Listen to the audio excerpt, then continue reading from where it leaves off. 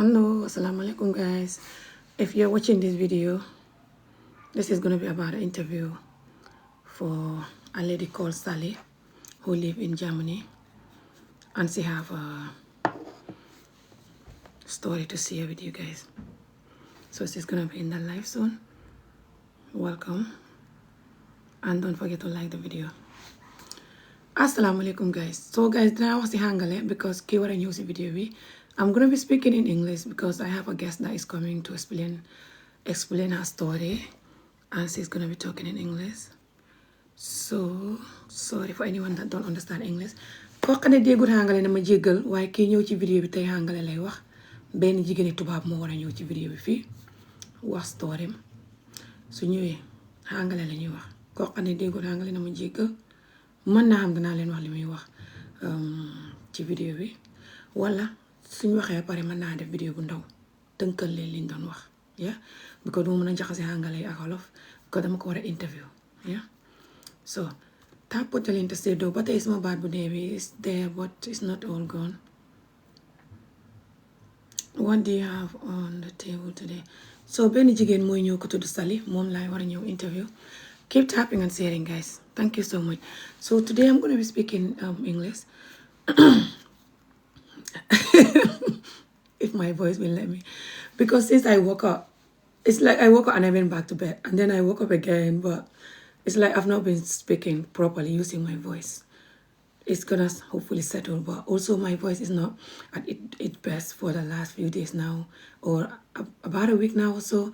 Because of the current affair of Gambia, of course, you guys know.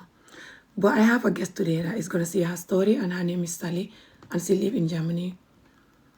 And she's a German lady, I believe. You're going to hear the story that she wants to share. So yeah, keep tapping and sharing, guys. Thank you so much. How you all doing though? How is your day going? Some of you fasting or not?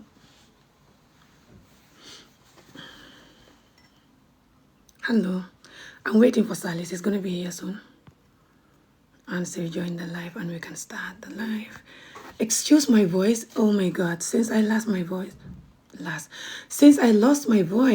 because of the ban that people trying to remove in Gambia.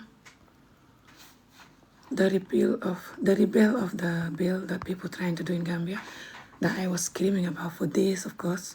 Over a week now even. What am I talking about? 2 weeks or more now. So my voice ended up going because of this, but yeah, it will come back again, inshallah.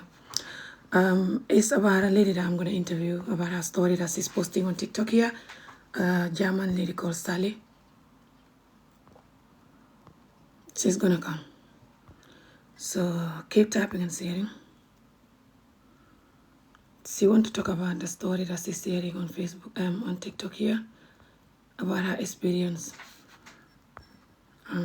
You see.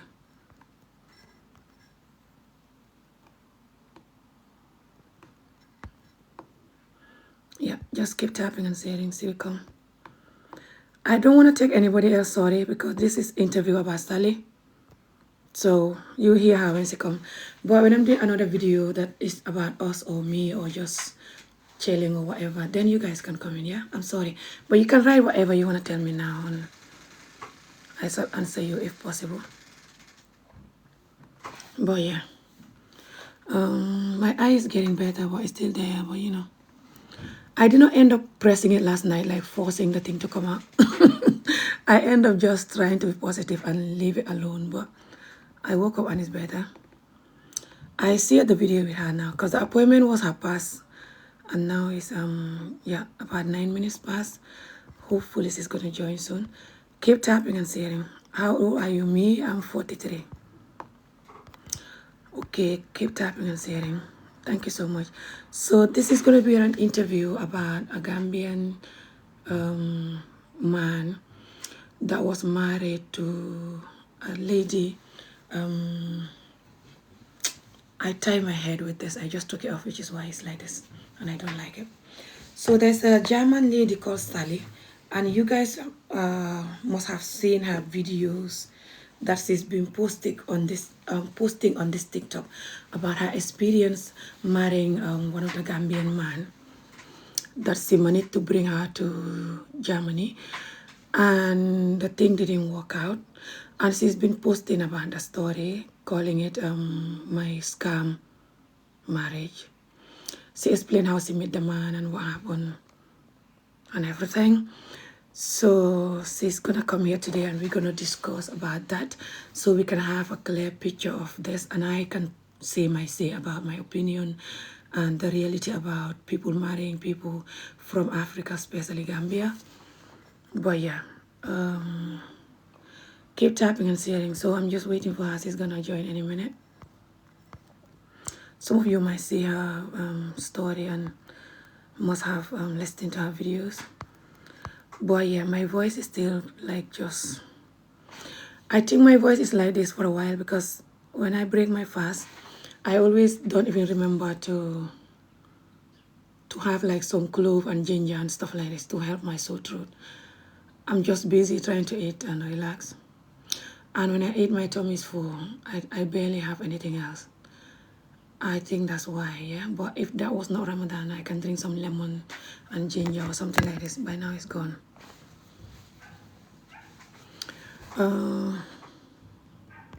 Okay, Sally is not here yet. Let's see. Because we are meant to be here at 1 o'clock. But she changed it for 1:30. Was it 1:30 or 1:15? She changed it to, I think it was 1:30. We'll see. I sent her the video link. Hopefully she will join. My sister, hello. Ami do dielo mo sama abone. Dang post video wala. Nanga buka abone rek. Okay. Why man mo mun nga ma message mo abone or si yow sax. Dafa ñoo xane bo abone si ñoom te duñ post video is no point.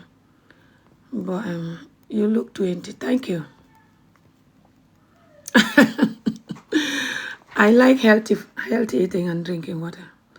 But I have a little bit of filter on though. Let me see. Let me remove all the filter. So I have a little bit, almost halfway of the filter that is going to make your skin look good. This is the full length of the filter to make your skin look good. This is 0. I've removed it now. Sorry, that's not that one. What am I talking about? That is the one that I had on. The one that I was showing you was for my teeth. So it's 0. No filter now. I swear my teeth look whiter than this in real life. Little bit whiter than this. They make it look so yellow so you can use the filter. So this is the 100% filter. And this is where it was like, it was here. Okay? So now I'll show you the other filter that I have on. This one is for the shape here. It's just about 30%. So if you put it onto 100, so now all the fat here is gone. 0. And this is how my face look like. So I just put a little bit of that, like 20 to 30. Right now it's 28. So the smoothness is half. It's 50 right now. So the smoothness 0. I take out 0 now. This is my skin. No any filter to make my skin look good. And the smoothness 100. This is 100. It's even ugly, I think, for 100. But and I definitely don't need that. But I normally leave it between 30 to 40. Like this is where it is now. It's 42 right now. 0. So right now this is my real skin. Right now all of this and everything, this is just my face, okay? But yeah, I'm bringing it back to 37 right now. And that's it. And the eyes is right now at 50. So this is my real eye right now. I took off all. So if you did 100, your eyes are going to be like this. But I normally leave it like 50 or 45 or something like this, yeah? Okay. But I like to show people how I naturally look because some people think that they're ugly when they see you looking extremely beautiful with all the filters. And right now I'm using the natural filter. Let me see if my guest is here or not. She's not here yet. Keep tapping and sharing. So right now I'll show you the other filters that people use, the colored one. So right now, the colored one. So right now I'm using the natural one for that one. This is the natural one, okay? And then you have all these colors. Color number 1. The first color is called caramel. This one is called youth. It's going to make you look youthful. This one is called autumn. This is the 100% of that one. This one is called sun, like sun sign. This one is called film. And this one is called movie. And this one is called jazz. And this is the 100% for jazz. And this one is called soft. And this one is called sunset. And this is the 100% for sunset. And this one is called amber. And this is the 100% for amber. And this one is called forest. And this is the 100% for forest. And this one is called roast and 100% for roast. And this one is called brow or brave. I don't know. BREW. And this is the 100% for that one. Okay. But I was using the natural one right now, which is this one. It's 0. Okay. But yeah, thank you so much. Okay, keep tapping and sharing, and I'm waiting for my guest. Okay, my guest is here. I'm sending her this now. Okay, keep going. Yeah, I like to show people how I look in real life in my videos a lot. I'm a comedian, but also to motivate people to know that they're okay to look whatever they look. But I sometimes try to use a little bit of filter. Like right now, I'm going to use a little bit of the colored one. You see the one I'm going to go for. Okay, my guest is going to come soon, so keep tapping and sharing, guys. So I'm on the natural one now, but I'm gonna go for this one. Where it is? Is it the sunset? I like the sunset one, yeah. So the sunset one, I like it, and this other one. No, not this one. I like this one too, but no, not this one. I like this one too. But which one? Yeah, this is the sunset one. And what else? I can't remember, yeah, but I have 2 of my choice. And which one? I can't remember. This one is just gonna make you way too bright and no. But I don't know, like So this sunset one is right now at 50. It's not bad, but I'll just take it off because right now I don't have time to choose which one. And I have a guest, but my guest is here. Keep tapping and sharing. Hello, Sally. She's coming. Hello. Hello, Sally. Welcome to the... Can you please on your camera, please? Yes. Keep tapping and sharing, guys. Can you please on your camera, please? Keep tapping and sharing, guys. Tap ko leen séddoo leen even su ngeen déggut lu may wax si ni hangale lay wax waaye naa leen wax lu may wax after. And al video tap alias here, even Alman English can go my please, guys. Yeah, guys, keep tapping and sharing, okay? Because I've not had interview for a while, and this is a very important interview that this lady is gonna share her experience in Gambia that she's been talking about, and we have to share it as a woman. We can learn a lot from this. Hello, Sally. Hi. Thank you for giving me the opportunity to come here and explain about this. Yeah, thank you for your invitation. I appreciate you very much. I saw some live videos from you and you do a very, very great job in the name of women and children in Gambia. And it can only help the development of the country. And I'm also concerned in exactly the same topic. So that's very important what you do. And I also see, and that makes me very sad, a lot of comments where I just think, how can that be possible?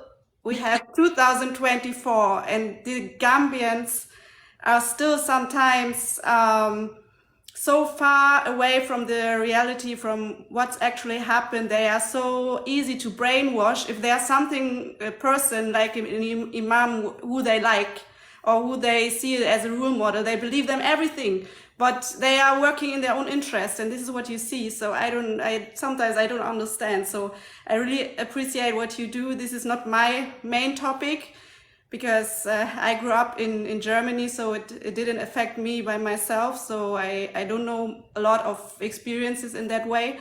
So I always like to be authentic and share my own experience. So this is why I have my own topic. But you do a very great job. Thank you so much. Thank you so much. I really appreciate that. Yeah. And I think you like that because I saw that you're helping Gambia as well, like the children, you're putting them to school. I think you have a school project there for the children and stuff like this. So Yes. you will care for someone like me also who is also defending children, I guess. Yes. But we'll get to all of that as I'm going to ask you step by step for everything, inshallah. Keep tapping and sharing, guys. So how are you? And just get comfortable, sweetheart, darling. I'm an activist, comedian, and motivational speaker, or just vlogger, or whatever you call it. I sell some product in my videos, like some hair wigs, or some African dresses, or some herb, like moringa, hibiscus, baobab. you name it, different African traditional herbs that are good for you. And I also sell some like black soap that I use for myself and shea butter and stuff like this. But I'm mainly known for my activist work and the fact that I myself have a story with this community due to my underage arranged marriage stories that lead me to many wrong marriages, including your type of story, by the way, because I was also brought here with an older Scottish guy that brought me here. But it's different from your story because my ex was like 60 plus and I was 24 when he married me. But still, I shouldn't marry him, but I'll explain that to you as well. I'm very honest. So, but I have different wrong stories for marriages. For example, at the age of 16, I was at my marriage number 4 for the age of 16. And I was first arranged marriage before I was 10 years old to someone as old as the man that brought me here or older even because we don't know his age, but he was very wrinkled and old African man. In Gambia. So yeah, we do underage arranged marriages a lot and other stuff like severe child beating and other stuff like the person don't have school education. Like you know that because you have your little school project. I saw the children going there. And we have story of wrong marriages. Doesn't matter who you marry, even within us, like terrible marriages. Although we have good, genuine, happy, kind, loving marriages in the community, but we still need more of that simply because of lack of girls' right and the traditional way that favor men a lot, which is just shut up and cry, that a lot of African and third world countries, men, some of them are still supporting this, sadly. And a lot of women that are like us that have to speak up are very weak, sadly, and afraid because they're going to isolate you, call you name when you talk. Only the 2% that are genuine that are not going to do that to you. But people don't look at that 2%. They want the group of people to accept them, which is why they're running from talking or even supporting you for talking. But we can also get to all of that. Just feel free. And if you have like 1 hour or 2 hours, you can let me know now so I know how to maybe squeeze the time so the interview is not going to like miss out some parts and stuff. But if you're also just free and you're not in a hurry, also let me know. And you're free to make your cup of tea, get water, have a break, just be honest as you can, but also you don't want to see certain things, you don't have to share it. I'm not going to pressure you. I'm just like, just relax, you're in my platform, I'm Wolof. I'm known for like defending us, doesn't matter what race we are, because we all the same and we have to stand up for each other. And yeah, you're welcome and we can start any time you want. My name is Ami Job, but I live in Scotland here for 17 years now. I came here when I was 25 years. I was married to an older Scottish guy that brought me here. And I do hair, like I said, braiding and selling stuff. I've been doing braiding since Gambia. And I've been doing that here. And sometimes I work here and there with companies. Like right now, I'm waiting to start another social care work that I'm going to do part-time. And I go to college right now as well. And I'm still doing my hair work as well, of course. So you're welcome. And my age is the age 43. And I have 3 children, my older son in Gambia. And I have my son here and my daughter who is 17. And my son is 15. My older son in Gambia is 23 years old now. So yeah, you're welcome. You can ask me anything as well if you want to ask me or you want to know anything about Gambians or just some African things that I know, but mainly Gambian, Senegalese culture that I know more.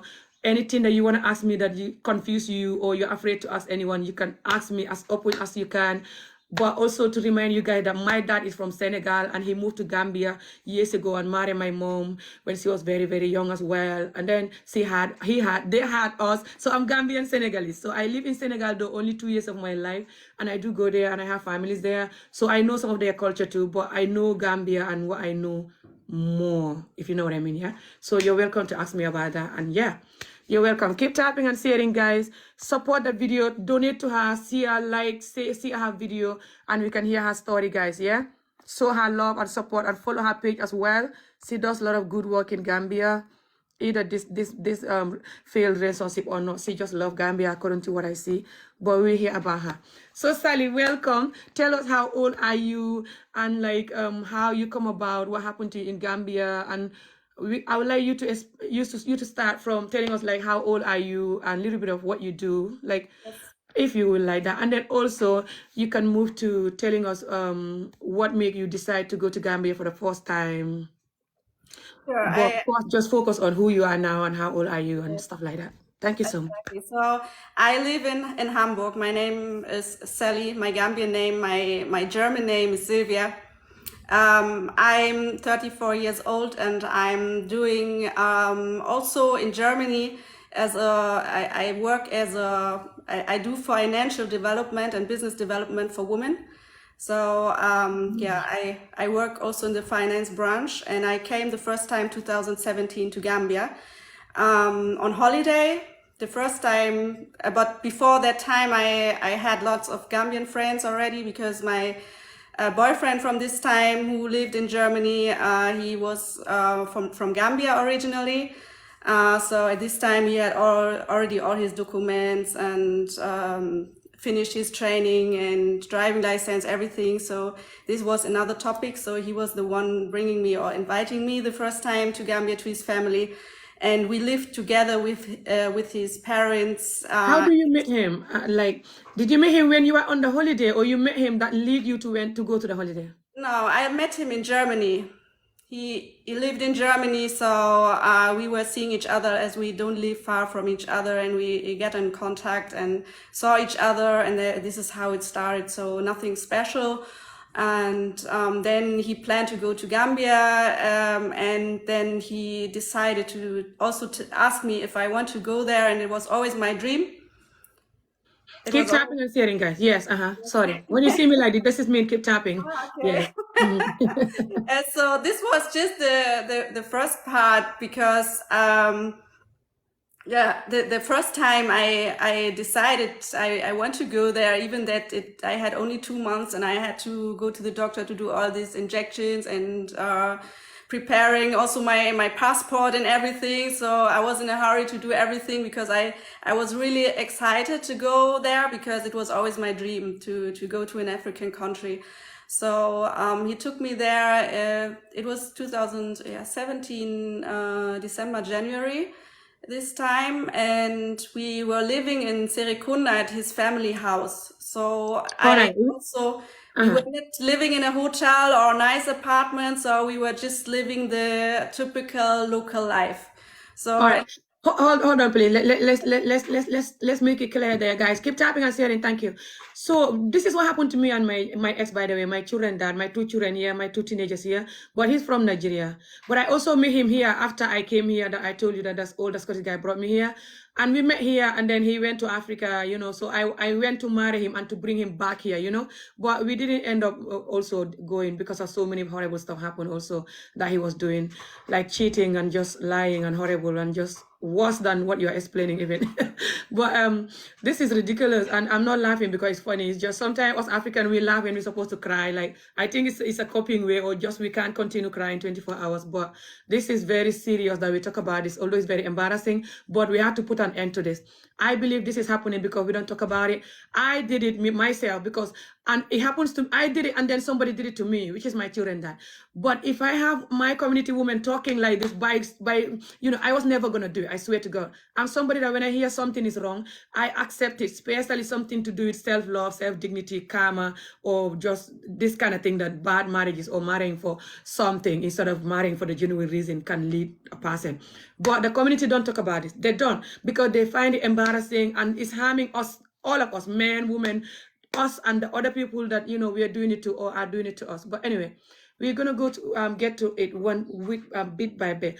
But Sarah, let's make it clear again. So you met in Germany. yes. You get to know each other for, like, was it 1 year or a couple of months, or and then you went to Gambia?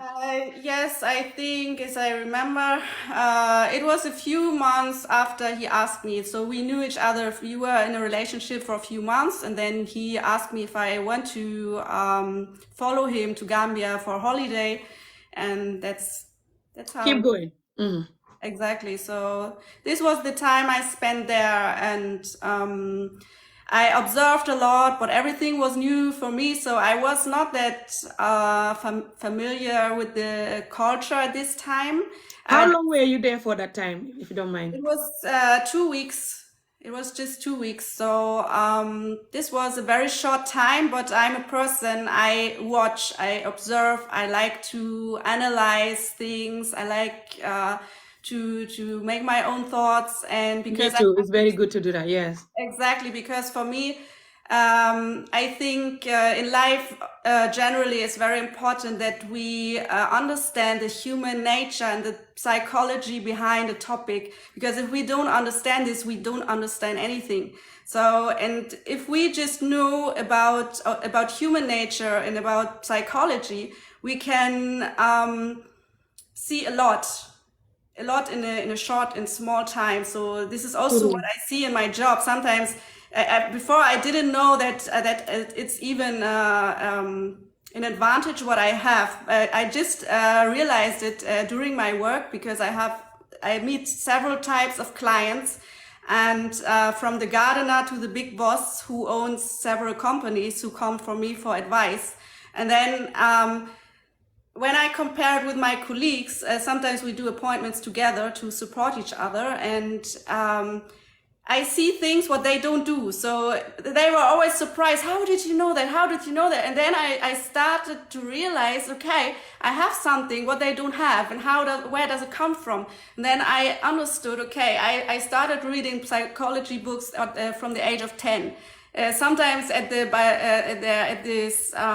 this place where you lend out the books, they wanted to give me children books, but I went back and said, no, I want to have this book, please.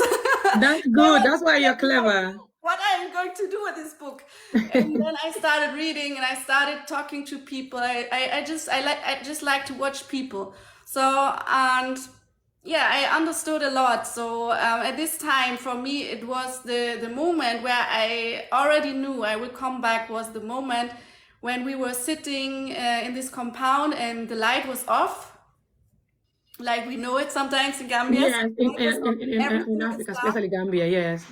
And everything was silent. So I didn't know this. It was my first time in my life, and also my phone was not charged, so there was nothing what I could do else than to sit there. Then the children came from the sister of my boyfriend, and then they're looking at me, and they were just asking me when I bring them to Europe, or when I bring them to Germany. And from this time, and I think they were just 3 years old, and I was like, wow. They always seemed so happy for me. It looked like they were playing, and they were smiling, they were laughing. And I was like, wow, how can this be possible? This young children, where I think they are happy, they ask me when they can get out of this country. So for me, this was the moment where I realized that I must come back, and I must see what I can do there, what I can change, or if there's even something what we can do. So this was my first experience in Gambia. And when I came back, so it didn't take long until this relationship ended. So I don't want to go further in this topic, because it doesn't really matter here. But what I decided was to come back to Gambia. So because I was not with my boyfriend anymore, I planned to go there just alone, because I felt safe in the country. So this is what I observed, that it didn't seem for me dangerous. So some people ask me, how can you, the way you look, you're blonde, you're cute, how can you go alone in an African country as a woman? How can you do that? So, for me, my life is like, I like to take risks. I like sometimes to take risks if they are like calculated. So yes, it's good sometimes. exactly. In Gambia, you can go on your own once you know what to do, and especially if you have genuine friends who can protect you or guide you, you'll be fine. So still also my ex-boyfriend, he was, when he sorry, I have to open the door. My cleaner's That's kind. coming. Keep tapping and sharing, guys. Thank you so much for supporting the live, guys. Thank you so much. Keep tapping and sharing the live, and support her and follow her. So it was just like, where did I stop? That I said I like to take risks. Yeah. Sometimes, because for me, there is nothing worse than sitting at home, being afraid, being scared, something can happen to me. This is not my type of life. So if I want to achieve something, sometimes I must take risks, and I calculated the risks by informing myself. And my ex-boyfriend also contacted some of his friends, telling them I will be in Gambia, they will give me a car and something like this. So that I was prepared. So I was good prepared, and I also get in contact with this organization who already have some projects in the Gambia. So that means I knew, okay, there are also some Germans and the project is on a place where I don't know how, but I will find it somehow. So yeah, so then I felt prepared. So when I booked also a hotel, not an apartment, so a hotel is always more safe because you have the security guards there. They don't let anyone inside who didn't book the hotel. So I think also for other women is a good chance to go there if you don't have someone who want to go with you together. Yeah, to go for a hotel.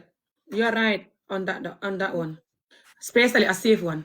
Okay, thank you so much, guys. Keep typing and sharing. Let me fix this head tie while she's going to get the door.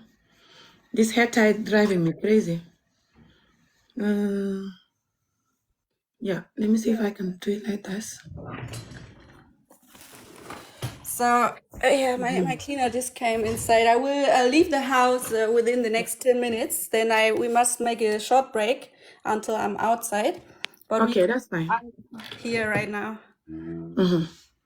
Okay. Do you want? Okay, keep going until if you want to have a break and come back. Let me know. And we, So okay. So you went. So then you think of going back alone, and then you went back alone. Exactly. So that was the time when I went back alone, and everything went well. So nothing. Did that take the two different? Did that take time? The two different trips. Did that take like a year or so? It Different was or? this, already the next year. So Yes. Okay. the same time, like from December to January, and this time I came back. Yeah, it was just 1 year. So you went back. Did you went back for 2 weeks as well, or? Yeah, a bit more than 2 weeks, so 2.5 weeks. And you were in the hotel this time. Exactly, I was staying in a hotel. And then what happened? So the first guy that that didn't work out is not your ex that that did this to Yes, okay. No, exactly. This one was he was in Germany. He already had his documents. He had his job. He earned his own money. So of course, several things happened. But I think is not like I'm not a person who likes to share relationship problems in public because I think it's not fair because we all have our problems. But if this is a topic where it's violence, where it's abuse, where is like something behind it, what has to be shared or what has to be in public, especially when the law doesn't help you, then it's very important to come out because we have lots of topics where women keep quiet or where the law or the police cannot help you.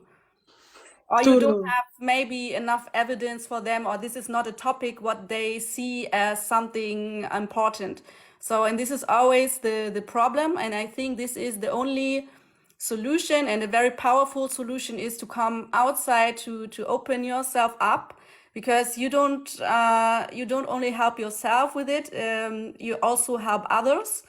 And also it can come up to a level where also the politicians, the police realize, oh, this is not a topic what only affects one person. There are many, because this is always the problem. We always think we are alone, but when we come out with something, like me, when I came out with my story, there were so many. I think it was the first day until after I uploaded the first video, there were more than 100 mails in my inbox from women who told me I experienced exactly the same like you. So yeah, even us the African women, we always experience this too. Exactly. So I know there are always people who say, oh, you just do it for fame or you do it for this. No, if that was the topic, I would do maybe something else, but not this. So they even say that to me for my own story that I'm it's using painful sometimes to open yourself up. So I think this is just another form of manipulation from people and abuse, that they try to attack you in a moment where you overcome yourself and where you get out. So this is also the reason why I waited for so long until I came out with this story, because it happened 1 year ago, and in just December this year I started to upload the videos. So I took it took time, and I wanted to confirm that everything what I expected is true, because it's also important for me that I don't lie, that everything what I say that I can prove it, and that the experience I had, that for me, because the first time after my husband ran away from Germany was, first of all, I was really thinking it's my fault. So Oh, it took me, I don't, several weeks until I talked. That was the first time where I even started to talk about that topic, because I'm a person, all my friends are always angry on me because I keep everything for myself.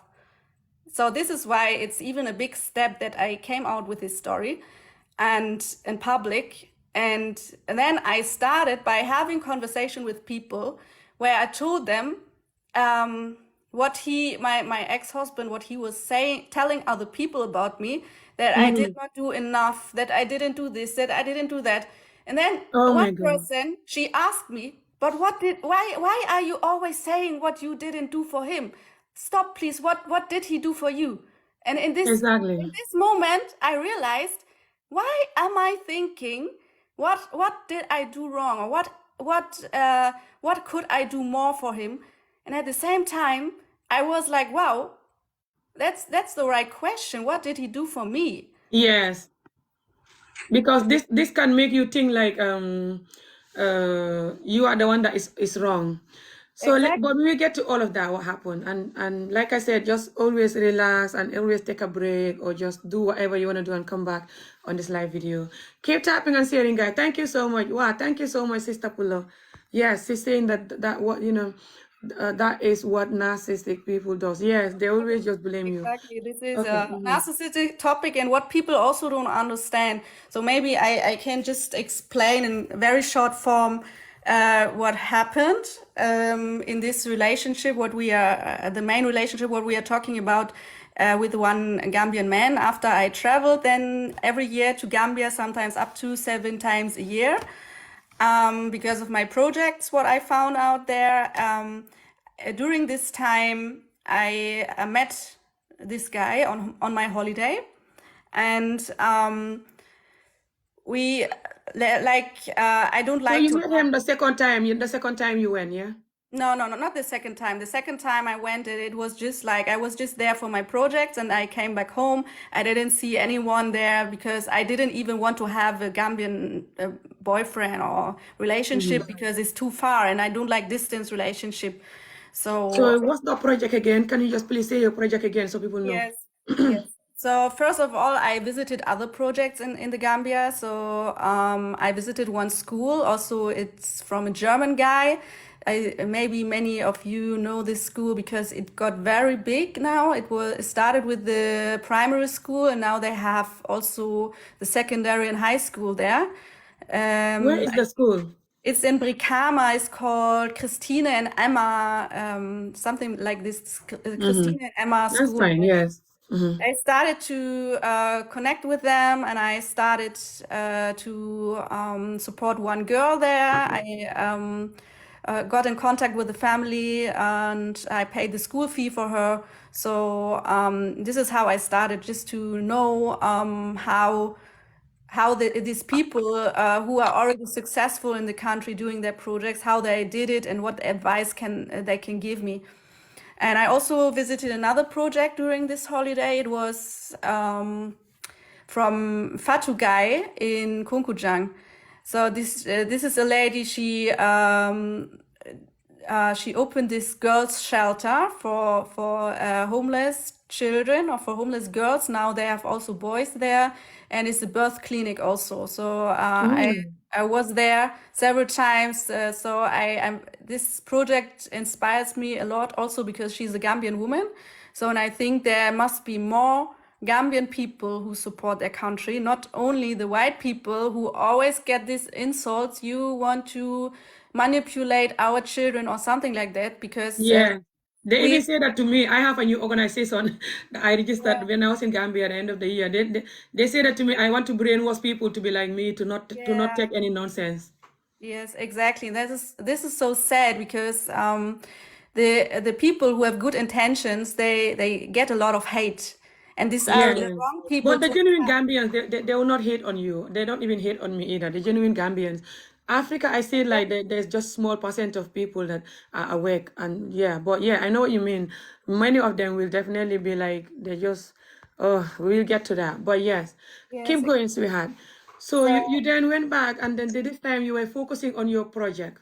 exactly. So this was the reason why I came there, and this is what I did. So I did the first experiences there, and I supported this girl. So, but I came there on holiday. When I came on holiday, I always met the girl, and we went out. I took her out, and we went to the beach together, or did something. So some activities together, and I supported her in her school. So this was for me very important, because I think the education, or the right education, is the only solution to get any change there, so that they can understand how to think by themselves. So I don't even want them to believe me everything what I say, but I want them to understand how how they can make their research by themselves, how they can try to Be there for themselves.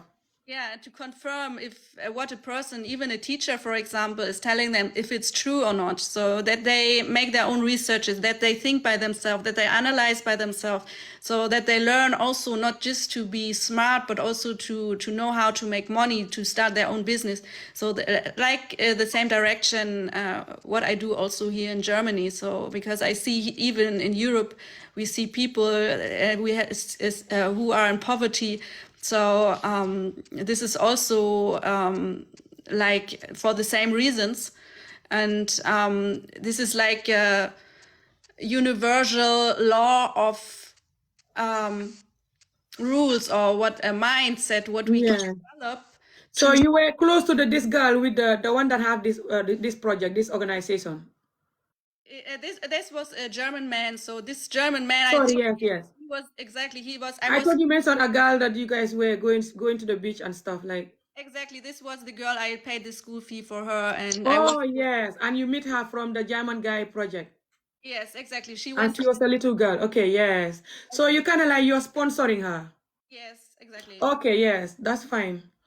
Okay, I know what you're talking about because people even they can sponsor a child from my organization too. So I know what you're talking about. Okay. So and then that was the second time you went.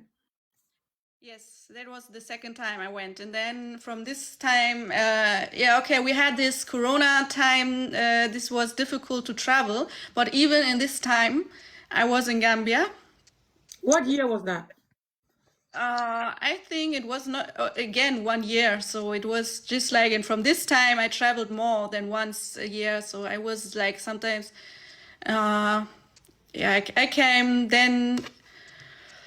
And the first year you went was again, what year again? 2017. Then I was Uh-huh. there So for. like maybe that was 2018 you went back. I went back exactly, and 2000 from 2000, 2019 again, 2020 again, and then from this time, I think I was even more than once there. From was 2021. I think 2021 I was there up to 5 times. Then from the For the time 1 year you went 5 times. Whoa. when I Was that when you met your ex? Is that you were with your ex? We will get to that. when I met. So that's the third time. What happened? How did you get to go again? Was that when you met your ex the third time or? No, it was way far than that. So it was 2022 in July. This was the time when I met him, in All July. right. So you've been there so many times. Let's cut it short maybe. So you keep going again because of the little girl that you're sponsoring Exactly. and So just because of your love for the country. exactly. So in 2022, it was the time when I took over my own project there. So it was one guy from Germany who has built a school in Gambia in 1998. He's a original Gambian, so he was the one building the school, and he was in Germany for a couple of years, and he couldn't support the school for financial reasons.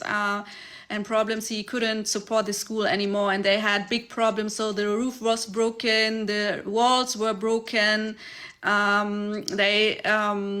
The water company, they switched off the water because they didn't pay the bill anymore, and so the schools was in very bad conditions. And most of the parents, they couldn't pay the school fee, which is very less. So it's not this typical private school fee. They just pay like €3 a month for one child. And they couldn't pay it anymore, and this was also because of this Corona time. What's the name of the school, please? Kairaba Nursery School is in Talinding. Okay, Kairaba Nursery School. Exactly. Yes, and during this Corona time, so we had less tourists in Gambia, and this is why lots of parents had problems to pay their fee, because the tourist branch is like the most branch what feeds the society there. So, and this is also one thing what we can see what happens if all the tourists go away from this country, what happens to people there. So immediately, because there's also lots of Gambians who say we don't want white people here, we don't want them to invest in this country, and we have to difference there. There are really people who want to harm, or investors who want to harm, but there are many people who help the country to develop. So we must always difference. We cannot say all of you are just bad or all of you are just good. We must don't mind those people. They're just not knowledgeable. They attack everyone, even me and everyone. I have to it's all over again, because it remains for all topics we are talking about. We always need to difference, because we can have the same story but with different background, or with different intentions from both people. So it can be a completely different topic.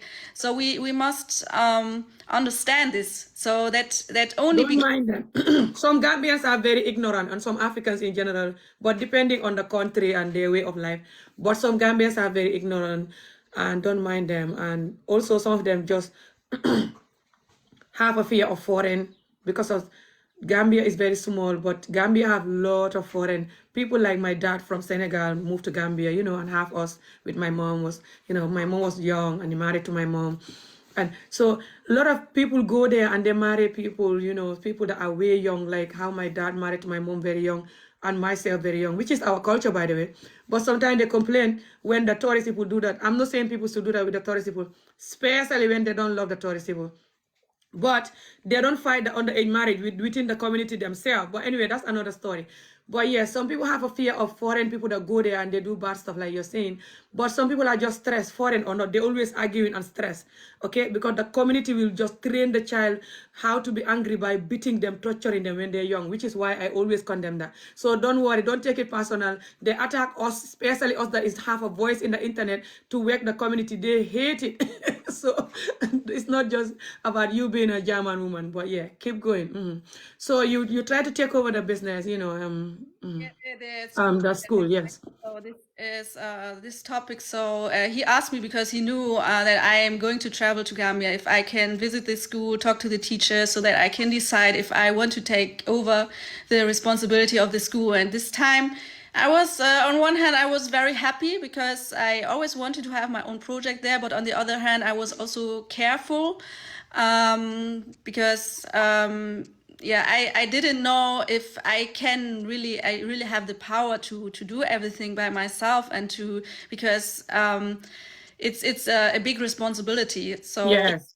And I'm a single mother. I have full-time job. I have several projects also where I work on here, and so I don't like to promise something what I cannot do later. So for me, this integrity is very important, that I always do what I say.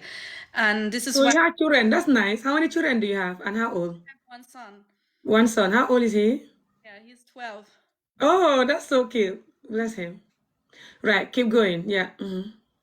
Yeah, so that was the time when I came there to the school, and I also talked to the teachers already on the phone. So I was very impressed by the teachers, because they are very open-minded. They're always hard-working for the children. Also during this Corona time, And they're Gambian teachers, or? Teachers, yes, Gambian teachers. and they were always working during this Corona time without even having a salary. So they had problems, financial problems by themselves, but they didn't give up on the children. So I decided when I came there to help them, because I saw they were so open, and they were so like working hard to be there for the children. And I thought this is the best foundation to build something together. So this is why I said, okay, we must. It was in May 2022, so it was before the rain season started immediately, and I decided to give them to invest the money in this school to repair the roof.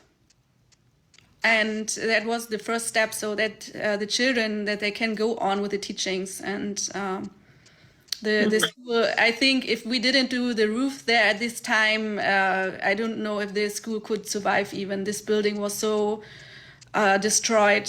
And you start fixing things on your own with your own money. Exactly. Oh my God, that's really nice of you. And just thank you so much for that. You're really amazing. Yes, and I knew it's lots of money, especially if it comes every time comes something new. So, and I was trying to find a solution.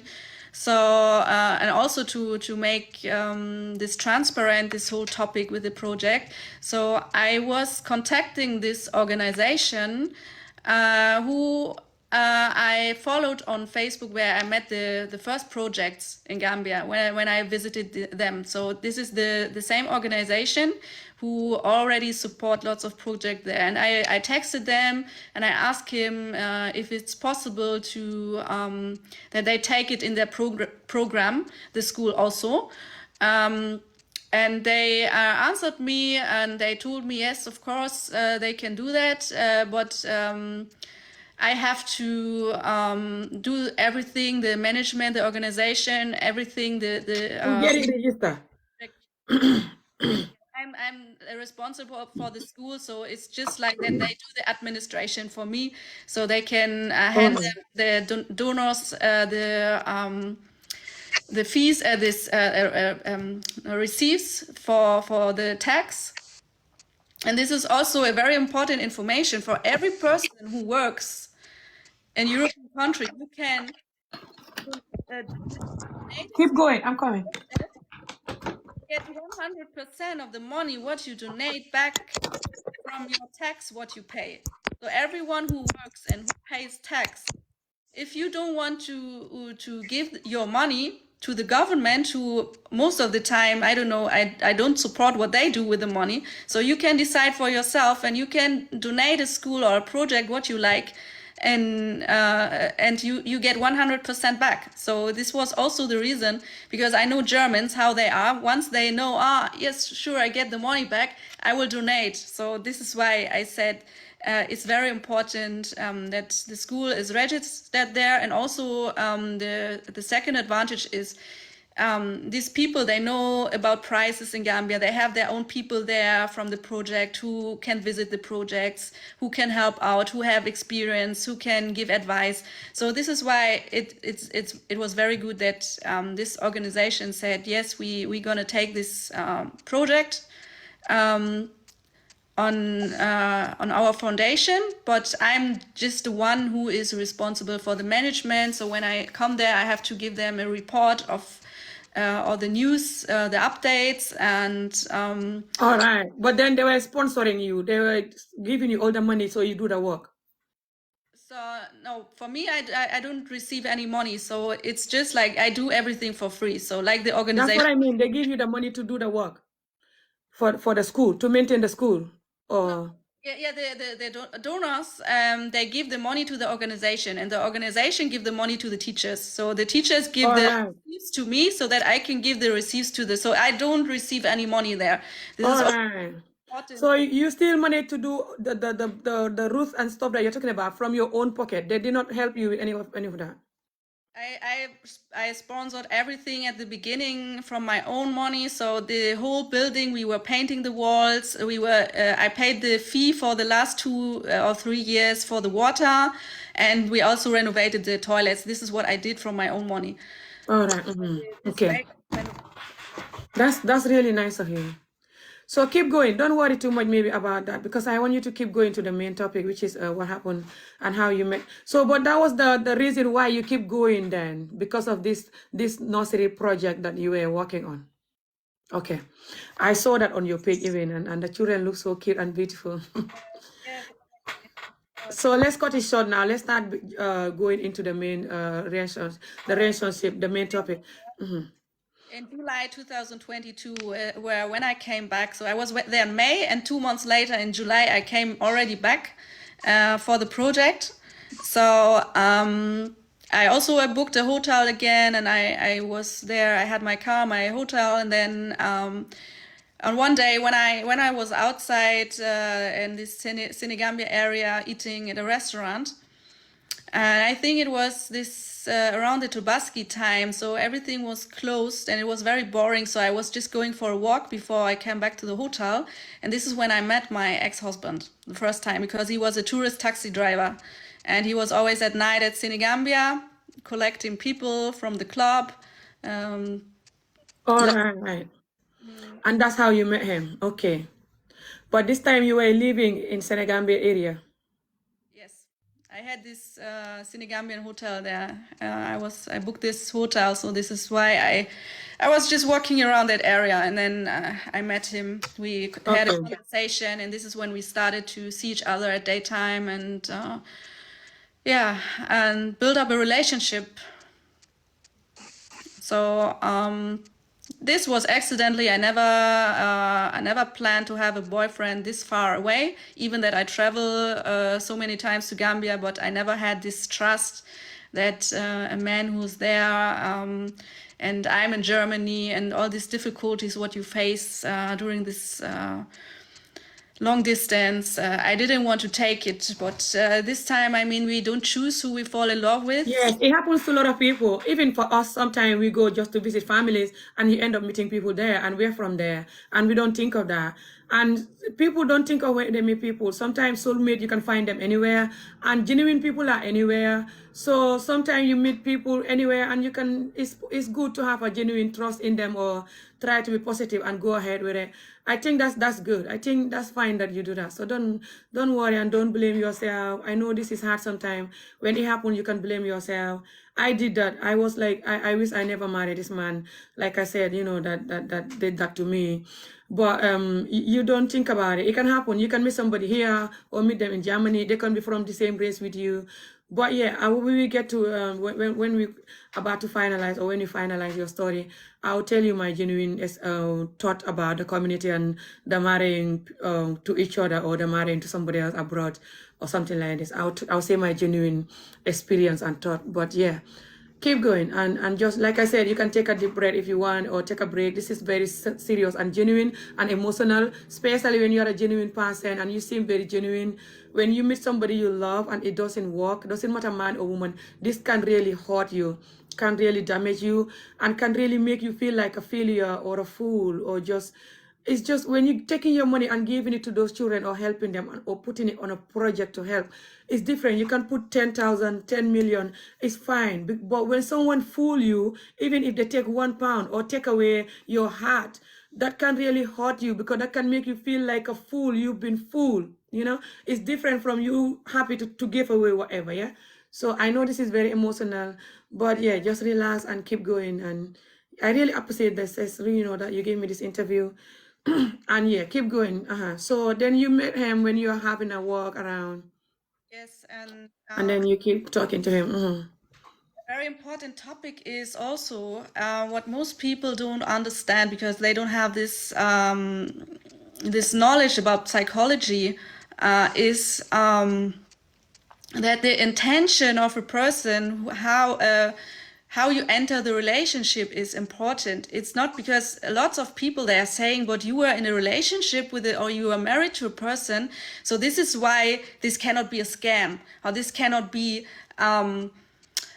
like an abuse, but and how many topics we have, especially for close, maybe sometimes family members, or who we have the closest relationship to, the most cases of abuse. So Yeah. this is what people must understand, and some people, they just don't experience this by themselves, or they don't think about that topic because it doesn't. Don't mind them. Don't mind those people. Don't mind them. It happens all the time. I just want to open people's eyes, because I think there are some people who have just hate inside of them, or they just want to distract the situation, but some, they just don't understand. And I think we can open from some people their eyes who didn't experience something like that, and they just don't understand. There's also a difference. This is what I said, but we must difference, because there are some people who just want to harm you. This is why they want to distract you, and some people, they just don't understand. And for them who just don't understand, I just want to explain you what you also can think about, like this topic. The intention is important. Why a person enters a relationship, and so my intention was, I just fell in love, so I just wanted to I'm a person, I don't like this like. Can I say something, please, darling? Don't worry about too much about that, because just a few days ago I was doing live video about the FGM in Gambia to stop, because people want to let it continue. And there's a police officer who joined the live video from Gambia, and he said, your parents cannot abuse you. Whatever your parents did to you is not going to be abused because they're your parents. So don't worry. Some Africans, they force themselves to make you believe that this is not an abuse, if they choose to not call it abuse. So don't worry. Yeah, keep going. We all know that, abuse can be from anywhere, anyone. Keep tapping and saying, thank you so much, guys. Especially relationship, yeah. But keep going. And then what happened? And then you met him, and then. I had good intentions, very, very good intentions for him, because for me, I'm very serious if I'm in a relationship. I don't like to have anything for fun. This is why we got married very soon. I converted to Islam. I married him in Islamic way and also in justice way. So we had this So certificate. did you get married when you just met him that time? And how long were you there that time? This time it was in October. So in July we got to know each other. In October, when I came back, we got married. All right, that was 1 year after. No, it was a few months, like July, August, September, like not even 4 months later. All right, so you get married within 4 months.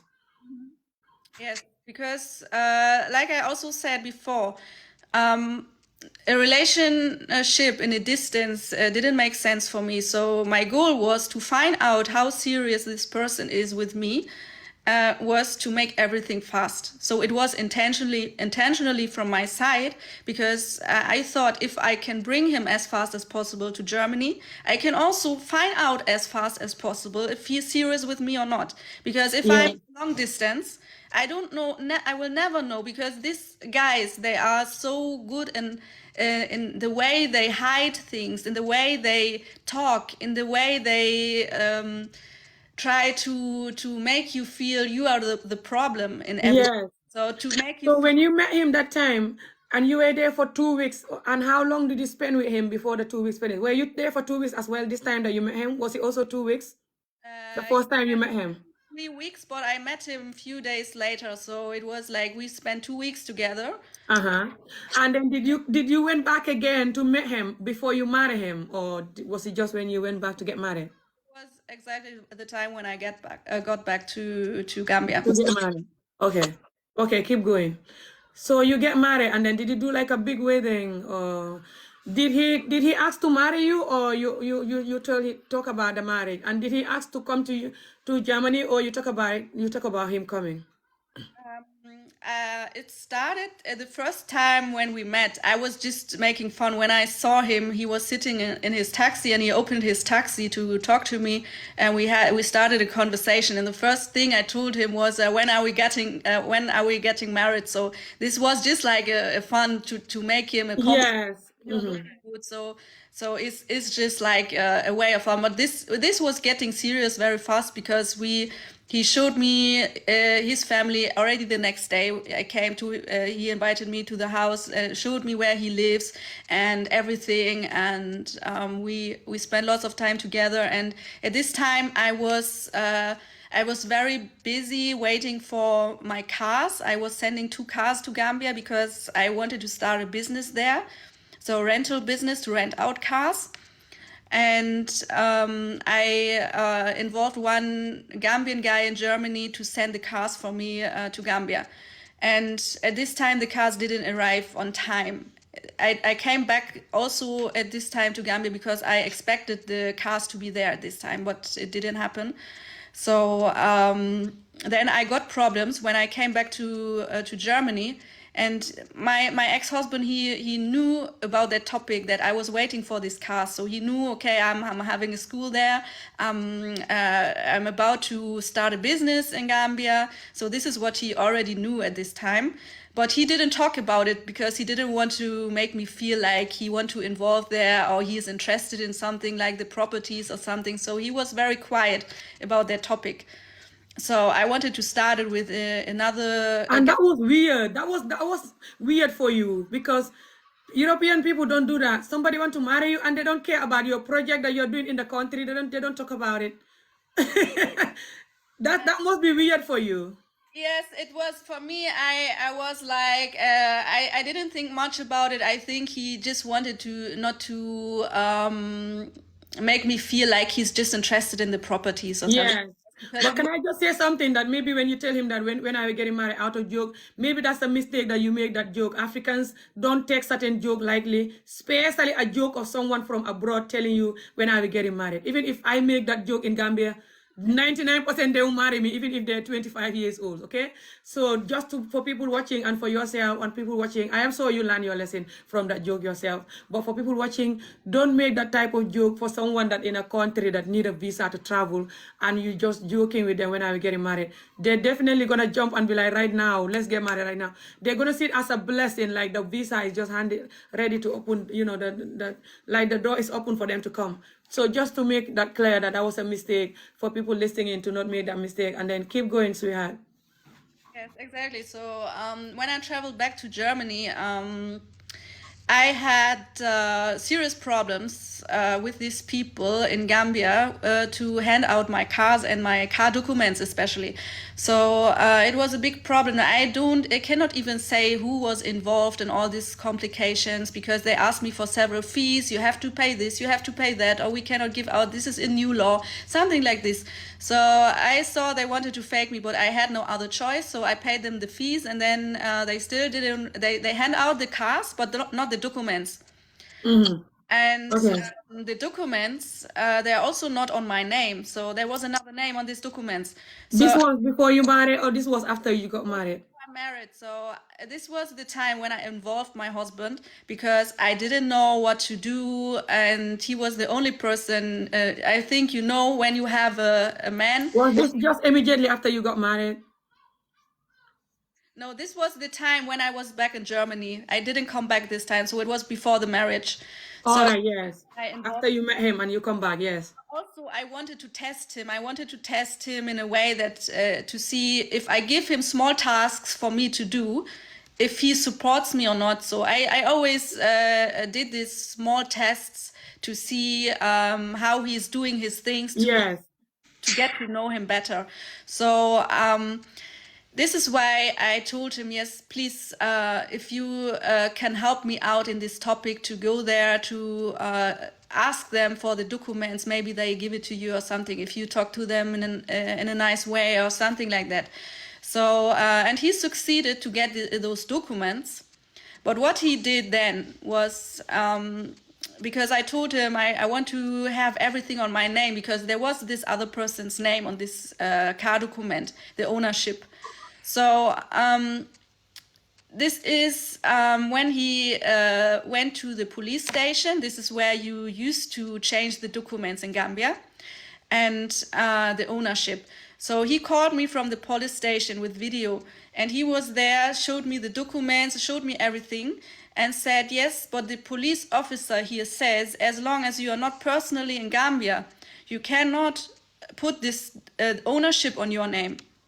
So which person Oh. here in Gambia, he asked me, he was doing his job professionally. He asked me, so which person? He did not even say you put it on my name or who. He said on which person, because he knew the time I met him, he didn't want to have me any contact with any other Gambians anymore. So only my school project was okay, but no other person. So obviously, he asked me, which person do you want to have on this document? And I told him, yes, then put your name there until I'm there, and then I will change it on my name. So this is what Yeah, he... and just to make that clear to Africans, normally when you're from abroad and you're friend with them, especially a non-African person, most of them don't want you to be close with anyone, even if you're not married to them. Not all, depending what the relationship is, but especially when it's about love or even serious friendship like sponsoring them. If they're not too young, they're gonna be jealous or just try to not. They think that other person is gonna take them away from you. A lot of them will think that, so they're not gonna be happy with that. Just to make that clear, yes. They because this is also something where is also a bit truth in it, that there's lots of jealousy if they have a white girlfriend, boyfriend, husband, wife, whatever, because they believe now they have a better life than them. So this Yes, and then you're gonna travel and have a good life. so this is not this is even why I can understand that topic, that he doesn't want other Gambians to involve in our relationship, because it happens also that some people create lies. So it's not always that they say the truth and then they destroy the relationship. Is sometimes also because they are telling lies. So this is why I also confirmed with that. So to make it clear, so your car business that you already started before you even met him was having a little bit of problem with the person that was supposed to help you to get the car out of the port. Exactly. It's a nightmare to get stuff out of the port. I know that. So then you try to get him to help you, and he tried to get his name on the document. Okay, continue. He took advantage from that situation. So he put his own names on the ownership, and you must understand, for people just to understand, if a person is on the documents in Gambia, that means this person owns these properties, because it was not both of our names, it was only his name which was on the document. But just to secure myself, because I'm also not stupid, yeah, I told him I want to make an agreement with you where you sign me that that the properties is legally my property, that you only took over the ownership because I cannot You're put not there, yes. name, and you are also not allowed to sell or to use it the car without my permission. Was it, how many car was it? 2 cars.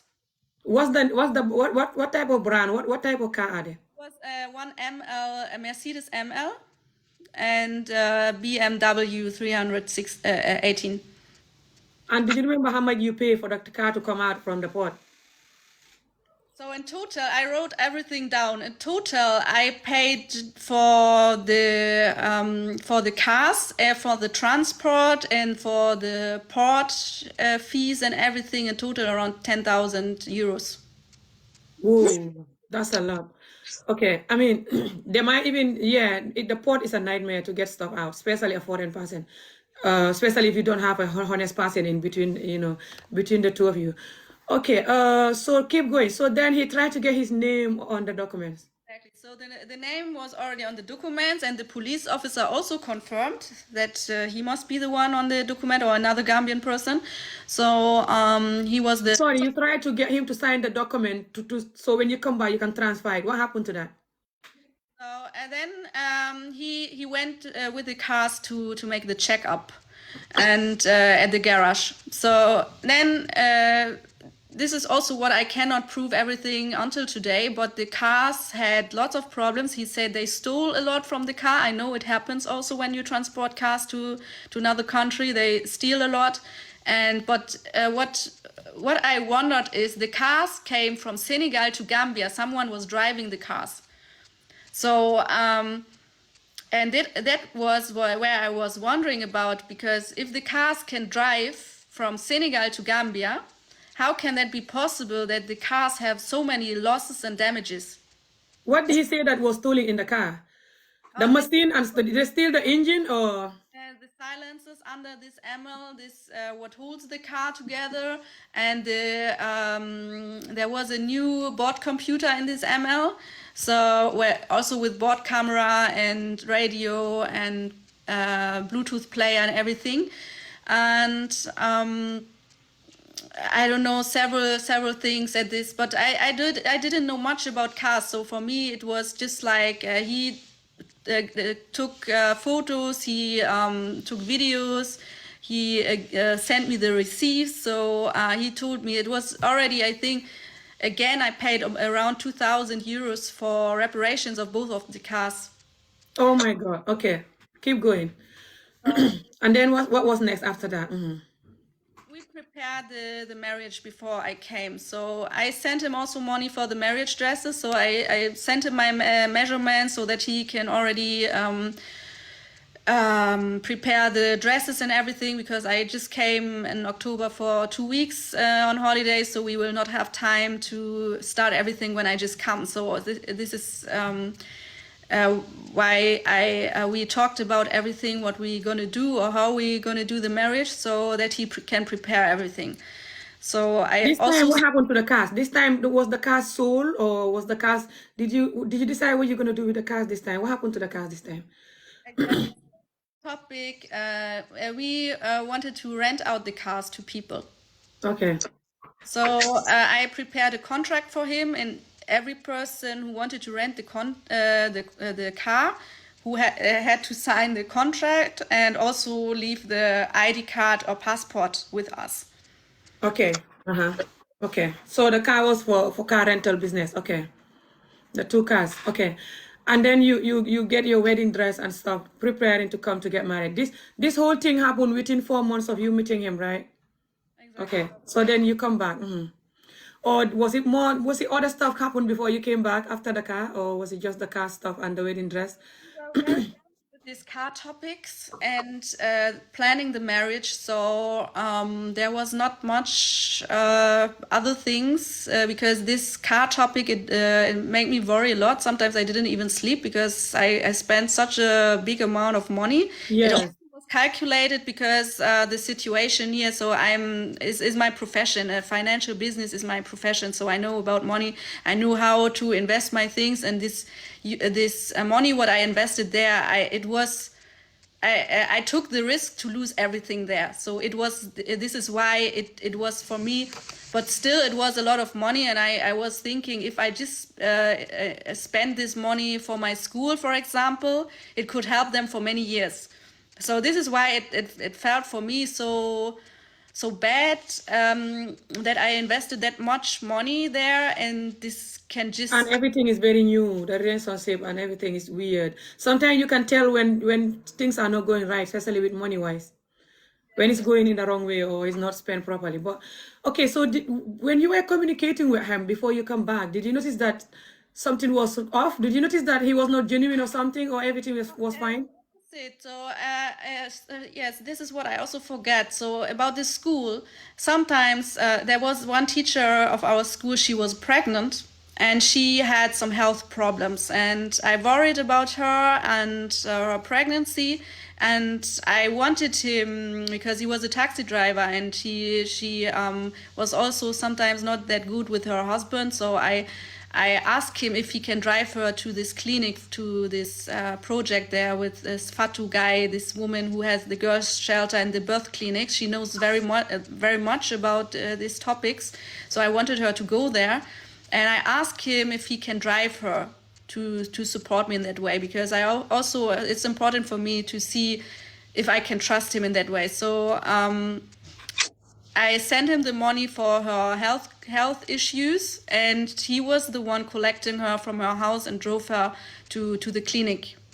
So he did these few things for me, and he did it very well. So this is why I got the trust also, because he didn't ask me for something. So I know these guys, they can also, because most of them, they have several women.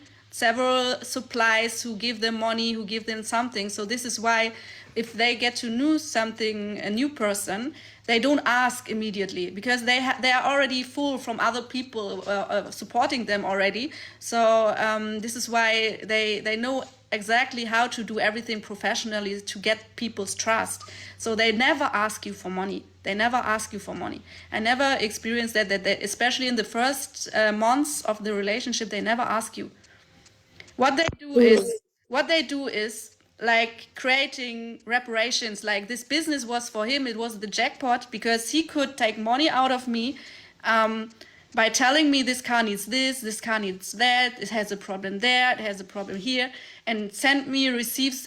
I think it's very easy to fake receipts in Gambia, or to tell the mechanic to just give him a receipt for something what he didn't do, or to do something there. So for me, everything seems to be right. I never expected that it's his fault. I really thought it's on the way where things happened. But then at the end, where I found out everything, when he came to Germany, this time is when I found out everything because I saw every messages in his phone.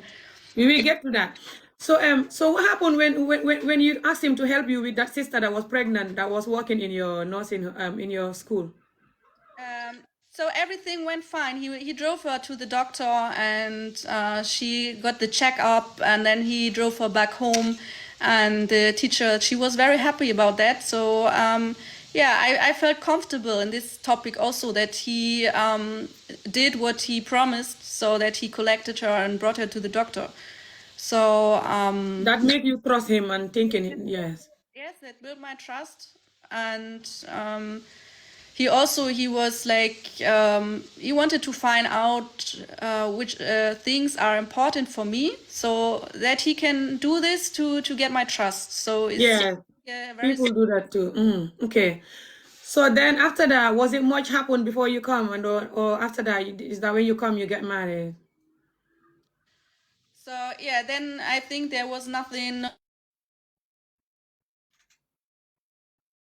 was nothing. There was nothing. Hello? Did you have a phone call? Yeah, you have a phone call. Go to your WhatsApp and come back. Go to WhatsApp and come back. Yeah, you have a phone call. Go to your WhatsApp and come back. Thank you, guys. Keep tapping and sharing. Thank you so much, and keep supporting her as well. I don't know who is this person trying to come in here. This video is just for interview with this sister. You can't come in here, especially a man. This is about a woman explaining about her own marriage experience. This is about. Thank you, sis. Keep going. So then, did anything? So after that, everything seemed to be okay, or was there any other red flag until you come on the wedding, go ahead and everything? There were, during this time, there were never clear red flags, because you must understand, if you are in a situation, if this, what we call red flags, and this is the difficulty in this situation, is always something what could be a red flag, but also could not be. So you're never in a situation where because this is also what people blame you for, is when you say, yes, because he's an African man, this is why you think this is now a red flag, but this is normal here. So they are guilt tripping you to make you believe or make you doubt yourself. So this is why these red flags are never red flags. What is a clear red flag where you can see, yes, so and sometimes even if they're clear, doesn't matter the person is African or not. Sometimes even when it's a clear red flag, and this can happen to a man or a woman, by the way, anyone, and this can happen to somebody with any kind of age or whatever the situation is. But sometimes I think when you like someone, or you feel like they like you back, especially, it's easy for you to try to be positive. That happened to me too. You don't want to be just like, you're going to think that you're too negative now if you just keep calling everything red flag. You know what I mean? So sometimes you just try to force yourself to be positive. Exactly. Even for friendship, for anything, for just anything. Sometimes you see red flag and you force yourself to be positive. So yes, because they also tell you, yeah, but these are two different cultures. We do this here like this, and you do this like this. Is why I say always in my videos also, I talk here about Gambian scam, because the German scam, they have a completely different Different way way. how they go through this process. They Yes. they make themselves up like they are the money mans. They have money, they have business, but in Gambia they play the victims. So Yes. everything is No, you can also have that. You can also have the man that we play that he have money in Africa, and sometimes they can even give you some little money to help you, and then after they take more. So you can have that too. But I know what you mean. I think this one is more common when they play the victim is more common. You're right. exactly the typical way in Gambia is to play the victim and to have nothing, and you are from a poor home. All your family they have nothing, so this is what they play this rule. So yeah, so Keep this going. So then you come back and then you guys get married. And then you bought your own wedding dress, and was it a small wedding, or and where did you do the wedding? So we had two wedding days.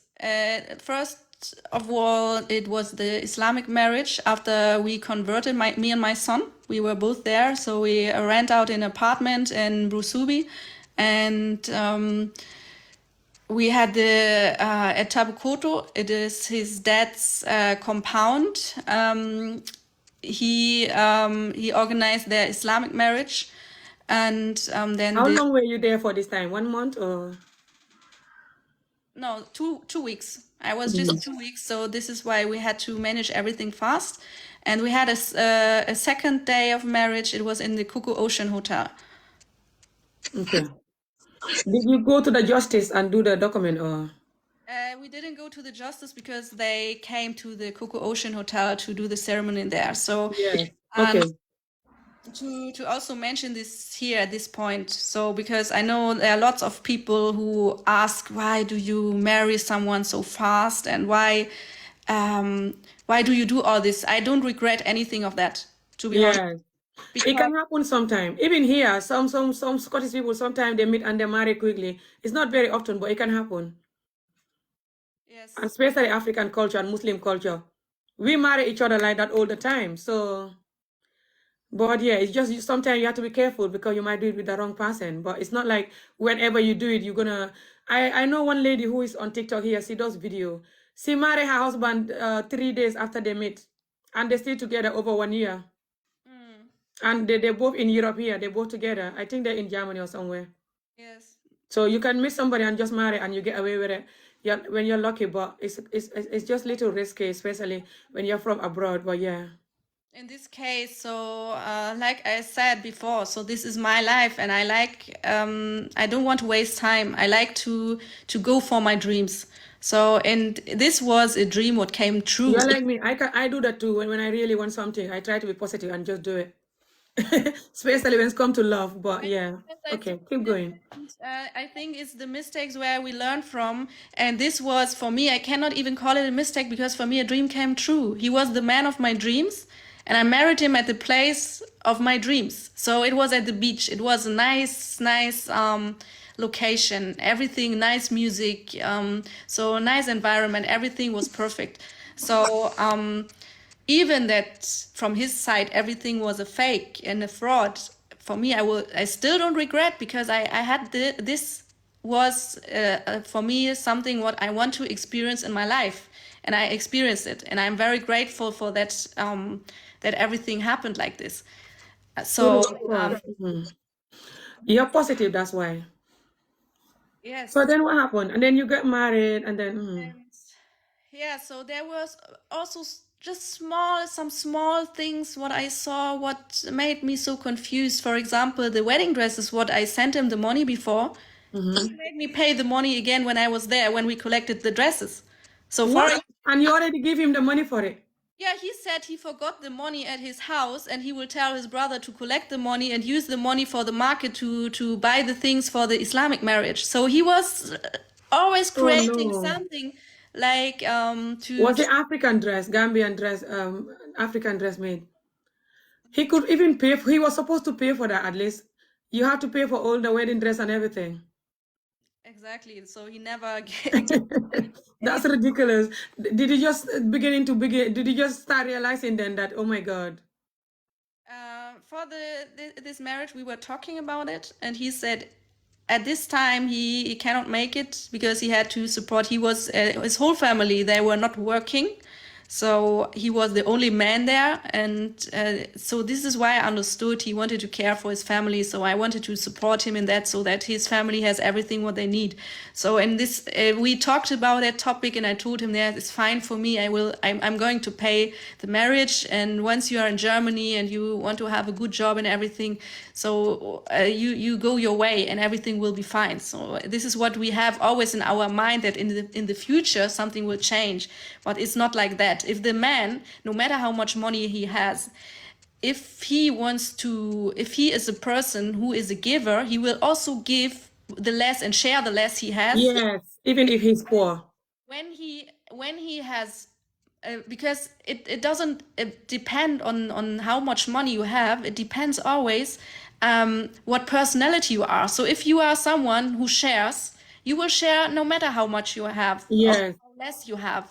But if he has much money, he will still not share, because he will yes, still use the money for himself in the same way. And this is what we see here in Europe when they are with their husbands here or boyfriends here, that the men, even that they have their own full-time job, they send 100% of the money to Africa. They don't. yes, or most of it, or just do stuff with it to buy houses or business instead of giving it to the wife and children, especially when they're Muslim. And that's what Allah said, by the way. Yes, and So this why is are they making you to become a Muslim when they're not going to do Muslim stuff? because they don't see us white women in that way, because they think like we are the ones, and this is what they have. They do that to us too, sis. They do that to us too, just so you know. Please, they do that to us too. Many of us, this happened to us too. Nothing to do with your white, this is why. Please, I want you to understand that. But yeah, certain things they do to people like you, they won't try it with me because they will know that I know them more. You know what I mean? But they'll still, those people that have that mindset, they'll still do that to me or anyone. Yes, I Like know. I said, that happened to me. My Well, children that did that to me, and he's from Nigeria, he's African like me. I know Gambians who do that to other Gambian women worse than, what you're explaining. I But let's know, keep I know going. that this is their target group, like their own women abroad. But I mean the Gambian women in Gambia who have nothing. So they have like the expectations from them that these women are, most of them, caring for their mothers. They use them for that. And for us, for European women, so you are also included, because as long as you are living in Europe, so that means they believe, they have expectations on us, that we are now the providers on one hand, the business women, and at the other hand, we also should be the housewomen. So if we don't cook well enough, if we don't feed our do everything for the children, cleaning the house, everything perfect on time, then we are not good women. Yes. So, but what are they doing? And this is where I come back to this. What this person asked me, where I had conversations after all this happened. What are they doing? Where do they fulfill their duties as a husband? It's nothing what they do. So, and Yes, then they they come. only do it. Let me explain this, please. They only do it depending if they're genuine. Some of them are very genuine. And also depending if they really love the person, Yes. especially when the person is younger. Lot of them will allow the young girl who cannot even cook and clean, but she's young and beautiful, to get away with so many things, and they buy her any nice stuff. Yes. But a lot of them can also be do that to us and for each other, not just for you because you're not from us. Just to know that a lot of women here, their marriage finished because of that. Either they're here or Africa, but especially here because the man is from Africa, like them, not just Gambian thing, just African thing. So and then they want you to work and do 50-50, or you even spend more money in the house than them, for some of them, but they still want you to cook, clean, and even give birth. Even when you take a break from giving birth, they get angry. They want you to continue giving birth, some of them, Exactly. while you're still doing all of this, by the way, or just keep cooking and cleaning. And even if they're going to do the so-called looking after you in the house, like paying the bills, they're going to still so-called punish you and call it, you're lucky I'm doing this, so listen and cook and clean and don't go anywhere and stay there. So if they're bad, you just cannot have peace with them either way, like. But yeah, keep going. Keep tapping and sharing, guys. Yeah, so that was the time, the holiday where we got married, and I cannot remember what else happened. But what I realized was that he changed. The time after we had this justice marriage, we signed the documents. He He changed. changed. He already changed. Yes, he Like already his felt like, behavior, like he doesn't show you love again, or he get yes, angry he or was what? distant. He was more distant. So I didn't think much about that because I think maybe it was everything was too much because it was very hectical and everything. So I thought maybe he just need like some kind of rest. But I didn't think anything bad at this time. But I didn't understand, there is this certificate or this bachelor certificate. And this bachelor certificate is what says that he has never been married before. And they didn't hand him out that certificate. And I Oh, wondered, I was thinking, because on our marriage day where we had the justice marriage, these people from the justice, they came to the Coco Ocean Hotel and they took him away without me. So they were just talking to him and they were talking about something. And I don't know about what. So it was just like they were hiding something from me. yes. Did But he tell you he's never married? of course, he told me he has never been married. He has He never been might be with a married. He wife. might have wife and children in Gambia, by the way. Or he Yes, might be so this divorced and topic, stuff like that. He might be lying about that. yes. Yes. Okay, keep going. So you notice that he changed. Keep tapping and sharing, guys. Yes, so that was like for me a bit strange, but I was so concentrated on the marriage that I didn't want to ask about all this question because I thought maybe they just asked him to pay him the fee and just took him away to pay, because I always give him my money so that he can pay everything. So it also made me feel like he's the man, not only just like, because I didn't have this financial stress, so he had my money and he paid everything with that money. So that was maybe why they took him away. This is what I thought at this time. I didn't want to stress myself or him with this. They shouldn't take him away without you still, yes. He should call you and you hear what they're talking about you guys' wedding. Okay. Yeah. So you just keep getting more suspicious with all of this going on. Mhm. Yes, and then what we were talking about was the visa. So because once we were married, it was the plan to get him to Germany as fast as possible so that I can get to know him, because I know myself, when I'm for 3 months together with a man, I will find out everything. So I was very sure about that. This is why I was in a hurry to invite him to Germany, so that I can find out fast, so that I don't waste my time in case this is not something real. And this is what then also happened. So I went back to Germany. I went to the office where we applied for this invitation. It's called what's it called? This commitment of where you have to improve your financial situation and that you are the one who has the full financial responsibility of a person. So this is what I signed, and this is what I brought to Gambia for him. And we also were checking on appointments for Senegal to get the interview for the visa. Was it like a marriage visa or visit visa? It was a visit visa for a special reason. So first of all, like I said, I wanted to get to know him before I invite him finally. And the other problem is with this family reunion visa is that it takes such a long time. Some people are waiting for more than 2 years to get this invitation. And for me, it was, like I said, it was very important to make things fast. And also it could be a step to get the family reunion visa way more faster, because if you invite your husband before for holiday, they have no other excuse anymore to say this is not a real marriage, you never invited him before, something like that. So Yes, especially when he go back on time.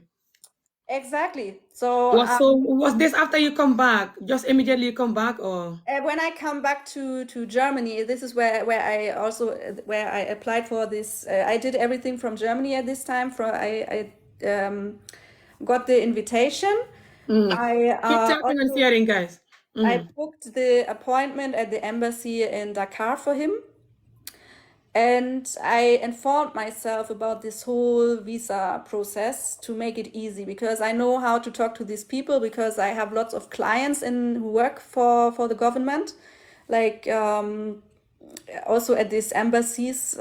So I know how they think and how they do their things. So I knew how to prepare everything perfectly. So that the chance is high that we are getting the visa. Also because there were no age difference between us. They had nothing what they can use as an excuse that our marriage is not real. We even put marriage pictures in the visa application. We put So you what. guys have the same age, or which is just little Yes. different? Yes, it's the same age. So yeah, he's 33. So this is just this few months age difference, but nothing to Mm-hmm. like not like other cases there. So Keep going. So you. Mhm. then in December I already came back again for only 10 days because like I said, I have a son, so he has to go to school. It's very hard for me also to manage everything. So it was just 6 weeks after the marriage I came back to Gambia to see him. And this was the time when the car, the ML, needed a reparation. So we spent almost all the 10 days in the garage. Mhm. You said the gearbox is the problem. Then we changed the gearbox. It was $30,000, and but when I went back home, the car started to have problems again. So I know I found out later that he changed the gearbox into the old gearbox again, so that he can get the $30,000 back. Oh my God. Mm-hmm. Yeah, so, and this is why I found out that there's something wrong with all these reparation topics. This is why I told him, okay, if it's such a big problem with the cars that they always need reparations, then this is what we call business. It's not a business. This is a liability. So I will not Yes, you spend. cannot even make money then. Mm-hmm. I will not spend because this is not good for you. This is not good for me. If I spend all my money there, we can use the money for better things. So I will not send you money. So he got mad. He got very mad Ooh. that I didn't want to pay for reparations anymore because I also told him you are the one earning. So he was renting out the cars several times. So he earned around $30,000 every month. But still, sometimes called me crying in the car. He has no money for food. So and secondly, he had his taxi job. So what was he doing with all the money? So I didn't understand. And he could, like, from one second to another, he could just start to cry in the car. So he Crying like real tears. trying to do all these things. So I was so confused, and you feel so strange because they start to be cold to you when you don't do what they want from you. You lose all their attention, their love, what they give you. So it's like a drug. You think you have to do something to get this love. Yes, and it's just natural to love someone. You don't have to pay for it. Exactly. So I was so confused, but I still was hard to myself and said, I don't send you any money. But then we were in this process where he needed everything for the The visa. visa. So I had to send him money again so that he can go to Senegal to apply for the visa. So, and he had lots of money there. And also he lived at his sister house, so he didn't even need to pay for an apartment or something like that. In And Senegal. and still he called me, told me, yeah, I was talking to my sister husband. He told me my money what I have here is not enough. And I was like, what? This money what I gave you is not enough. This cannot be possible. So And this is not visa money. Is it just money for him to spend in Senegal? yes, so I don't know for what he think I will send him money again, but I calculated everything very well, and it was way more than he even needed. So it was just like in case something is happening, so that he had more money, and he wanted to do the pay the insurance and the tax for the car to renew it. And we also made the business registration. So for him to get the visa, because the most important when you want to have a visa is that they issue it for you is that you prove that you have something in Gambia where you earn money, or that like a business or property, what you can prove them. So this is why he paid the money what he received from the car rentals on his account and took some money out of the account. Yes. So he brought the embassy all the proofs, and he was very sure that he get the visa. So after he came back, I came again in January to Gambia, and this was the worst time in Gambia, because he was very demanding to me. So for me, it was clear. It was very clear that he will receive the visa. He was very sure about that. So his behavior changed again. Oh my God. He was insulting me sometimes. I'm not a good woman because his friend, who also married to a white woman in Germany, he said, yeah, she bought him a house, she bought him this, she always sent him money, she does this. How dare is he saying that to you? You're a woman. This is the typical thing what they used to tell us here, that they all of their friends have women who buy them houses, who buy them properties, who buy them taxis for business or whatever. They always say all of these women, they do this, but no, only you are the only one who is not doing this for me. That's like a typical African mother. That's what a lot of African parents said, a mom or a dad. They also tell you that all my friends, children are successful, buying them houses. You're the useless one. That's where they get that from. The community is sick underneath here. That's where the sickness is from. But we get to that. But yeah, keep going. Keep tapping and sharing, guys. Exactly. So, yes, this holiday, whenever we were at the airport and when I went back to Germany, he told me he urgently needs an iPhone. And I told him, They always ask for phones. They have no SIM. I A know man everyone asking for a there, woman a even phone. if they don't have food, they still have iPhone 14, 15, whatever. But Yeah. they don't have nothing else, and what they do with their phones is not helping them. So, Oh my God. but this is another topic. But he told me all the time he needs a phone. And I didn't understand why. He had a smartphone, it was working, and this is why I told him, you have your phone there. So, They sometimes lie that the phone is not working. it's not my job to buy you a new phone. You are a man, you are working, you have the cars for business. This is why I gave you the cars, so that you can care for you and your family yourself. So I don't need to buy you a phone, as I don't see it as something necessary. This is a luxury, and if you come to Germany, you don't see less people here with the latest iPhone. They all use Exactly. this Can old I just say something there? They do that to each other. We do that to each other too. Like for example, I could have a Gambian husband or Senegalese husband who is doing this to me, or I could be the Gambia or Senegalese woman who is in Gambia doing this to my Senegalese or Gambian husband who is abroad. People do it, even women do it. Sometimes they even switch off the phone and put it away and told you that the phone is missing or it's broken, and they switch it off and put it away until you buy the new phone. Then they can sell this one. I'm telling you this, just so you know that it's not just because it's you that he's doing that. But keep going. Yes, so I was planning to give him a new phone, but for his birthday as a present. So this is why I didn't bring him a phone on this time. And when I came to Gambia in January, after he came back from this visa process, he was not talking to me the whole evening anymore. Oh my God, when he just arrived in the country. I just arrived in the country. I came this morning. We were eating, and he was like a child who is mad on the mother because he didn't get the sweets or something like that. Oh my He was God, sitting there. that's ridiculous. How dare is he? And you bring him to Germany. Oh my We were sitting God. in this restaurant, and also what I also didn't do, like I said, I always give him my money so that he can put this dollar C in his pocket, because I also don't like to carry this big amount of this money in my bag, in my pocket. So he always had this in his pocket, but this time I changed the money and I took it in my own bag. So he was married. He was mad for these two topics, that I took the money, that he couldn't take something there for himself or something like that, and also that I didn't brought him the phone.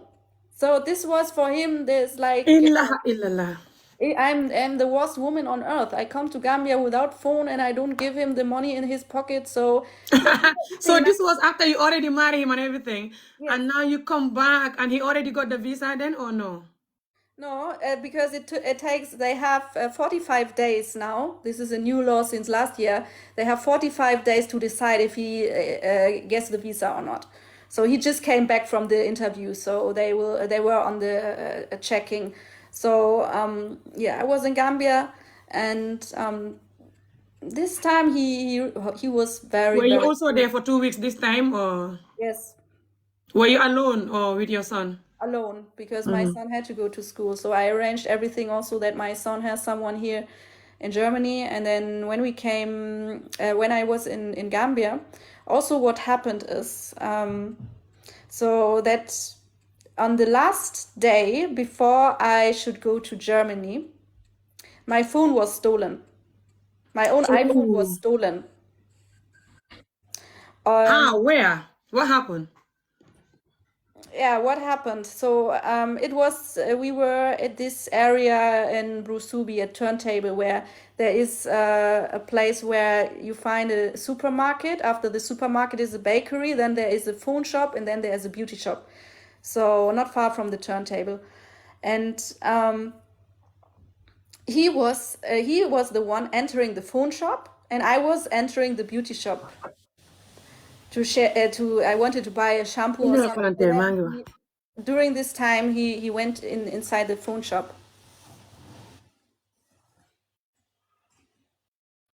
Sorry, my son. Yes. Keep going, sweetheart, darling. Yes. So, Explain, please. I missed some part. So what happened to your phone? How your phone? I hope it's not him that take it. Explain. I'll know if it's him or not. yes, it was him, but at this time I didn't know because I was so confused because I sometimes you do something but you are not fully there, like subconsciously you do things and then you realize, oh, where's my phone? So it was like I was always used to, because I always carried these small bags, and sometimes my phone didn't fit there anymore. So sometimes I just give him my phone when I was in a shop, in the supermarket, buying things, carrying things. So, but at this time I could just not remember. We just came out from the supermarket, entered his car, and once we entered the car, and he was the one always driving, he said, oh, let me buy fast some oil for the car. And I was like, okay, okay. It was so fast that I didn't realize that he ran out from the car. So the oil shop was at the opposite of that road, but he went to another side of the road. So he went opposite side. But at the same time, I was like checking. I wanted to have my phone, and I didn't see it anymore. So I got out of the car to search under the seats, everywhere inside the car, and I was so confused. I didn't see the phone anymore. So he might give the spoon to somebody there to keep it. Whoever, but then he entered the car. At the same time, the girl who was also living in the same compound with him and his mother, she was there also. I pulled down the window. She said hello, and I was still so confused because I didn't see my phone. I asked him if he has my phone. I saw this girl with another girl also. He was there. I was so confused, but my phone was not there anymore. So he went with me together. Then we went back to the supermarket to ask them to see the cameras. At the supermarket, they didn't have the camera records anymore, but at the bakery where we also entered, they had the camera, and they in this bakery we saw the records, the video records, and I didn't left my phone at this bakery, so this is what we saw in the camera. And then we went to the SIM card shop in Senegambia, and he told me he want to ask them if they can see anything to find out where the phone is. Before this time we entered this phone shop, I called on my number on this phone, and the phone was still on. So the phone was still ringing. But once we entered the phone shop, and he was talking to them, so I didn't understand the language, what they were talking. From this time, the phone was off. Oh. And he told me, oh, I think they make a mistake. They deactivated your card. And I thought it was really a mistake, but then after later when he was in Germany, it was the time when everything finally came out. At this time, I didn't suspect something that it was him. But then we went to the police station in Rusubi to report the case. So I told them what happened. So they wrote everything down. And then there was something going on in this police station. They found a man there who had drugs, and they were very violent to the man. So my husband came there to support the police officers, to hit this man, to bring this man down. So I was surprised that my husband was helping the police officers, but he did it for a reason. Yeah, he did it for a reason, because he wanted to sympathize with them. He wanted to show them, here, I'm helping you, so please help me also. So he was talking to the police officer, and after he was talking to the police officer told me to deactivate my iPhone in my other iPhone, what I'm going to use later.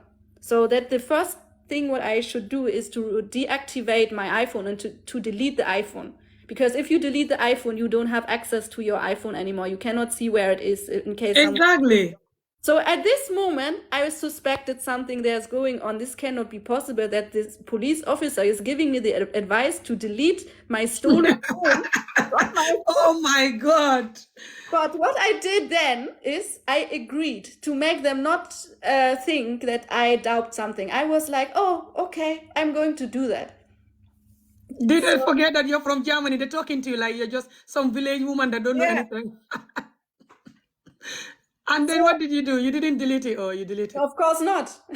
But I told them I deleted it. And do you know what happened? Exactly at this time, when I told them I deleted the iPhone, they switched it on.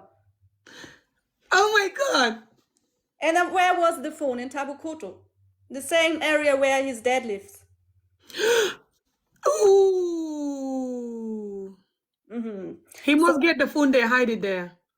I don't know who exactly has. It was at this Tabukoto bus stop. This was the first place where I saw it. But then immediately they switched it off, because I think they saw that the iPhone was still not deleted from my phone. So it was still not a real proof, because my husband was still telling me, yeah, let me go back to the police officer, tell them that you found. Did you see his body language that he was not genuine about it, or did you No, notice I was already in Germany this time, so because on the next day I should go home. But what happened also? Oh, you were supposed to come back the next day.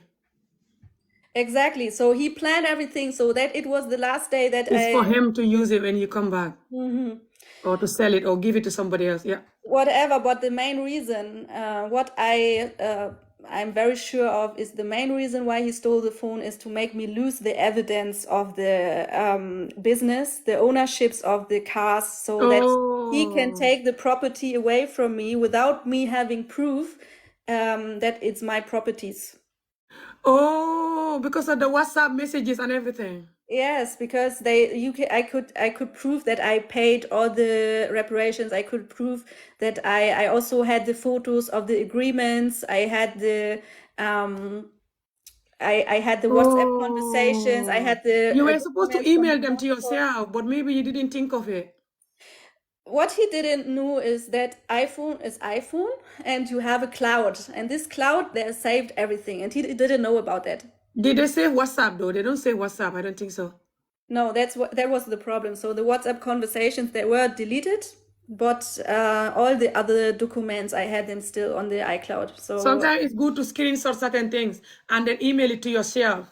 This is what I also did. So I used to do it also. So I had almost everything. It was just few WhatsApp conversations what I lost. But the most important things, I always screenshot it and always have different phones where I save it on. Smart. And then what happened? So then you come back. Yeah, I think this is where they always underestimated me, because they always thought like I don't used to have like all this, that I don't save all these proofs everywhere. So, and that I always yeah, I'm very mindful. I realize a lot of things, and I always have a a backup where I But saved because you didn't know that that he was genuinely scam, you were still trying to be positive, because sometimes when yes, you're going through this, you definitely wouldn't believe it 100%, because you yes, try to be positive and you love the person and they show you little love. So you don't want to think they're so evil that you have to program everything, keeping every receipt, like, yes. We never understand. We can never imagine that someone can do this to us. And so I was suspecting a lot at this time, especially that evening before I came back to Germany. He gave me his phone so that I can make the check-in for my flight from his phone. And at this moment, he slept off. So he was so tired, he slept off, and I had his opened phone in my hands. So you can imagine what happened. So I found, like, I don't know how many numbers and contacts and conversations with women where Then you was he, already here, or were you still in Gambia? it was in Gambia, because we were in our apartment and he gave me his phone for the check-in for the flight on the next Oh, day, yes, yes, yes. and he slept off. So I had the phone, and there was one woman, and I saw her name on this phone there, texting him, and it was the same name what he always mentioned on the phone when he was talking to his family and was fighting with his family. So I saw the name, the same name of this woman, Mariama, That and might be his wife. yes, so I opened that message and saw that she was the one, she received all the MoneyGram transferred, what I sent to him. So what business does this woman has to do with my money transfers? Exactly. Oh my God. And then he was telling me, yeah, it's because she works at the Western Union, but most of the time he collected the money somewhere else. So she That was must the be his neighbor. wife. She was the neighbor, and they were sharing messages like, I love you, I miss you, when are you coming out for dinner, please don't disappoint me Maybe it's again. his girlfriend then. Until Do you think the conversation look like a wife or girlfriend conversation? I cannot really, I cannot confirm Yeah. 100%, but it was a relationship conversation. It was not something where you think is just like a friend or something like this, because they were sending each other love messages and they were sending each other private pictures. So Ooh. He's and finished and you caught him. unfortunately, I made a mistake. I wanted to screenshot it and send it to my number. Yes. But whilst I was screenshotting this, I pressing, but he used another smartphone, not iPhone, so I pressed the wrong button. So the this password went on again, so I could not open the phone. Oh, but you still have the evidence. Did you ask him about it? Yes, then I woke him up. I asked him about. There were several other messages. I also knew the time he was in Senegal. He also dated another woman there in Senegal, and this is maybe where he needed the money for. And he was also having conversation with old men, with old women, who he was sharing private messages from Europe. So something like that. I was even thinking, wow, Like where was he? intimate messages. Yes. Yes. So I was like, he uses his taxi job for something else there, because Yes. I know lots of Gambian men do things like that. This is also what I had lots of conversations then after. And many people were explaining me the topic there in Gambia, because I suspect something there it's going on also with these young boys and old men, even where they earn their money from. And the elder woman, I think, is not a secret, but also with men. So I was having this topic with several other Gambians to understand what's going on there. Yeah, and this is what I saw. All these things is what I saw in his phone. And What did yeah, he say when you talked to him about it? I was so shocked. I was so shocked at this time. But the most important was for me to find out who's this Mariama. And I woke him up, and he was insulting me after I told him I saw the messages, because he said, yeah, if you, so he was blaming me. He said, if you didn't check the messages, we You will not wouldn't see have, it. we wouldn't have a fight now. That's their favorite word. So it was my fault. So he didn't even want to answer me about that. But he then in the morning, because he also wanted to pack his things and just leave me like that, because it's my mistake. So it's not his mistake. He didn't apologize or anything. That's typical Gambian man for you. Not all, but some of them. By the way, people in the comments saying Gambian men, we're not saying every single Gambian man is like this, yeah? Yes. Some African men are like this, typical African man behavior, especially Gambia, which I know most, and just even Senegal men. And again, this they can do it to you, me, we do it to each other. Like, everything that you're explaining here can be done to me by a Gambian man like me, or a Senegalese man like me, because I'm half Gambian, half Senegalese.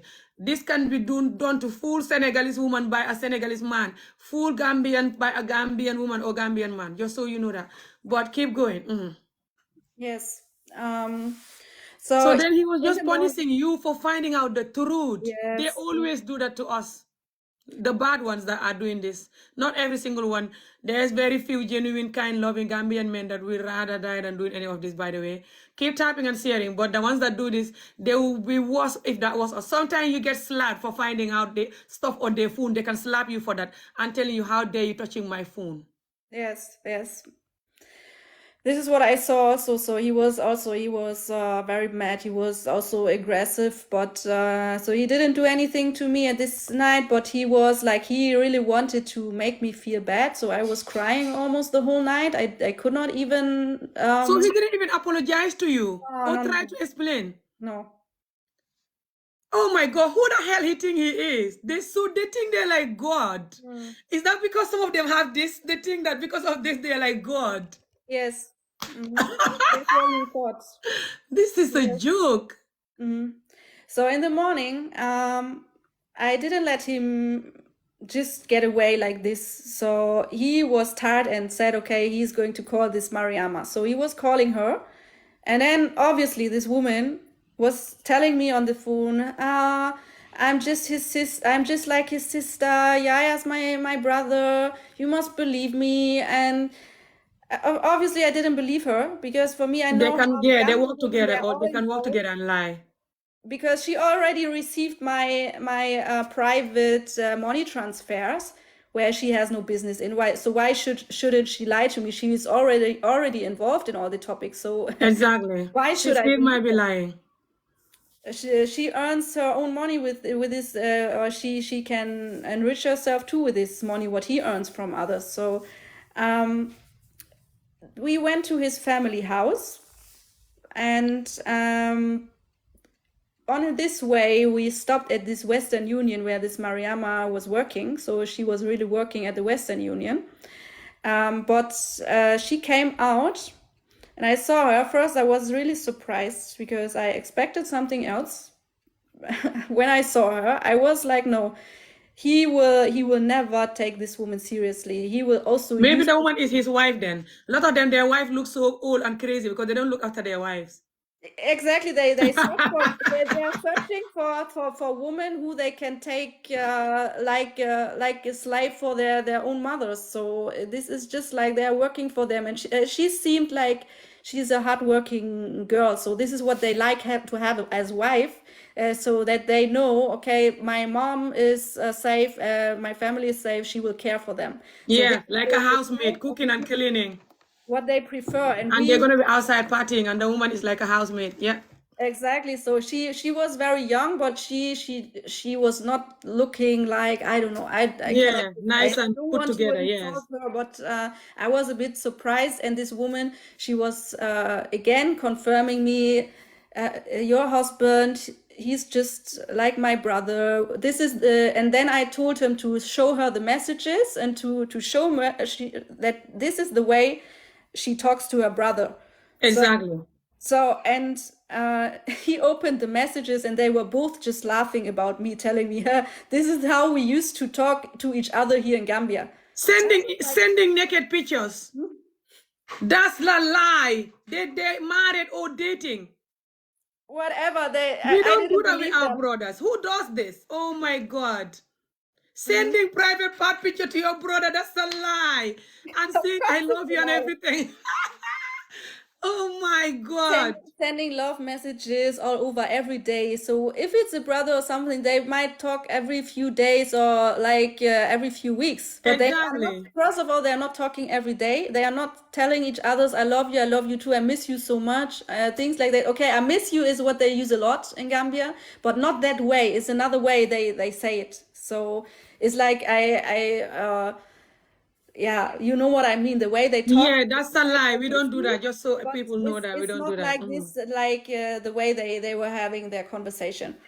So Sorry about all of this, sis. And I really appreciated that you're making awareness for other women, for us and everyone. By the way, like I said, this can happen to us too. But keep going. So all of this, and then this was So all of this, he was not. This was just before you arrived and before you left. that was before I left. So it was the same day where the flight is always in the evening in Gambia. So in the morning we went to this office from this Western Union where this Mariama worked. So and then I was he brought me to the airport and I went back to Germany.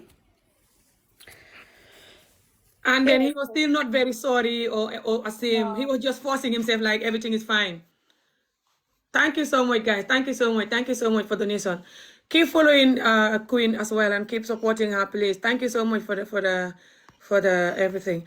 If anyone has story to explain, come here. I have a brand new organization that I registered at the end of the year in Gambia. This organization is to fight against childhood trauma, to go to schools and motivate the youths to stay away from drug addiction and so on. If you want to work with me, you're welcome for me to teach you how to do the speech. So when you go to Gambia or anywhere in Africa, you can work on behalf of my organization and do the speech for the youths to stay away from drug and alcohol and violence and why they should stay away from it. And also my organization do put children to school and do motivate women who have childhood trauma like my own or other childhood trauma, how to manage the trauma and so on. If you are interested, message me and I will let you know about my organization and you can see the page and you can know how to support it or how to work with the organization by helping others by just working for free, like a volunteer work. But yeah, just for you guys watching that, know that. But also the main reason for my organization is due to my own childhood trauma that I have from underage arranged marriage to severe child beating and lack of school education growing up. So I do support women because I also know about bad marriages. I have different bad marriages happen to me growing up. And as a young adult, I've been divorced 8 times, okay? One, including the oldest Scottish guy that brought me here, which I will briefly explain at the end of the video. You know my story. I'm embarrassed to talk about it because I'm used to talking about it, number one. Number two, my community bully me so much about it that it doesn't pain me anymore. Even when I'm talking about it, I don't feel nothing. I just get the message out there for us to know the different bad marriages we do. For when you are young, how they arrange marry you to old people from Gambia like you, or from Senegal like you, or from Africa in general, to when you are a young adult, how you can marry to somebody you don't want, doesn't matter what color they are, especially when it comes to opportunity, because you don't know your worth and value, because they program you like that. Not just they're going to beat you, torture you, insult you, belittle you, but also most likely you're going to come from a father that neglect your mother, or just you see other women being neglected. All of that can lead to the little girl don't know who she is, or the little boy growing up seeing people neglecting women and children, so they think that it's okay. Even though they know it's not okay, they force themselves to believe that it's okay, as long as they can have this from it. Doesn't matter what this is. It could be you sitting at home cooking and cleaning, being a housemaid and give bath and listening to them for free, or it could be you bringing them to UK or anywhere or helping them. Yeah, but that's another story. But yeah, so he just keep doing like nothing is happening, and you're meant to fly back, and then you fly back, and then keep Yeah. going. Thank Yeah. you, guys. So this was and it was just getting more and more worst, this whole relationship, because he told me and this was also a topic before, is what I forgot to say is since I didn't give him money for car reparations anymore, the whole family found other excuses to make me feel like I have to do something for them. because there was one time I was sitting with my husband and the mother in their living room, and the mother started to say that his uncle want to sell his taxi, and that to show me, okay, that means he will not have a work anymore with the taxi business. And later I found out, for me, I was even, I suspect something there. So for me, it was even clear that I will not give them any money for that topic, because it's his uncle. So why should I help them out with this topic also again? So That's your husband taxi that he's driving. it It could was be even his own car, and he's lying it is saying his my own uncle car, car. because this is what I found out. The time where they issued him the visa, it was one month later. But during this time, when I traveled back to Germany, during this short time, because I already came back on the 1st of March, because it was when on the 2nd March is his birthday. So this is when I was coming to Gambia to collect him also to Germany in case they issue him the visa. So there were just around 3 weeks what I spent in Germany. And during this time, he didn't use his taxi to show me. He cannot use the taxi anymore because his uncle took the taxi away from him. But he still had the taxi, but he was just not using it to show me I don't have a job anymore. Yes. That So all of that can happen. He park it and pretend, and it might be even his own taxi, and he's it was lying his saying that own it's an uncle taxi. he told this story to everyone, but it was his own taxi. I don't know which woman bought him this taxi, but it could not be himself, it could not be the family, because all of them, they were not working. And by the Yes. way, they lived in Brufut, so it's very expensive, and they were having a very nice and new apartment where they were living in, and they also had a brand new built big house at the Coastal Road where only his brother wife lived in with 2 children. So it very big. Is that even his brother's wife? I hope that's not his wife even. No, this was really his brother wife, because I always Okay. saw them together, also the pictures. So I'm very sure of that. That was not his wife, Okay. but the whole family seemed there's something wrong with his mom's side. So during this time when I was in Germany, what I wanted to say is he behaved so strange, because he didn't have time for me to call me, to make his typical video calls in the evening. So I don't know where he was, but I think he was staying in an apartment with another lady. Oh, So this is when you came back, when you just came back from Germany. when I was in Germany, exactly when I came back to I Germany mean, from when you just came back from Gambia, you came back to Germany. yes, when I came back there, and After you it find was out about all of this on the phone and everything. yeah, I exactly. So I was it was Valentine's Day on the 14th of February. He was calling me from his room and told me already at 11 in the evening he's so tired he wants to sleep. Oh, And I was like, you want to sleep today so early? And he was in a hurry to hang off to tell me he want to sleep. And I was like, there's something wrong. So I could not say much, but I wished him a good night. But then I could not sleep. I felt there's something wrong, and I saw him online all the time. exactly. I wanted to call him, They but do that sometimes when they want to be free and do something and they tell you they're sleeping. I wanted to. Sometimes they even off the phone and they're not sleeping. That's what he did next. So he didn't take my call on WhatsApp. So I went to Facebook. I called him on Facebook. Then he blocked me on Facebook for calls and for messages. And then Oh my God. he also, I think he blocked me on WhatsApp.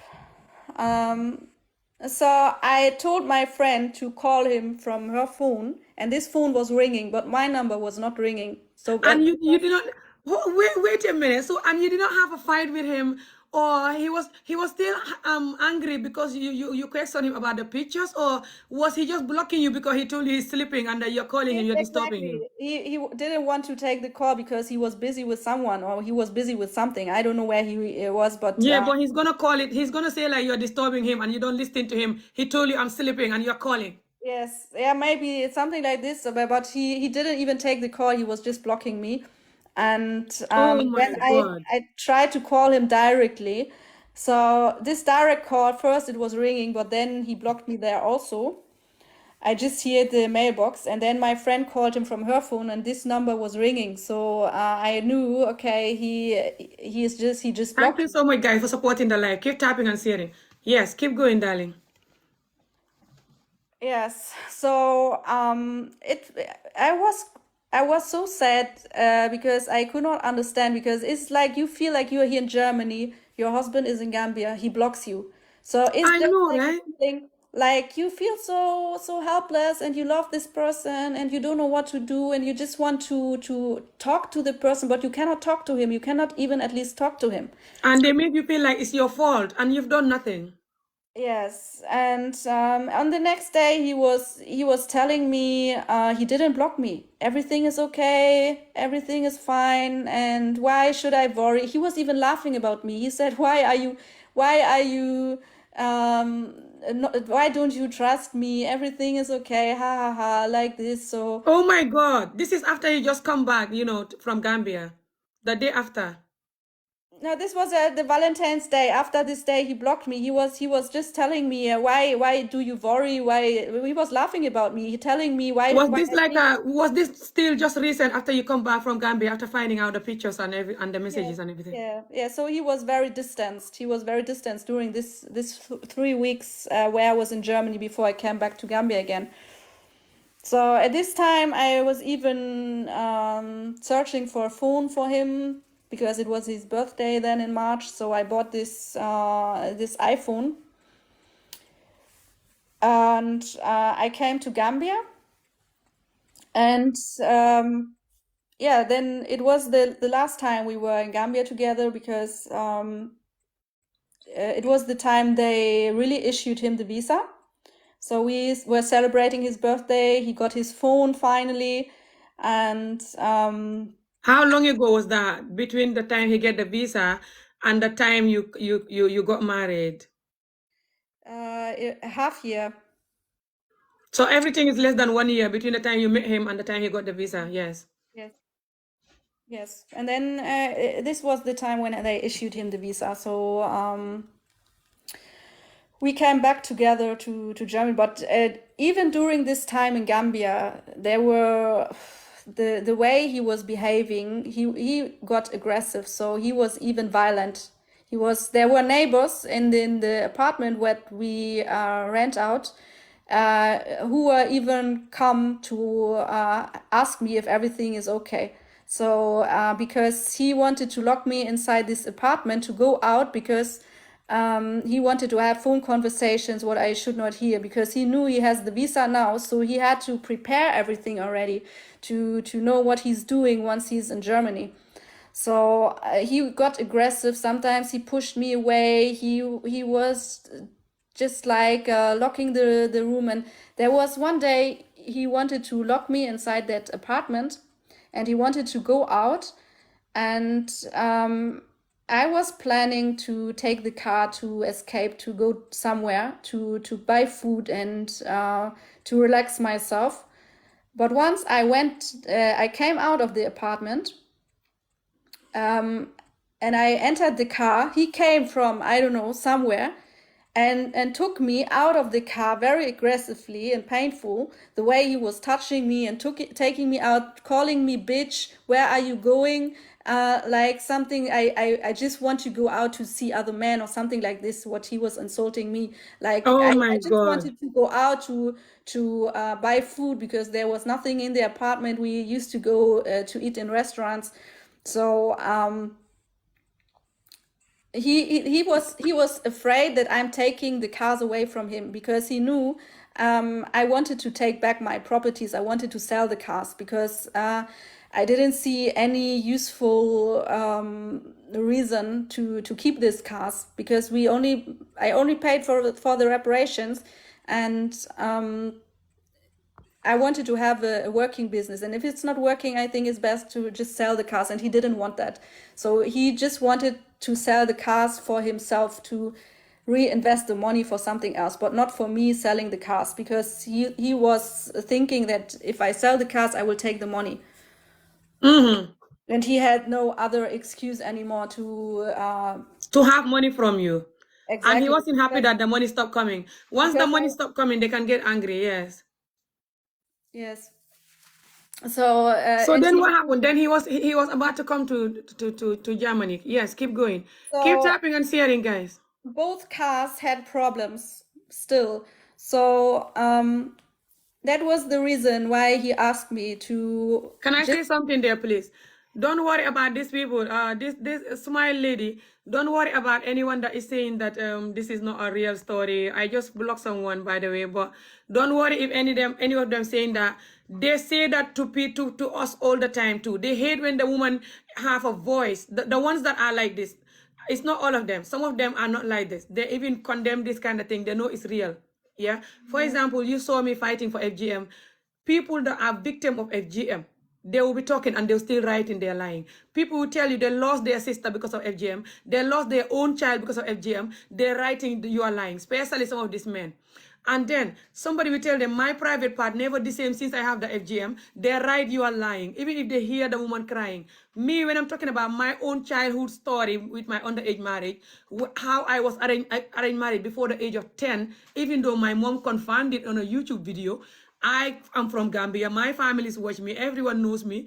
They still say that I am lying about my underage arranged marriage story. I was not married before 10, and I am lying about that. So they're like this. They always behave like a 5-year-old, like, you're lying, like a 5-year-old. So just ignore them. They're not well at all. Keep tapping and sharing. Anyone that is saying you are lying, they're not well at all. Okay? Keep tapping and sharing, guys. Thank you for some of you that are supporting.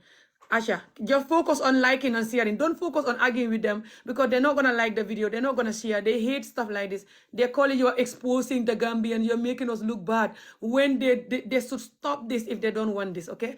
And let's talk about the truth and how we are so insane, you know, foreign person or not. We're insane to each other too.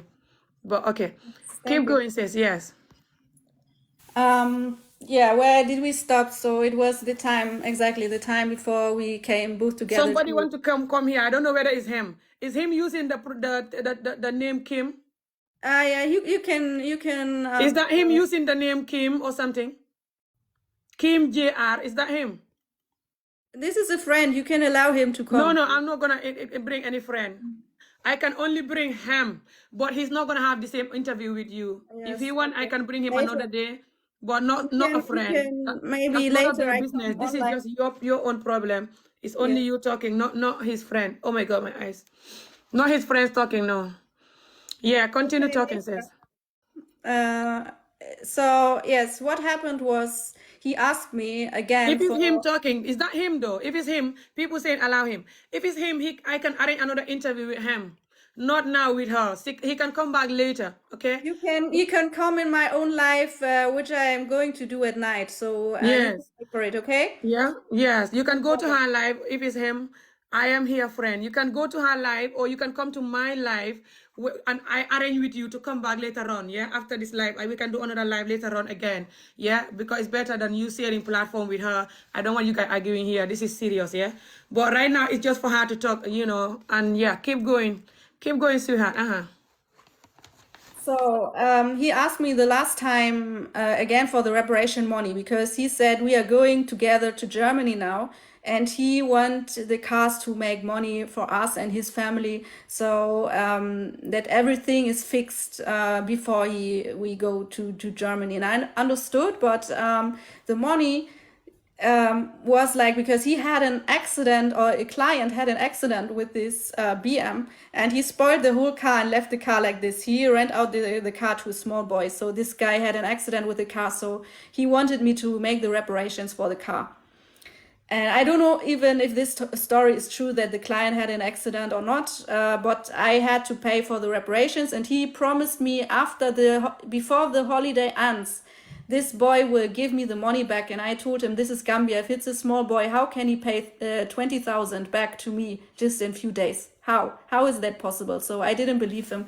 And I told him any money what I'm going to spend now on these cars again is what they have to pay me back in the time I'm in Germany when they rent out the cars. So I'm the first person who will receive the rental money because I'm not going to pay because you got 100% of the profit of the business. So you must also be the one who pays the reparations. So why should I pay the reparations and you get the profit from the and I don't see any money there? So that's not fair. So once I give you the money, you have to pay me back. And he said, okay. So I made another contract with him and also another contract with his brother who should take care of the cars during the time we are in Germany. So I made both of the contracts. I paid around $60,000 for reparations. Oh my God. And once we were in Germany, he told me, oh, the cars are not good anymore. He might even sell them. Where's the cars now? Now, the cars, I got them back, so I Alright. didn't reach at this point. But it was just like the time where we arrived in Germany. After 2 days, he told me he likes Germany. Everyone is kind and friendly, and he wants to stay in Germany with me. But when And he first arrived, he was angry. no, when we arrived in Germany, we were just both tired. So he was All right. sleeping. It was when you went to Gambia that he wasn't happy that you did not bring the phone. Yes, that was the other time, the time in January. So in March, when I came there, we were just, it was the time where he got strange, very strange, because he knew he is having the visa in his hands now. So Was I that when cannot he do wasn't anything. happy with you because you have to bring the phone and you didn't? You explained something like that in the past, that you just Yes. coming from airport, or he was just coming from airport and he That wasn't was happy, in something like this. January. That was in January, the time when I traveled to Gambia for holiday after his visa interview. That was the interview. So that was the time I arrived in Gambia after the interview, and I didn't bring him the phone. So he was mad at this time. I All told right, him I yes. spent Okay, keep going, yes. such a big amount for the phone and I cannot make everything. And he was just, you can, I know you have money, but it's just like you don't want to. I told him, yes, I don't want to, because phone is not something what you urgently need. So, and also He should get himself a phone. He's a big man. yes, and also we made his full Asking teeth. a wife So a phone.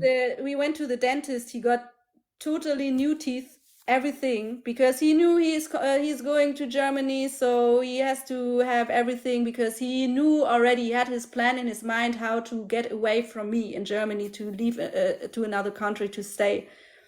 So he prepared everything. And when I was talking on the phone in Gambia also, saying something with this deportation insurance, you can take it out if you want to invite a person to Germany for your own security. So they pay the money if this person run away, and you still have the responsibility for his financial situation. So you still must pay him apartment, healthcare, everything. So Even though he's gone. yes, this is what For you how sign, long do and you have to pay that? this is the invitation. What you sign, they For will how never long you have to pay give for that? How long you have to pay for that? Or is it one payment? forever. It's like 5 years usually, but if you read everything, there's written in very small letters that there can be situations where it can even go after the 5 years that you have to Even pay. if the person run away, you have to pay. Yes. Because this is your risk, what you take. You take the So responsibility. you're still paying for that then? No, I'm not paying, because this is another topic. So we reach there. We now we are in this point where he's in Germany with me together. So I saw the signs. Also, what I forgot to say, this taxi. What he said is his uncle's taxi. The time we were still in Gambia, he went with his brother to this station to change the ownership of the car, and he put the name of his brother there because he was the owner before. So this was the time where I saw the ownership of the taxi was on his name. Oh. But at this time, I was not even thinking about the taxi, because I was so much busy with thinking how everything will go in Germany, that at this time I I did not even think about this taxi issue. It just came up the time he left. I was having everything, everything was repeating in his mind, and I realized so many things. So the point of view I'm talking it now, it has never been the time I was with him, because there were so many events happening also where he was so cute and so caring, or he behaved like that, so that it's obviously that I believe that there's love, because he was always taking my hands. He would always wanted to be close to me. He was always showing me off everywhere. So I didn't see. I Because saw you're beautiful, so it's easy to show you off. He's for his lucky you're image, beautiful, exactly. and It was for his image. It was good for his image. And it was, if it yeah. was another woman, 65 And years old, he were wouldn't do you, that. is there anywhere that you, I'm asking this, and don't get offended, please, but was, I know it's not any reason why I should ask you this even, but was it anywhere that you just randomly rude to him or anything when he was, so you have just no excuse for doing all of this? Although I know when you ask him, for example, he might lie. If he want to come here, he can come, and if you have anything to say, but like I said, he cannot see this live with you now, but I can come back later on for him to talk, for people to listen if he want. But I know, I don't think he will have genuine reason or whatever excuse according to what you're telling me. If that was you wrong, I'll tell you. Like, I'm very honest. If I see that, for example, you did anything wrong, and I believe how you're explaining to me is what happened. But so, for example, did he smoke? Did he drink? And do you smoke? Do you drink yourself? No, I never drink, I never smoke. This is like also part of my life. I don't see reasons to spend money on something what harms me. I only ask this because sometimes some of them, when they don't smoke and drink, when they see the woman smoke or drink, that alone can bring the level of the respect down for some of them. For They me, just, when they hate a when I woman that see, smoke and drink, for some of yeah, them, I can just to make it understand that. clear. But yeah, okay, so that's I not can even in understand the that very, very well, because for me, it's the same. And if I see a man smoke, I cannot be with this man. It's just enough to smell this. He's so I lucky can. that he has such a young, beautiful woman like you. You don't smoke, you don't drink, because a lot of them don't like that, like I said. Oh my God. For me, it's But very there are some important that genuine the men man out there that also. when they have you, they will treat you like a princess. Just don't give up. Don't think they're all like that, by the way. I don't know if you're single now or no, but okay, keep going. Yes. So for me, it's very important that a man also doesn't smoke, especially, and that doesn't take drugs. So alcohol also. This is one reason why I don't like German men, because they are always like, for them it's normal to drink every day, beer, wine or something. So I don't like that. For me, it's like they No are hate to people that already. smoking and stuff, but just wanna explain genuinely how a lot of our men see women and stuff. Yes, so but I'm now for now I'm not even sure, because I heard some stories also about him, that I'm not really sure if he didn't smoke weed or something, or he was hiding it from me. Yes, sometimes they hide. But did you smell it on him? Because when someone No, smoke, sometimes you can smell it on them, no? no, I didn't. I didn't. Okay. So I So cannot what confirm happened? that. So then when he arrived in Germany, he said he liked it, that's what you were talking about the last time we talked about him, I think. Or Uh, where were you before? Where were you right now before I caught you? Sorry. at this time where we were in Germany, so the first time, the first days, he was already telling me he want to stay in Germany, build a future with me there, and yes, it was just like the first days where everything was okay so far, but then I saw that he was 24 hours, he was just using his phone. So he was always on his phone talking to people, like he was in a hurry to plan something. So something was going on. It started even like the few days he was there, he started to call his brother in Italy. He has another brother in Germany. So he was always busy in contact with all those people. There was one guy from Sweden. Every day they made a video call for hours, and I didn't understand why. So I wanted to show him the places. I wanted to spend time with him, because I was so happy that he was finally, it was like, for me, it was like a dream come true that we really succeeded, because it's so difficult to get a visa for someone, for a young man. And just to work on the documents what we finally wanted to do. So if he wanted to stay in Germany, he should have went on with the German lessons. So he already started in Gambia. I paid him the German lessons in Gambia, but he didn't, he couldn't make the A1 certificate already. So this is also one more reason why we couldn't apply for the family reunion visa. And I told him, with the 3 months visa, you are not allowed to work. So he was not allowed to work. He also blamed me for that one. He told me I could have organized him a job. I told him no. In Germany, you will not get a job like this, especially illegally, and you don't even speak the language. And it's not even smart to do that, because if they see you working here, they can deny your whole visa progress. They can spoil everything. So for which reason you want to work here now? You have everything. The best solution is to learn the language, that we focus on learning the language. And I practice with him every day. We practice German.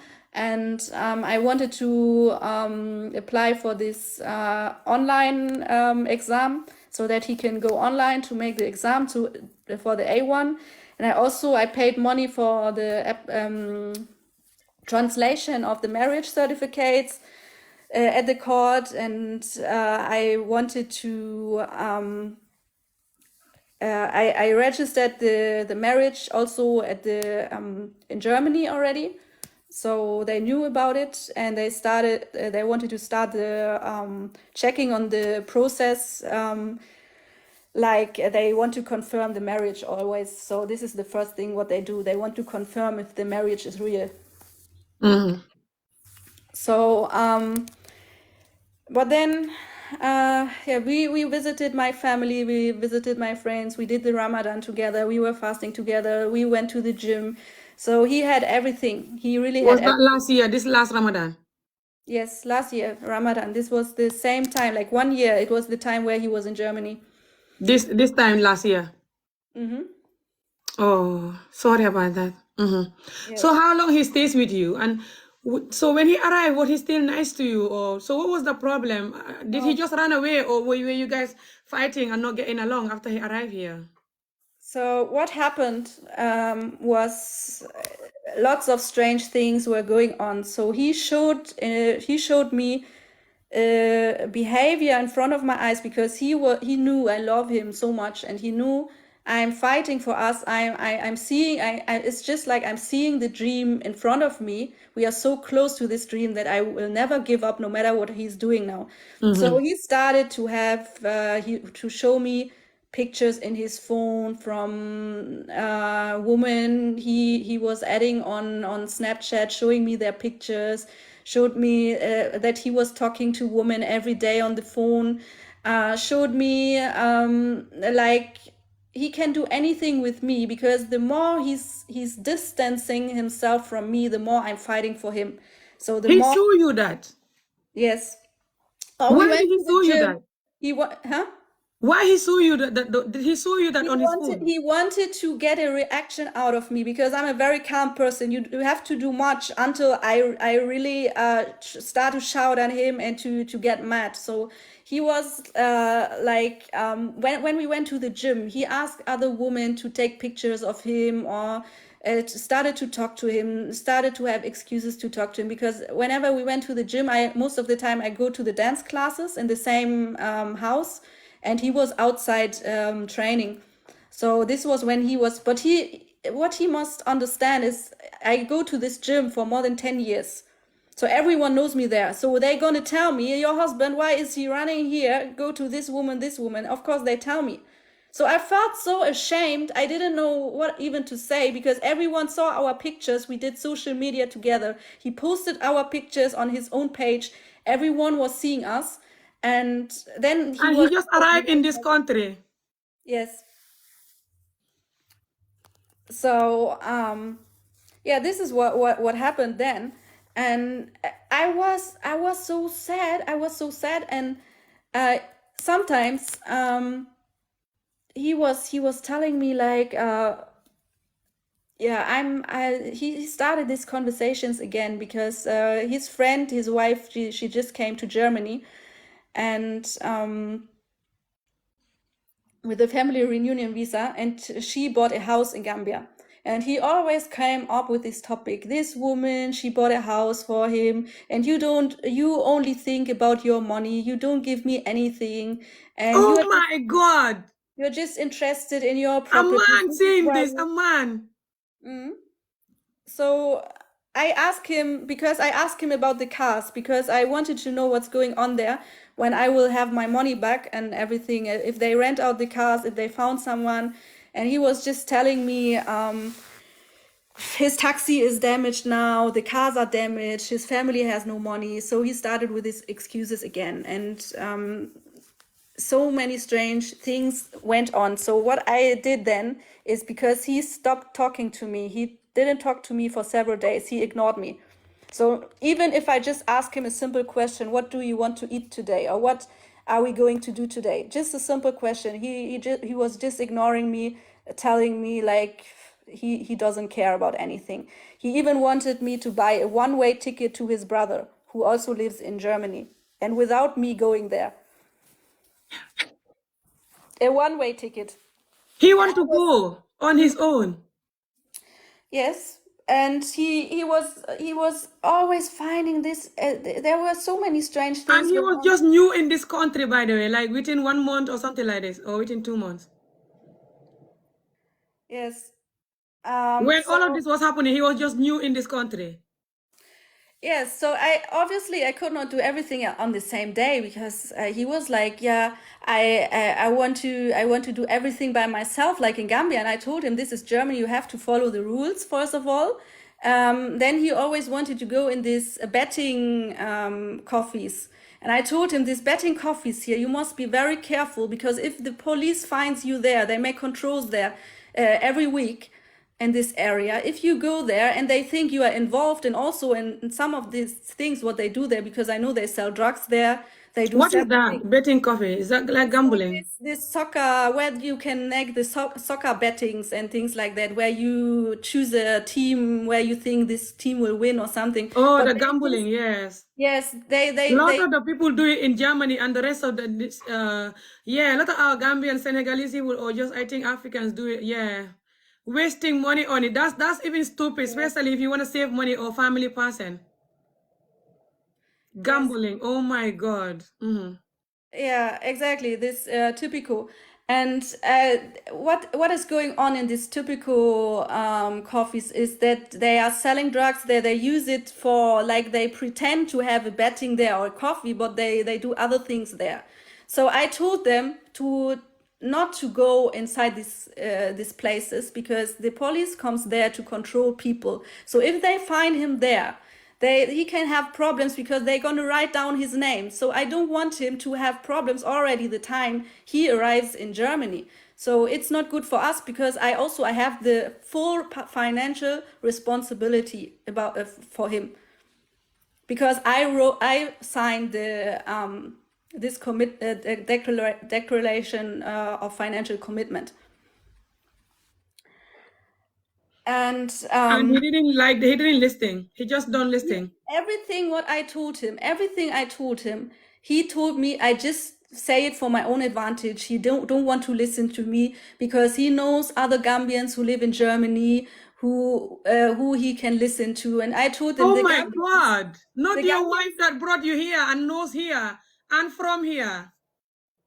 Yes, I know. So that was where I realized this can never work with him. Did you ever feel like he loved you? He's just miserable and difficult, or he doesn't love you? He was just taking the advantage to come here. When he was in Germany, the time I was very sure. Like I said, when I'm staying with a man several weeks under the same roof, I will know if this man loves me or not. And I found out he never loved me. He never loved me, and he was not caring at all about me, because I was very sick also, and I did still everything for him. The time he arrived, I was so sick. I even have the videos where he recorded me, where I was just like... In Gambia? No, in Germany. The time we arrived in Germany, I was very sick. Oh yeah, when you just arrived. But how long did he stay with you before he ran away? It was he was just staying the Ramadan, so he was waiting until the Ramadan ends, and so it was like 5 weeks we were staying together.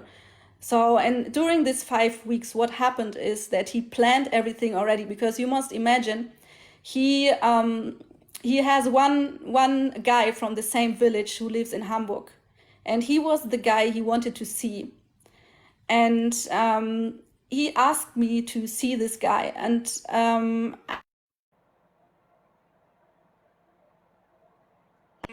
You might have a phone I call. receive a call here. You might have a phone call. You have to go to WhatsApp and come back. Keep tapping and sharing, guys. Thank you very much. I cannot take you guys. Sorry. This is just for her to talk. And this guy, I'm not taking you. This interview is just for this woman to talk. And when she finishes, that's it. Okay? I'm not going to bring anybody because I don't want you to say anything that is going to hurt her or anything, especially the men. Okay? This is not a joke. This is a woman, and you shouldn't marry a woman and doing this to her, okay? You're a man. You should go and work for your money. Go and do your stuff, okay? Or go through the sea. If you escape, that's it. You don't escape. The fish can have you for dinner, okay? But not a woman like this, young, beautiful woman like this that you're using. She's not like a 80-year-old woman, 70-year-old woman that is marrying 25-year-old boy because she's bad using the boys for bedroom, okay? She's young and beautiful and the same age and everything, and this is horrible. And she's a single mom, okay? She have a son, okay? She had 12-year-old son. You shouldn't do this to her. I condemn this, okay? Okay, keep tapping and sharing, guys. Asha, keep talking, sis. So yes, Thank you, guys. where did I stop? Exactly, I was. Yeah, I think you were talking about when you're not well, when you arrive. This guy in Germany, exactly. We Oh, are from yeah. the same village, but I think he's around more than 50 years old, so they have never seen each other. Thank you, guys. Thank you very much. He wanted to see this guy urgently without me. So I was even wondering that I'm his wife and he doesn't want to introduce me to his family who I have never seen before. So I was confused, but I told him it's fine, he can see him because he's from Hamburg, he can show him everything. So but when I told him I want to come with him to the central station so that I can see this man just for a short time to say hello to him. So this is what we did. I brought him to the central station and this man was there. And when I saw this man, I knew this is not a person who I would trust. So I didn't have a good feeling, but I still let him go with him. So is the man a Gambian man or a Gambian man from the same village, but they have never seen each other before. But this man was supposed, he was the one, the family organized this man to help him to run away from me, to organize. From you, all right. So this was the man, exactly. So this man, Verbakery Sonny, by the way, a very, very criminal man here in Hamburg. I have all the proofs I found out. I also reported him to the police. He's a big drug dealer. Oh my God. So exactly the right person to get advice from. He also was violent to his ex-wife, and I think even they arrested him several times, but now he got his German passport, so they cannot do much against him anymore. So this was the man who he was listening to. That's insane. So he met this guy, and he came back in the afternoon, and everything was okay. So I was glad that he enjoyed his time and everything was fine.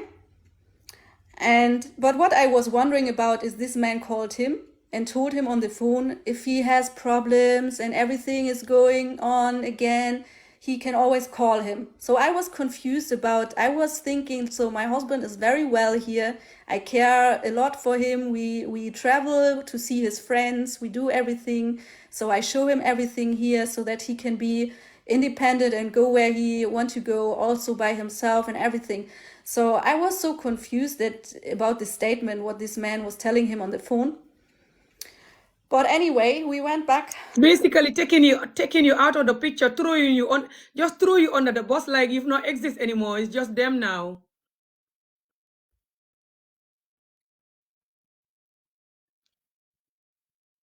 Keep tapping and sharing, guys. Thank you so much.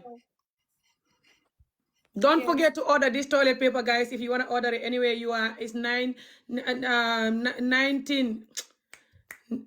90 toilet rolls, and each one of them have 3 layers. They're very thick, nice and soft. I use them myself. They're very good, and they're only 19 pounds. And you can order them while you watch this live as well. But that's gonna be your way of supporting my work as well. Okay, keep going, sweetheart.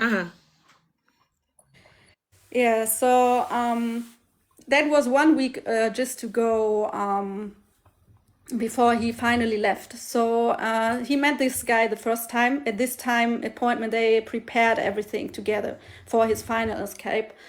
And when he got back to my house, he got very violent. So he was, like I said in my last video, I know for When you, he come back from the guy, how long he stayed there? at this guy's house or where? Several hours they were spending time together, so just a few hours, and then I collected him again at the central station. So this he is came why back totally different person. no, he was normal. He was normal, so he was pretending everything is okay. It was just like the man was calling him, and I was wondering about it because the way he was talking to him, like he's in a bad situation, and I was like, oh, he was in a very good situation. He was in Germany. He had everything what he needed. We traveled to see his friend. I was even driving 6 hours so that he can see his friend in Germany, and driving back and rent a hotel for us and everything. So I spent a lot of money and I spent a lot of time for him. So I could not understand. So, but then it went on like this, that he was ignoring me at home. And when I asked him simple questions, and I was recording his, because of his behavior, I was recording his phone calls with his mother, with his family, and I was sending it to a friend. And this friend was telling me, be careful that this man is not running away.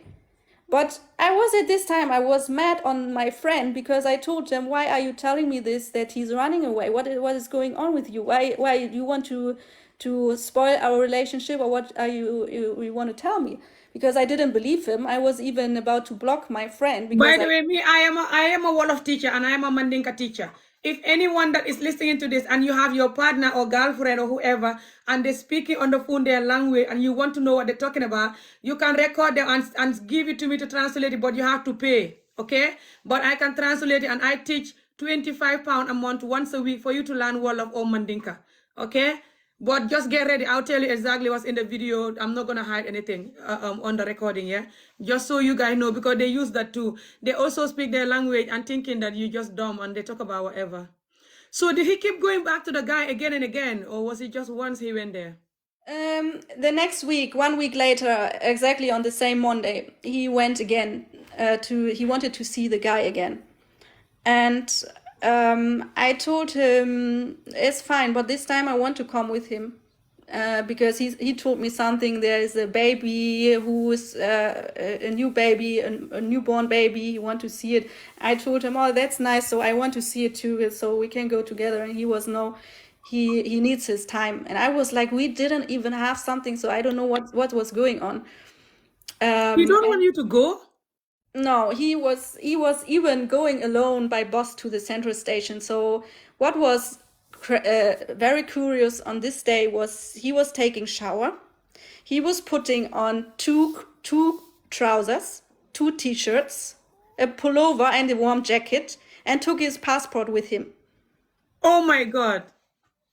And we were even planning the evening. And he told me, yeah, we can go to the gym together and have a nice dinner anywhere. And I told him, okay, that's what we're going to do. So he went, he told me he loves me. And the way he said goodbye, he gave me 3 times, he gave me a kiss. So I was like, since when is he doing that? So, but I was happy. So I thought, okay, it's fine. So I let him go. And that's when he ran away. And then he went to this guy, and when it was evening, I texted him when he thinks he will be back, and then he said he cannot speak now, he's busy. That's the same guy he went to again, the same guy. Yes, exactly. So he was busy. So, and it was already dark. It was already 11 at night. And I was like, when are you coming? And he said he doesn't know, maybe at night or tomorrow. And I was like, what? Where are you? What are you doing there? Because I know this man has to work early in the morning. And That's insane. he started to block me. What? He blocked me, and then I was calling his friends, and they told me he blocked them also.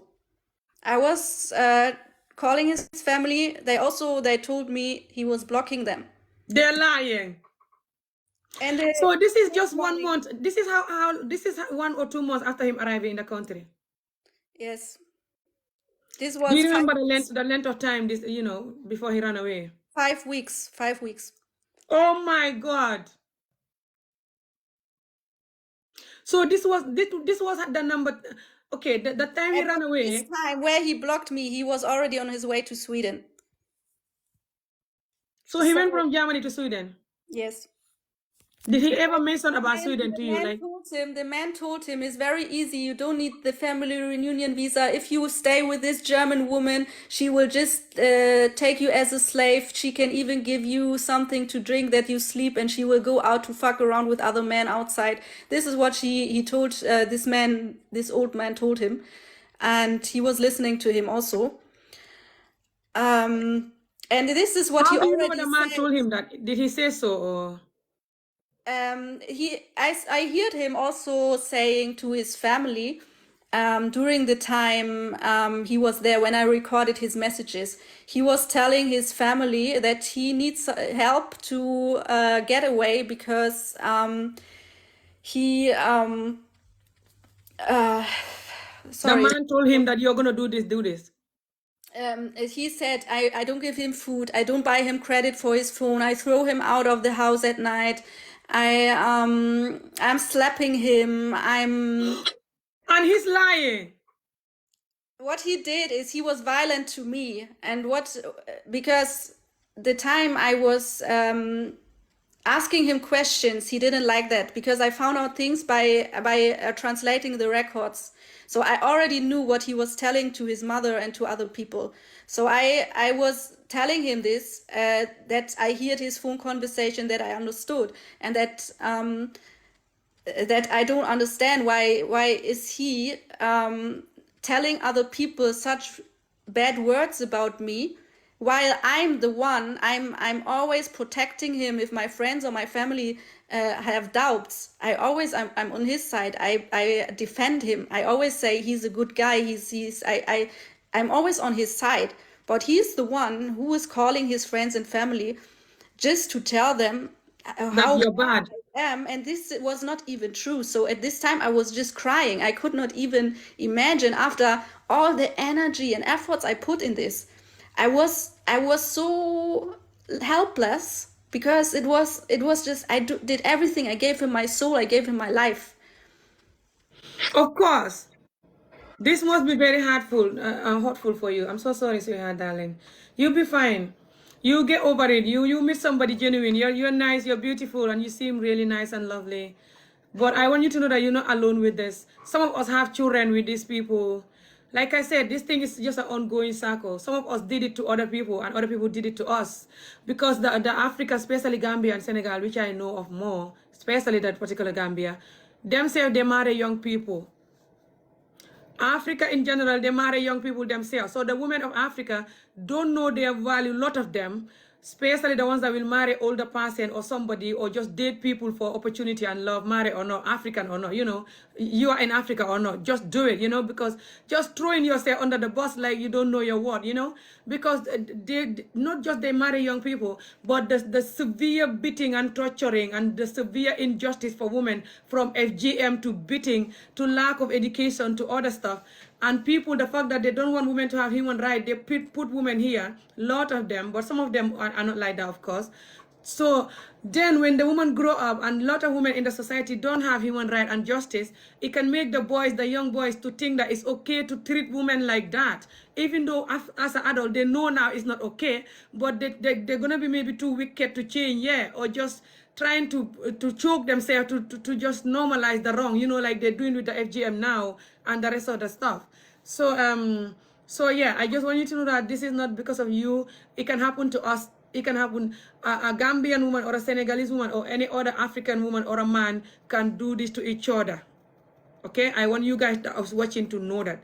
But it's very wrong. I condemn this. I am so sorry, and I'm really proud of you for speaking about this. Even though you're gonna get bullied for speaking about this, they don't want you to speak about any dirty laundry, anything bad that they're doing. They hate it. Africans are very proud and very good at protecting the wrong, especially when another person is saying it. But even me, they're condemning me for talking about FGM, underage marriage, SA, child beating, all the things that I'm fighting, bad marriages within us. I talk about that too. And they're condemning my entire generation all the time. So don't worry about the comments and when they're condemning you, yeah? Just keep talking. You save a lot of women. Okay, guys, keep typing and sharing. Thank you so much. But if you want to take a break, you can take a break and come back, darling. But I think you're almost finished now anyway, and the video is so long, and I really appreciate this.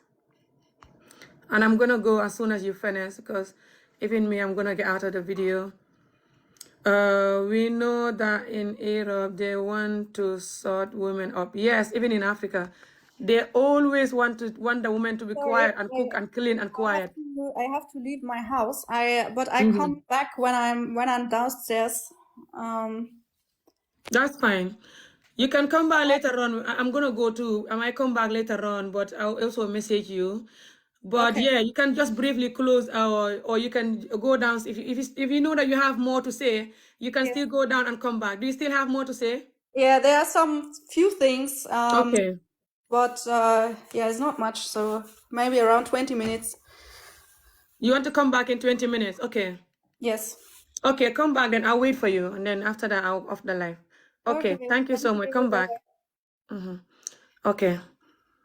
All right. Thank you, guys. Keep typing and sharing. Okay, if I'm gonna take anybody now, the person has to speak English though, okay? Thank you so much for all the donation and everything. Okay, if I'm gonna take anybody, they have to speak English, and when she come back, I'll take you out. I don't know, this guy who is dying to come the whole time, I don't know who he is or what he want to say. I am sorry, you're not even the ex. People saying you're not the ex, so why you want to come here? What you got to do with this? Huh? Hello?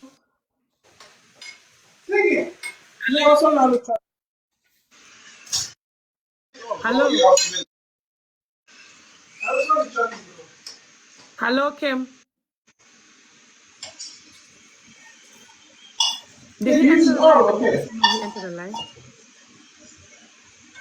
I don't think he knows. Okay, keep tapping and sharing, guys. Thank you so much. Yeah, the culture is really messed up, guys, okay? But I'm going to do more of these videos now because I have my organization that I registered in November when I was in Gambia. And my organization is to fight against childhood trauma for everyone, but especially severe beating trauma, underage marriage, SA, because underage marriage is a form of SA as well, FGM, or just the lack of education for children. These are the main things I fought for it to at least calm down, even if you're not going to stop everything at the moment. But I also fight against bad marriages. Like us, the women should not marry somebody we don't want, and somebody that don't want us shouldn't also marry us, or we shouldn't allow that.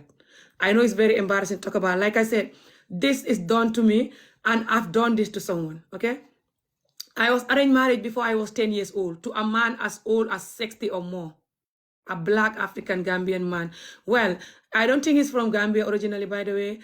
He looked like he was from Senegal originally, and according to what my mom said, I think so. I'll ask her again, but he was in Gambia, and they took me to him when I was 11. I was lucky he couldn't sleep with me. He said his manhood wasn't working. At the age of 12, I was married again, arranged marriage. Somebody who knows someone who knows my mom went to the person saying, I'm looking for a wife, and the person said, I know somebody who have daughters, and bring the person to my mom, and my mom said, this person come to look for your hand in marriage, and I have to say yes out of fear, because this happened to my mom, my two sisters, so I couldn't say no, you know. So I said yes, even though I didn't love the man, and the man married me, and it was terrible to do anything with him. It's a long story. People that know my story, they know it. I explained it in the videos. I'm not embarrassed to talk about it. So when I was 25, I also married to an older Scottish guy that brought me here, who, if somebody pay me £1 million now, I will not marry that man again. But I married him because I didn't know what I know now, due to how they program Africa. Africa, the programming is the enemy. I want you to know this. They program you to not know your worth, man or woman.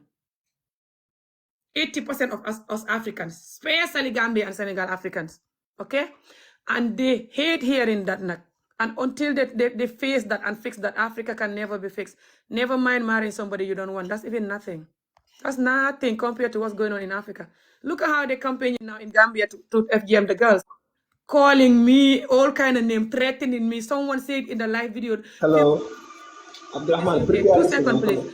2 seconds, please. One Gambian guy who is in this UK called a live like this and told me, I'm going to pay somebody £2,000 to honor live you for talking about FGM to stop. And you're putting the Imam picture behind you. And the Imam is the #1 promoter of FGM. The whole Gambia knows him. He loves FGM more than the air he breathes, by the way. Okay? He gets so angry and miserable when he's talking about it, causing people, threatening people that are saying don't FGM the children is called child abuse. That particular Imam. They said why I have his picture behind me talking. They're gonna unalive me. The guy said it in the video. The video is still on YouTube. You can watch it if you want. It's English. It's 5 hours long though. But it's there. You hear the Gambian guy telling me that I'm gonna unalive you. I'm gonna pay two grand for people to find you and unalive you for having that Imam behind you and talking. They rather unalive you for telling them don't FGM the children. That's how much a lot of them hate women and don't know the woman worth and have value. That's the truth. And they do that to us too. But it's not all of them, yeah? So don't think that it's all of them, but it's just the 2%, yeah? That you will never regret meeting them. It's the 2%. Okay, keep tapping and sharing. Thank you so much. Okay, hello, this guy. Yes. You're muted. You mute yourself, not me. Keep tapping and sharing. Thank you so much. You keep muting. Yeah, I'm hearing you. Yes. I wanted to say something concerning the story of this young woman. Like, Mantami Gambian, I don't know which language do you prefer me to You have speak. to talk If in you want me to English. speak English, all of. Yes, I need to show my face, let everybody see who is talking. You have to talk in English, yeah. Yeah.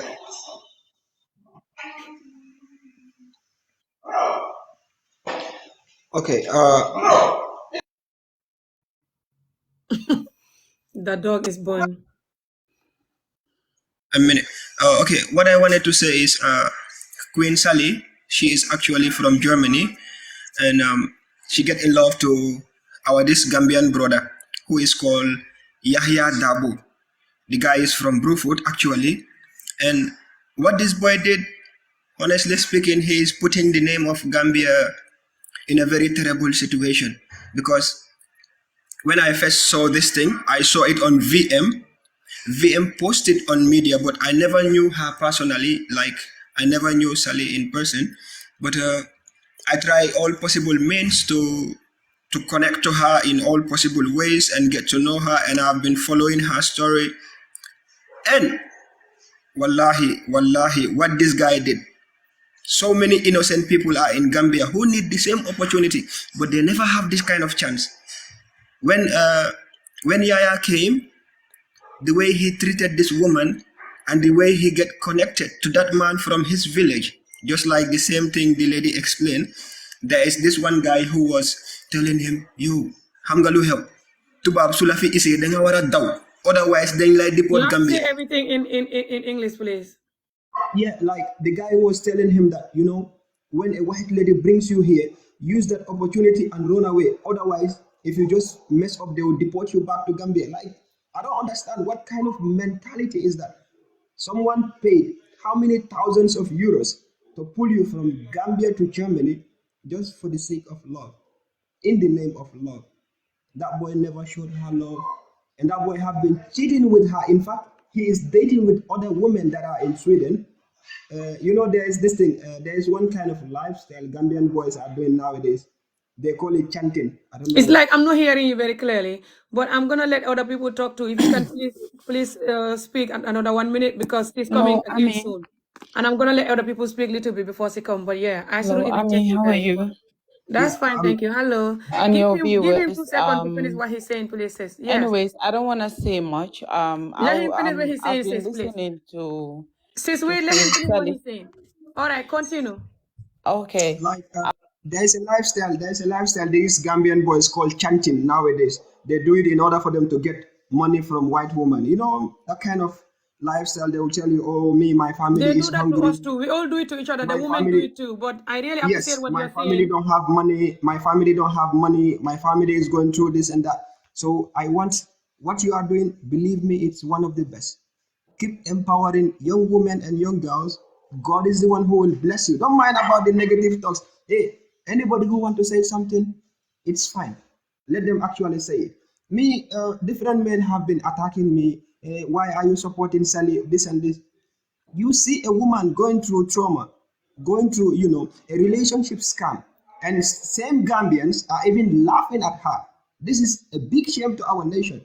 Instead, we should stand and support her, not because she is a German or white, but she is a woman. She deserves respect. Our Yes. sisters are out there. Our mothers are out there. If it happened to my mother, I would never like it.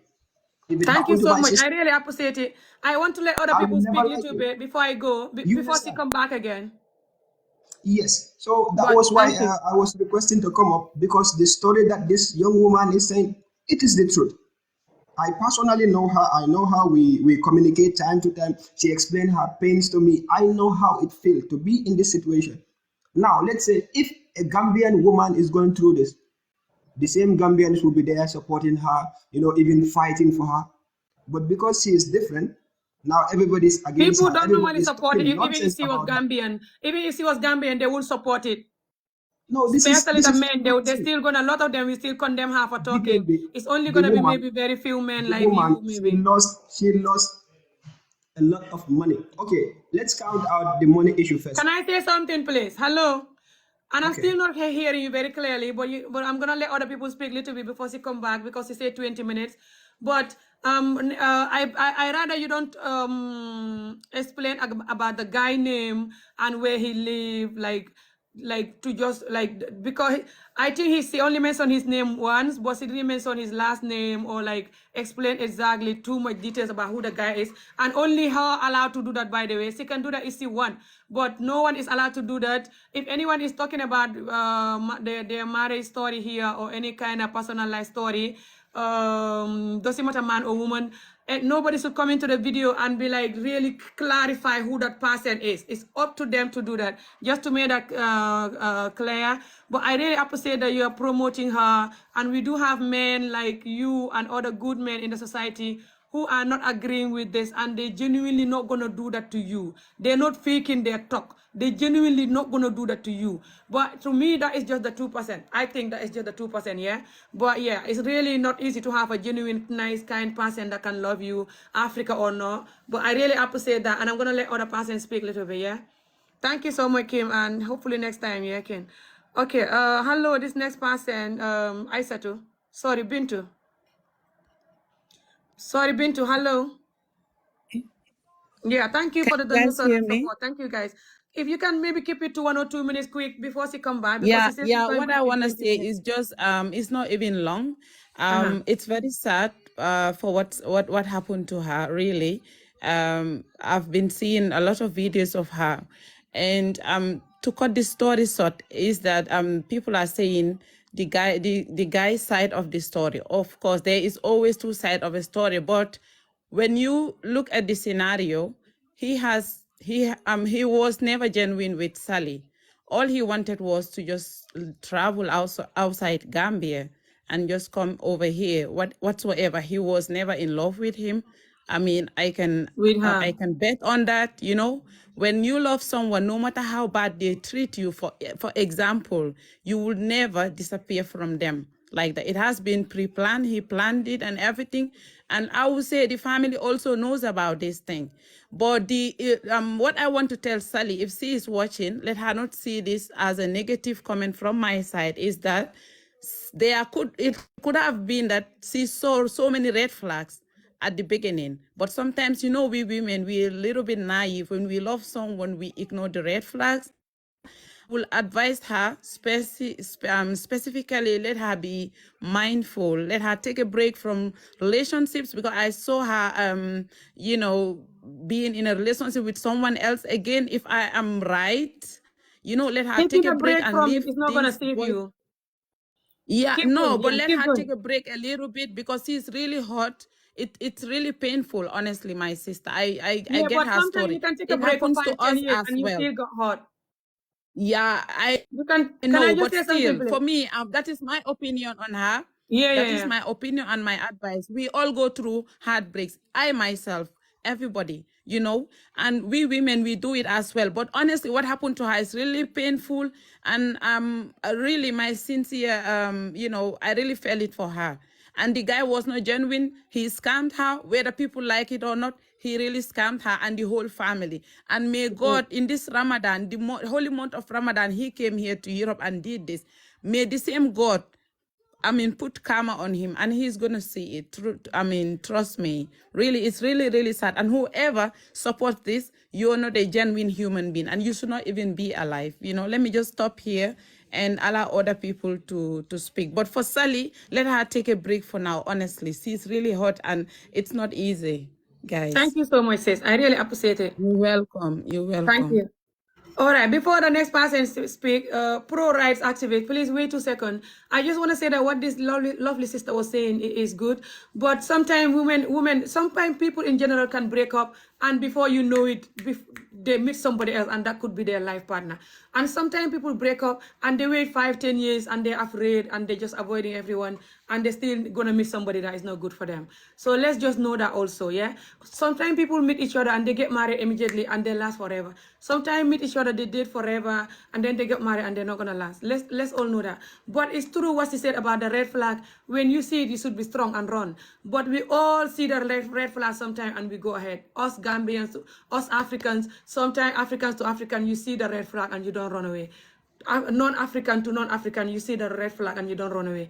It can happen to anyone, because sometimes when you love someone, or you like them, or you think that they like you back as well, it's easy for you to think that you have to be positive and ignore this thing that you call red flag. You keep saying, maybe I'm just being difficult, let me not be negative, let me just be positive. You know what I mean? Like, so it's just like me, for example, when I'm telling you don't FGM the people, don't beat the children, don't do this, you calling me negative. When I'm physically telling you this is gonna damage the child mental health and their behavior, and this is the reason why Africa will not develop. We keep torturing women and children, not putting them to school, but beating them and torturing them. But what do I get? People telling me that I am negative, I am complaining, I am nonsense. Who am I to talk? So sometimes when you have the positive thing to do, to say, for example, okay, this is bad. Sometimes when you have that, you can say to yourself, or other people can tell you, you're just being negative instead of listening to you. So do you hear what I'm trying to say? So, but I know what she's saying, that she should have listening, but I don't want her or anybody that have this problem to think that they should have listening and blame yourself.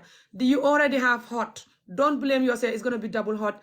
Everyone make that mistake sometimes, especially when it comes to relationship. But yeah, we really have to take the red flag serious. But yeah, okay, it says proactive, pro-rights activist. You can keep going. Yeah, hello, Amy, Ami, how are you? Magadev. Fine, thank you, Naka. So I don't speak Wolof, but my name is Alimatu. I'm a campaigner and an activist and a women's and girls' rights advocate. This is something I've spent many years educating women on. So first thing first, I want to say how proud we are of Sally. It takes very hard for women or men to talk about such experiences. And for me, what I would like to say to Sally, I'm glad she's spoken about her experience. And like what Bintu said, I would rather she takes now time to look after herself, you know, get some help, if it's therapy, counseling, you know, so that when she goes into the next relationship, that the effects of this relationship would not affect her. And I also want to say this. I'm not from the Gambia, but I have lots of Gambian. I'm also an activist on FGM, and I will want to encourage Gambians. I've written a beautiful article supporting my sisters in the Gambia for what they've done. We've just come back from New York. We are pushing here with the UK government, and we'll do the best we can to keep the pressure on to keep FGM banned in the Gambia. 20 years ago, 10 years ago, we all worked so hard to get Yaya Jammeh to ban it. We will still continue to work because we have to protect women and girls. You know what has happened to Sally? It's not FGM, but this is what society has made women to become, and even some of our men. You know, we so wanting to please people. that we cannot see the red signs.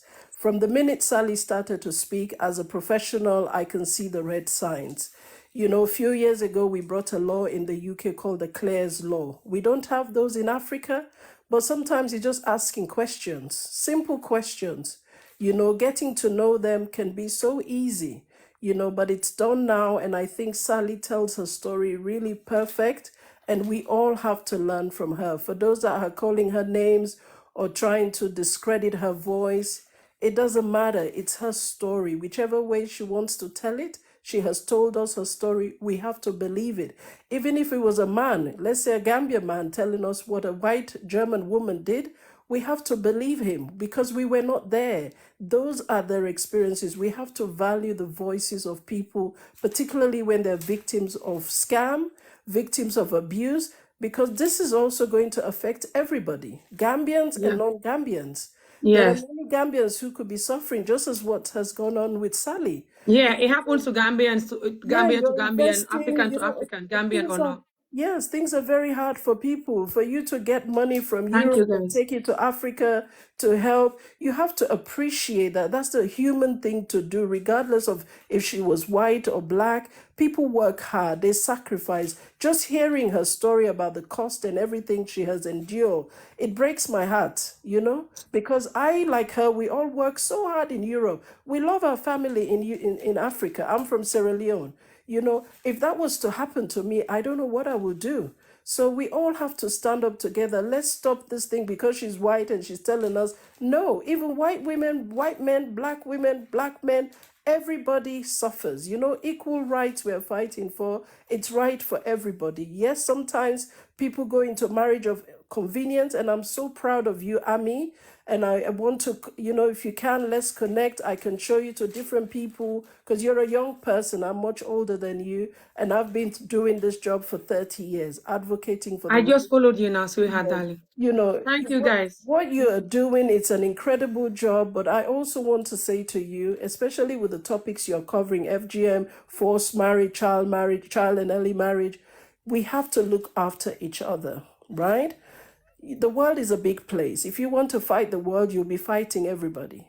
You have to also look after yourself. We want to change the attitudes and mindsets of people, but we also don't want to offend ourselves because sometimes victims are listening to these conversations. They want to seek help, but if they see the demonstration or let's say the response that others are doing, they go away. You know, in the UK, it says most victims of domestic abuse, it takes them 25 times for them to get help. They will look, they would call for, they will ask, they will this, but it will take them 25 times before they will even get that courage. So I want to congratulate you and keep doing the job. If you need any support in terms of what the government is doing in the UK and what we have out there, let me know. I'll be happy to give you some. There are lots of resources. If you were like Sally in Germany, there are organizations helping women like Sally who have been scammed or what we call marriage of inconvenience or marriage of, you know, on marriages that are not genuine. There are services that are here in the UK that can support you, but don't suffer in silence. Don't, because again, I heard these stories a lot of the time from Gambian women too. I knew several women in Newham who brought their husbands here, and the first they arrived, they disappeared. They Yeah. spent Or so just much after the money. person get the visa, they'll go. After they got the visa, they came to the UK and they never saw them again. Next thing they said they're over there, they're there. You know, so many things are Not just happening. UK, other Yeah, countries. And other sometimes you have countries. children with them, which is even worse. Yes, and this is domestic abuse. This is violence of it's Thank yes, you, it's guys. Thank hidden you. crime, you know. So, but I'm gonna leave you, and I just wanted to congratulate you. And Sally, we are sorry. This is not the behavior or attitudes of the Gambians that I know. Gambians are very nice and welcoming people. Only a handful. This is why it's so painful when one person has offended Sally. Now the rest of the Gambians are gonna get the flack. You know, this is the person who did it, and he has to apologize. If he's gone away, I'm speaking to that individual. If you could, you have Sally's details. You can write to her, you can email, text her, and say, you know, Sally, I'm sorry that I hurt you. I'm sorry that the relationship ended the way it did. I'm sorry that you feel that I've hurt you. And then he can go away, with his life and continue his life, but he has to say sorry. That's the best thing anybody can do. If you've hurt people, hurt people. Somebody's They gonna might never say sorry. Like people well, even give you children in a situation like this and they still don't say sorry. They keep blaming you. But I yeah. really appreciate what you are saying, sis. But definitely I will message you and then we can exchange number and we can communicate. We should even arrange our own live video, you No know, just problem. The past 2 weeks, I've been supporting lots of Gambians to put out their messages of hope and inspiration and encouragement. We want to see FGM ending in the Gambia. 10 years it was banned. We don't want to go because once they get the permission to overturn this law, it means every other law that supports women will be overturned. Can yes, you underage imagine? marriage and the rest. Underage marriage, women not having access to justice in the courts, women not having access to finance, women not Yeah, having access to educate. We should just look at Afghanistan. Is that where the Gambia wants to go? no. Right? So every Gambian man, woman should stand up and say, no, it's not about the culture and the tradition. You know, for Thank you so those, much. Really it's not appreciate about it. the culture and tradition. This is about controlling of women, and that is not in Islam. To control and subject women where they are second class is not in Islam. And I think True. as genuine Gambians have fought for so long to have the Gambia today the world sees. And every Gambian should be angry that somebody would say we want to destroy that very fabric of unity that the Gambians have experienced. It's sad, but it's the truth. And I think this is why I so love the women of the Gambia. We are all here in the Europe, America, but we are all surrounding you with love. And we want to stand with you and we're showing our solidarity. And you guys are going to win this, you know. My small Thank you sister so much, sis. Jaha, Fatou Balde, everybody, Binta Fati, Mama Kanye, so many of you people, we have your love and you, Ami. Every day we're praying and hoping that the good news will come and this will not happen. Okay? Thank you so much. God bless you. Thank you. Really appreciate it. I really appreciate it. All right, Lamin, please, Lamin, keep it quick, 1 or 2 minutes, because she says she was going to come back in 20 minutes, and hopefully we're going to close this topic, because I need to get off now. I need to go now. We started this just before 2 o'clock, and now it's 5 o'clock. I need to get off the phone now. But yeah, please, Lamin. Hello?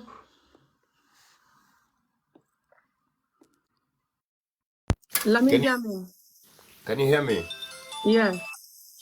All right, yeah, I'm saying greetings to you for the I think you're having a phone call, so. oh 1 second, no. 1 second. Right, can you hear me now? Yeah. Okay. For one, I'm not gonna make it too long. I just wanna send you words of wisdom for one yourself. Myself, I'm really happy of what you're doing right now. And like the other speaker that have just said, they're behind you. And I just wanna tell you, I'm here. I'm a radio presenter in the UK. I've been doing radio presenter about 13, 14 years. And we do have some things like this that we do with the society that I work in here. And we do have special donations that we do for girls in Afghanistan and other places. So what I'm trying to say is, if you're I think you're my friend already. Yes. I will talk to you personally, and I want to be part of this because I personally I got two daughters, and I've got 6 sisters in the Gambia. Do you understand? So I've been watching TikTok, I've been watching other platforms. I'm not seeing so many girls like you that just want to bring so much wisdom to our future women and girls in the world. And I just want to say thank you so much. And another thing I want to say is ignore all those people that just sending you rubbish comments because they cannot do what you're doing right now. I swear to God, they cannot do it, right? So keep going on, and the prayers from your parents and the people who love you, who want to hear what you want to send across the world. May Almighty be with you in this holy month of Ramadan, and may Almighty help you get all the Satan away from you. Because you know what? Satan gonna make you stop this, but don't. Just do this for the girls. This is not for the boys. And for the boys, this is a lesson we all have to listen. I swear. Because me personally, my mom is a woman. So one thing in my life is I cannot disrespect ladies. Because if I disrespect one lady, that means I disrespect my mother. You see? And then plus I've got girls now. It's a different issue. So I want to say to the boys, when you see platforms like this, when you come in, don't just write rubbish. Listen, be a keen listener. Just listen carefully what the people are saying. It could be the person who is talking is the one on the wrong or on the right, but you have to listen to both parties. Both parties could be actually victims of the crime. True. You understand? So because of that, that's why Ami had this platform to make so people hear stories well and clear. You know? So who feels it knows it. Some people are saying, oh, Sally's not saying the truth, but it's only Sally who's been going through this. And like the Exactly. former speaker It's said, true. yeah, I'm a woman. I yeah. can tell what she's saying is true. And there was a red flag, like the former Exactly. speaker said.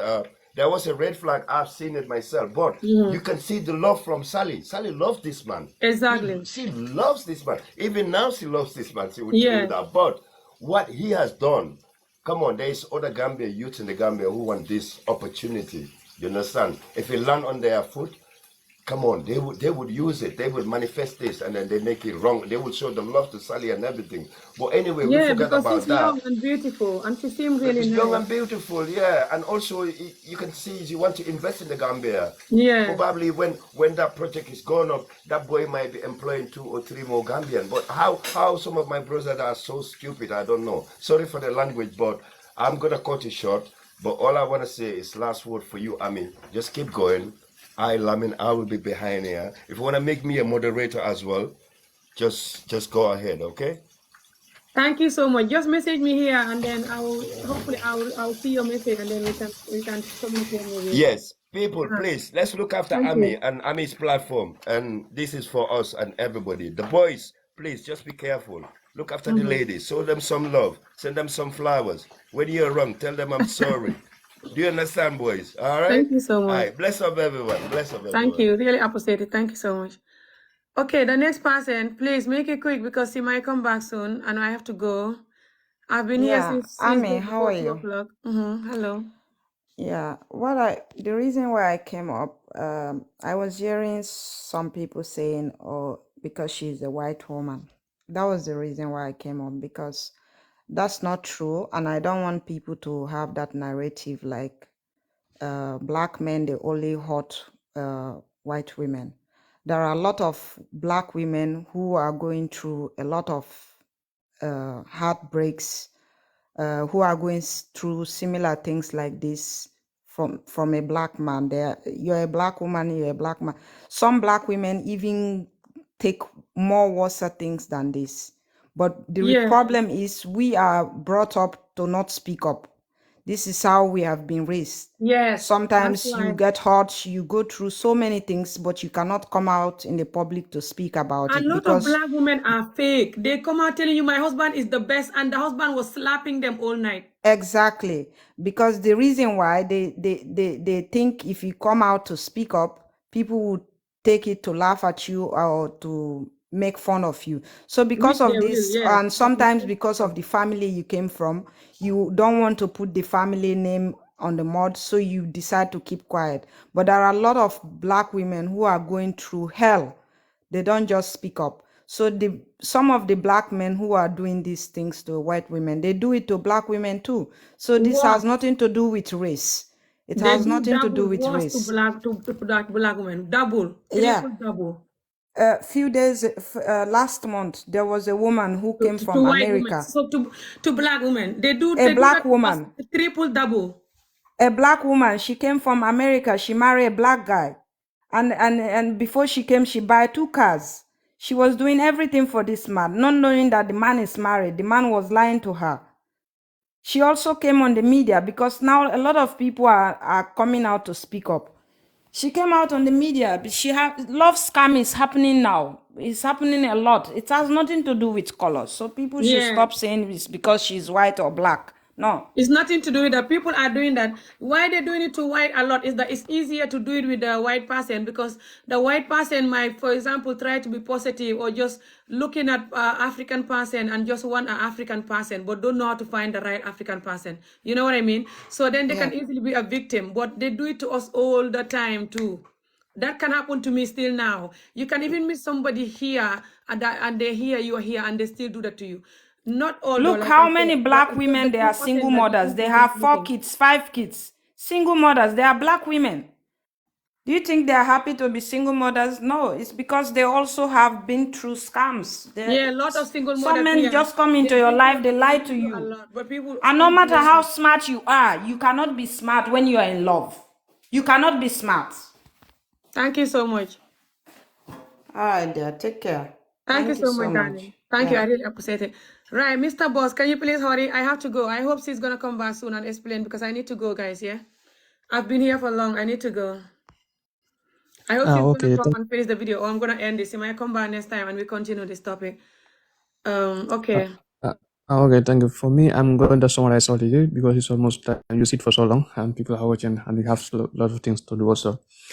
What I would say here is like women's, it's not all of them. I'm not hearing you. Are you hearing him? Hello?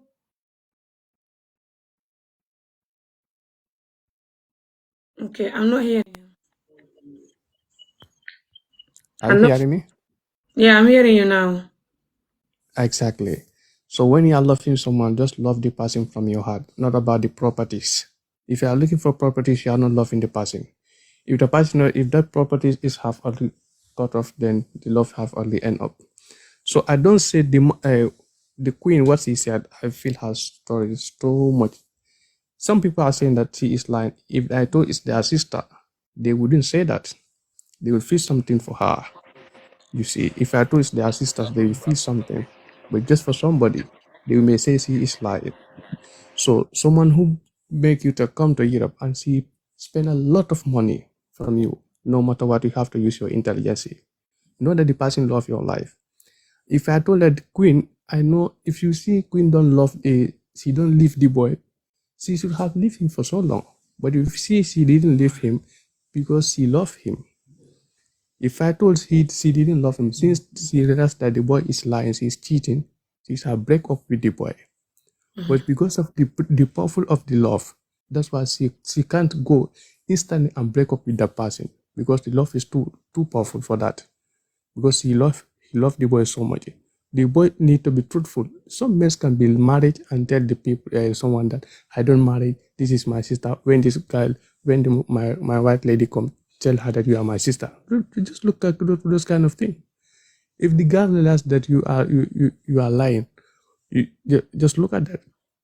Someone bring you here and you escape yourself from the persons. God never sleep.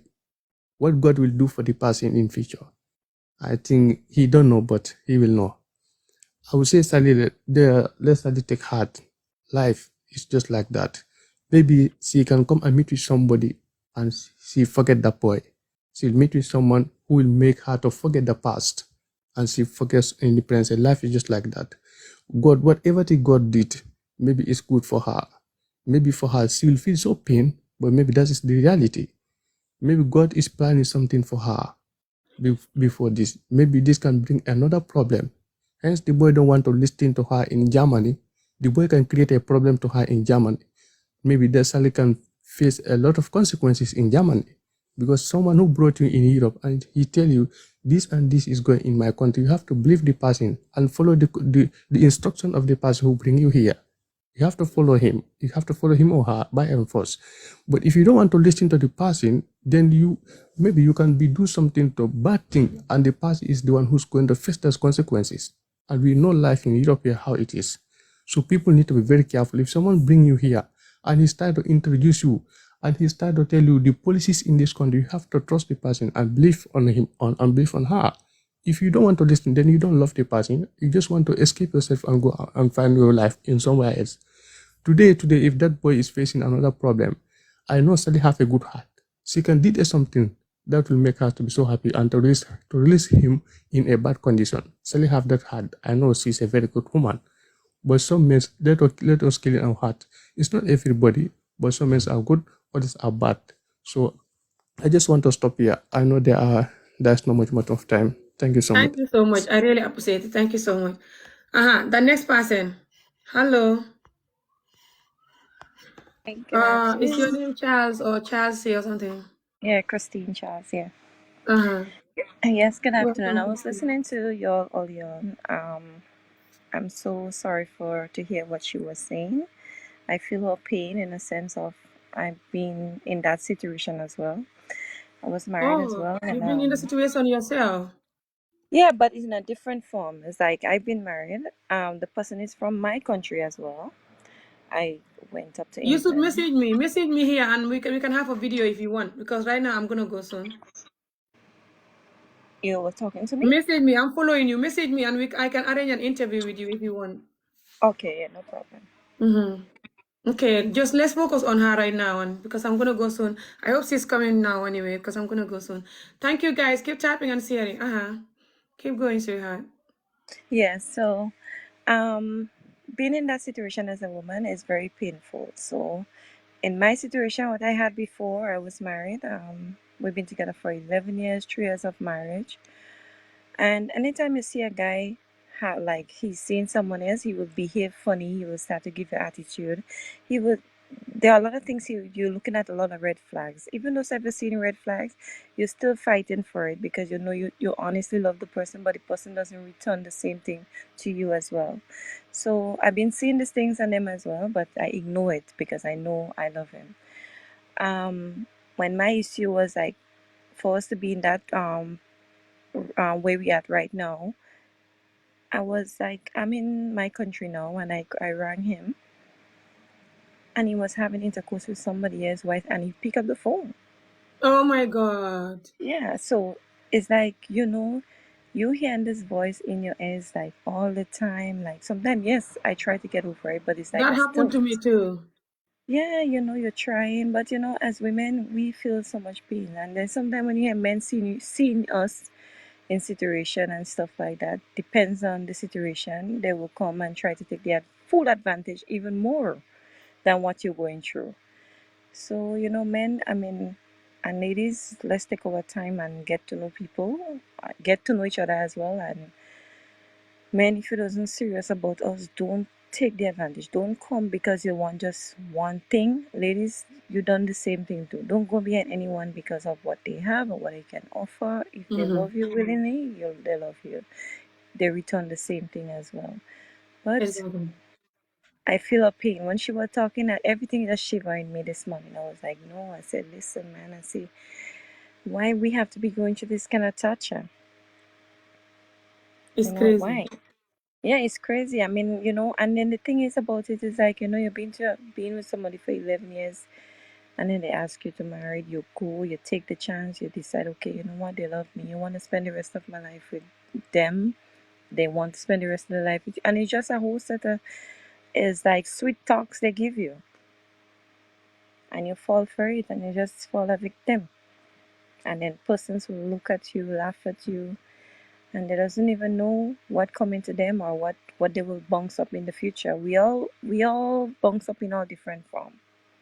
True. So all I But have to I'm say gonna to her message you or just just message me if I forget, sweetheart, and then we can continue. It's 20 minutes now, I believe, and she's still not here. I'm gonna go. I'm gonna cut the live.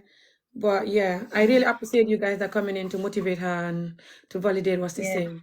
Yeah, just tell her to be strong and I hope she's hearing and seeing your life as well. Just be strong, and we all have to stand up for ladies. I mean, we women, we know we does things wrongly sometimes, but we need to stand up for each other and be supportive from each other than we trying to bash her or anything like that. Don't bash her. She know what she been through, and don't think because she's white we trying to take for her or something like that. If she go through something like similar to even myself, I believe we need to give her the full support.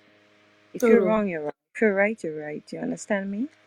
And True. I myself will reach out to her to tell her, just be strong. And then, yes, it's easy to say, but it's hard to deal with. We all know that.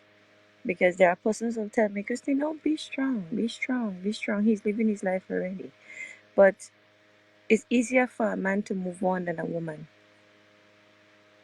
Thank you so much. I really appreciate it. Yeah, it's true. I really And appreciate it. But just message yeah, me, like I said, and then we yeah. can do an interview if you Okay. want. All right. Thank you. All right. Thank you so much, sweetheart. Thank you. All right. All right, thank you guys. I'm gonna go because Sally's still not here and I have to get out of the phone now. I started this just before 2 o'clock and now it's coming to 5:30. So I'm gonna close the topic. Sorry for this person that want to come in. I can't take you now, but I'm gonna come back again next time, inshallah. I don't know if I'm gonna come back today after we break fast or I'm just gonna wait till tomorrow. I don't know. Yeah, and tomorrow maybe I'll come back during the day or in the evening. I don't know, but we'll see. But yeah, just want to say that these things are happening between us and happening even under the mango tree in Africa. People are doing wrong marriages, nothing to do with traveling, money, or visa. Like I said, like my own story, I was underage arranged marriage before I was the age of 10 to a man as old as over 60 years old, because for a black man to be old and wrinkly is not a joke, and to have gray beard and stuff. And that man was so old and wrinkled and ugly. And he married me for a very long time. I never really remember any time of my childhood without this man being my husband. My mom normally said that he married me around the age of 8 years old, but I think he married me before that. Because growing up, we all used to know that I waited 5 years at my mom, with my mom before the age of 11 that they took me to him.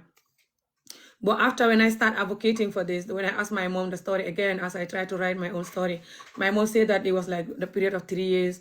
But I believe it's not exactly 3 years. Either she forgot or something like this, because she forgot stuff and she have many children, bless her. And she grew up also like me, never go to school and stuff. She can't really keep a record of dates.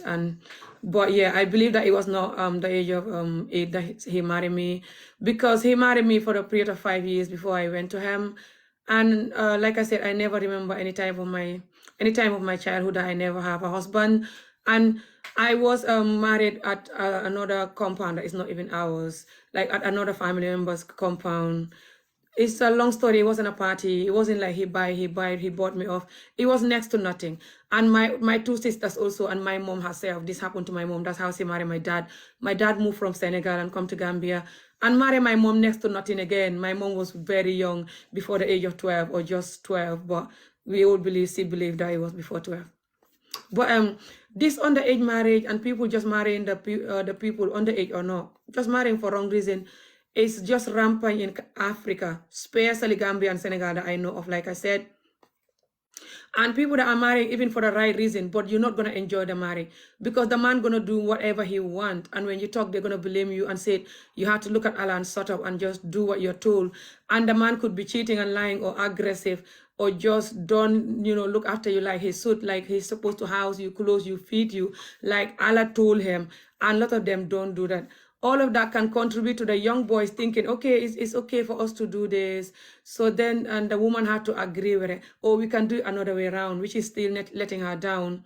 So then it's going to lead to the men letting us down. But still, some men don't do that. Even if they come from a home like that, they're very genuine, kind, and loving. And I saw Gambian men that are very genuine, kind, and loving guys. And they have wives. They don't cheat. They don't lie. They're not violent. They look after their wife. They don't want one penny from their wife. So just keep remembering that. No matter how hard it is, I'll never say all men are the same. I'm not that type of woman. But just for you guys to know that this is happening between us. For example, for me, at the age of 16, I was at my marriage number 4. At the age of 16. Nothing to do with Gambian or Senegalese or anything. Well, the first guy that married me, that is also a black guy. I'll quickly summarize my story before I go. My story of wrong marriages, including the Scottish guy, the old Scottish guy that brought me here, who married me when he was 60 or 60 plus. I think he was 61, 62, definitely 60 plus. And he married me when I was 24. He brought me here at the age of 25, okay? Which I will never marry somebody 60 now. Now that I'm 43, I'm not marrying anybody 60. Why? Because I know my worth. I know who I am. I know how wrong that is. And in Africa, they don't teach you that for most homes, not all homes, but because they don't have time for that. They have a lot of children and they're suffering themselves with a bad marriage. They're thinking about what to eat, especially when you come from poor family like me. They're rather beating you for not washing the dishes and stuff and screaming than telling you, you want this, you want that, don't do this, don't do that for a man tomorrow or whatever. It's sad and funny. They don't think of that. They just like thinking of maybe how you can get married and go so they can have peace and stuff, because it's too many children and stuff and just poverty and stress and trauma themselves. So you don't blame these parents for doing this, but now we know better. We just try our best to change it, because this is still happening. Children in Africa, especially girls, get married for the wrong reason, because sometimes it's just a matter of even having peaceful home to live. And this can happen even here. Sometimes you have a horrible stepdad or stepmother. Doesn't matter you're a boy or a girl, you cannot live there. You have to go. Married or not, you just want to go because no peace, you know. So it can be so many things to link to why we're getting married to the wrong people. Between us, I'm talking about between us. Never mind somebody else, yeah. People get married for they cannot have a nice stable home to live. People get married because they want opportunity, or people get married because they love the people and they have pain and trauma growing up, severe beating, even SA, or just pain and trauma and negligence. So then when they have love, you know, love can give you some hope and happiness and pleasure, you know. So you feel like, let me go so I can have peace now, sadly. But sadly, the person is also broken or just was wanting you for sex or something, or just don't even know what they want, but quickly marry you. And after know they want something different or whatever. But this can happen to between us, yeah? Let's keep remembering that. And we have to fight for this to end. I know it's extremely embarrassing to talk about this. People blame you when you're talking like you're the bad person and you only talk about Africa in a bad way. We got called that a lot. Oh, you only talk about Africa in a bad way. Every single person know that clearly there's something that Africa is doing wrong, which is why Africa will never develop. If you want the African that's watching me, you can keep blaming the white people. They're 19-0-old in days people that used to come to Africa and steal you as a slave or buy you or steal you, I don't know, or take your diamond or whatever. You can keep blaming them if you want.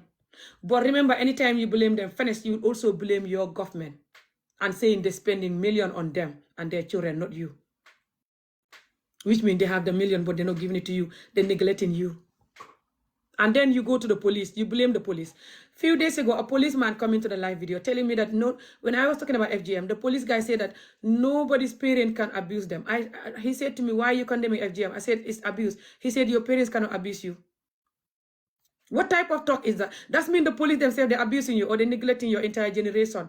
One of my sisters that is the same mom and dad with me, her ex-husband, who is from my family, by the way, because a lot of Africans can also marry to family members like some Asian do. That man was caught doing like his finger to his own daughter that he have with my sister. That's how the marriage finished. Who told you that your parents cannot abuse you? Anyone should say that apart from African, by the way. Any African person say that to you, they're the #1 abuser in the world. African parents, 80% of them abuse their children more than any enemy of their children can abuse them. Verbally, physically, emotionally. Oh my God, just, how can you have an African parent that don't abuse you? Oh, you must be lucky. Maybe 1% of African don't have that. And he's saying that under the mango tree in Gambia, that the #1 abuse country in the world. So Gambia, when you talk about it, they say you're talking about it like Gambia is bad. The whole world knows Gambia is bad. Gambia is known for sex country worse than Thailand, especially the young people having sex with the older tourist people. So why are the Gambians like that if Gambia is good?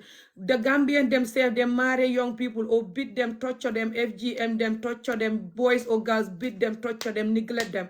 That's why the people don't know their worth. That's why the people are so stressed, smoking and going crazy and just, hey, yeah, man, I don't care, and going crazy. That's the truth. If you don't want people to talk about it, you talk about it. Try to talk about it under the mango tree between you and them. No video. And see what they're going to do to you. They'll still tell you your roots, shut up. So this video is not just for eating and dancing. Me, I do comedy, eating and dancing video, fun, comedy, whatever. But I do talk that we all running from Africa, Gambia or not. Africa, third world countries in general, everyone knows that they're doing something wrong down here. Which is why they can never do something good here. Which is why we are running like a coward we are. Why I'm talking until I don't have my voice for our problems is that we don't like the results. We always reject the results. Running like a rat, going to other countries, disturbing people, bringing our trauma and our behavior that is opposite from what they know. Let's be real. Gambia have a lot of foreigners. And some of them bring certain things that is different from Gambia. Exactly. And we don't like it. So, you know, when we come into other land, we bring other people, you know, other things that is different from what they know that they're not going to like. Even sometimes you're cooking and the neighbors don't like the smell, cooking alone, not to mention other things. Let's tell the truth. And if we cannot contain the results of what we're doing in Africa, but we're not going to talk about the damage here, why we're having the results, the severe child beating, the underage arranged marriages, or just SA in general, married or not, boys or girls, the lack of education that people are happy with, They don't want education. A lot of them will call it, especially Gambia, especially these people that are promoting FGM and underage marriage in Gambia. They will say that if you have Western mind, you're going to be gay. They call everything gay. What they got to do with gay? They're like, if you have Western mind, you're going to be gay. If you have Western education, you're going to have Western mind, and then you're going to be gay. So just learn Quran and that's it, and shut up. So we can make you like a slave. Even in the UK, yeah, I know every country has a problem, but I'm focusing on my country because it's me that is running from my country. Okay? The UK people, they're in Gambia, they're everywhere, but they're not running like us. They're not many in Gambia like us. They mainly come on holiday and go. They're not dying to have a Gambian visa or to stay in Gambia like us, dying in the sea coming, or just doing everything to come to Gambia like us, because they can breed in the UK. They don't care Gambia or no, they can breed. We cannot breed there. That's why we are running like a cow, or dying in the sea, marrying people you don't want, or just marrying somebody that is abusive to come. Me, my ex that brought me here, he was abusive. I shouldn't marry him. If that was now, that's the truth. But I was not like, I came and I ran. I only stayed with him for 2 months, even though I came here through marriage visa. That's a long time ago. I was 25. It's over 15 years ago. But he was abusive to me because I don't like to do the thing with him. That's another story. Some of you know my story. If you guys want me to explain it in English, another video, I will. But right now I have to go. But because I don't like doing the thing with him, he used to deny me sour, deny me cooking African food, deny me even speaking African on the phone with my mom, and I was new here, deny me putting the heater on, deny me praying, deny me everything. Even when I'm cleaning the house, he's like, don't move my stuff, leave them alone. And he bought me ticket 12 days of me arriving here to go back, and I wasted the ticket. I did not go, and he get angry. It's a long story. So to cut it short, the police had to remove me from there within 3 months, because he was saying if I don't go, he will unalive himself. And they say that it's not going to be safe you here. He might unalive you before he unalive himself, and he have a history of violence, trying to harm himself. So they removed me, and that's how I was lucky. They removed me and saved me. But this thing happened. My children dad did that to me. Immediately I moved away from there. I met my children dad from my work where I was working, and he was lying that he loved me, and he didn't. He's from Nigeria though, but he didn't love me, or I don't want the type of love he was giving me. What type of love is that? He was the worst person ever. All of my wrong marriages. I did 8 wrong marriages. I've been married 8 times. All of the 8 marriages are wrong. I genuinely believe I shouldn't marry each and single person of them. From the one that married me before the age of 10 to the last marriage that finished over 5 years ago. Okay? I shouldn't marry none of them. 8 of these marriages I married. Lot of African or lot of people in general are in the wrong marriage, African or no. But especially Gambia and Senegal Africans, because I know us more. We get married like this for all the wrong reason. I cannot explain it. I'm going to explain till tomorrow. All the wrong reason why we get married to each other, never mind somebody else. But still, some people get married for the right reason and they're genuinely happy within us. Just know that. But to me, it's just the 2% that are awake, married or not. It's just the 2% of us that are awake, man or woman, married or not. The 2% that is awake is not enough. We have to wake, we have to tell the truth. It's very embarrassing, but every human being is using the society, the internet, to awake their community for anything that they're doing wrong. Even in this UK, people are using this internet to condemn the government, condemn anything they're condemning, and promote the whatever they're promoting, even in this UK. So let's stop getting embarrassed and saying that we only talk about the bad stuff. For me, I don't just talk about bad. I do happy ambience video, comedy video, but when I have to do serious video, I'm going to do it. I will never have the type of childhood trauma I have in the community, and I'm going to be quiet here because of people who bully me or people who judge me and watch the children repeat and other innocent people repeat. No. I will tell the truth. I don't know why this person keep typing. I avoid them. I avoid them. You avoid them who? This type of men. It's hard to know who they are, to be honest. You can meet a good and bad man anywhere, good and bad woman anywhere. Every race, anywhere. That's the truth. And not everybody in Africa that is bad, and when you marry them, you bring them here, or you marry them, they're going to betray you. No. That's what I want you to know. Not everybody you meet abroad here, what doesn't matter what color they are, that they are good. When you marry them, you will not regret. No. Just remember that. And do not give up on love if you believe in love and relationship. It's very healthy and good. It's like you want to lose weight, you don't give up. You want something, you don't give up. You want to have a healthy body, you don't give up drinking moringa. Like a coward. I'm not going to drink moringa because I was drinking moringa one day and I found a fly in the cup with the moringa, so I'll never make moringa again. Keep making moringa. Don't give up if you want something, love or not. Anything you want in life. A good love is what to achieve. It's an achievement. good love. It's the best achievement. When you are a coward right now in this world, you cannot find good love. Why? Because you're gonna try, it doesn't work, you give up. Because good love now is hard to get. Why? Because women know they're right. And a lot of men that are wicked, they don't like that women know they're right. Also, a lot of people don't know what they want now because so many choices now for sex and love and stuff, you know. It's too much freedom. A lot of people want to live a life and explore life and do whatever they want. They don't want to settle down. So sometimes they come to you and then they're like, oh, why did I even come here? So they want to exist, but they want to exist. What's the English word? Like to go. But they're trying to make them go. So they don't blame them. So you don't blame them. Let me see whether Ishada is back. No. I have to go, but you still have to tap the video. Sorry, guys. But I'm going to go. So I'm going to end this live in the next 1 or 2 minutes. And she's going to come back next time if she wants. I'll message her for us to continue this next live video. I can arrange with her. But I also explain everything, you know. And I hope you guys understand everything. I was making so I keep asking her and keep bit by bit, you know, keep going from stage 1 to everything.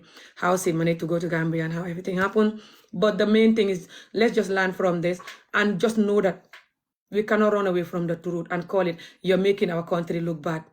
It's because Africa, we're quiet.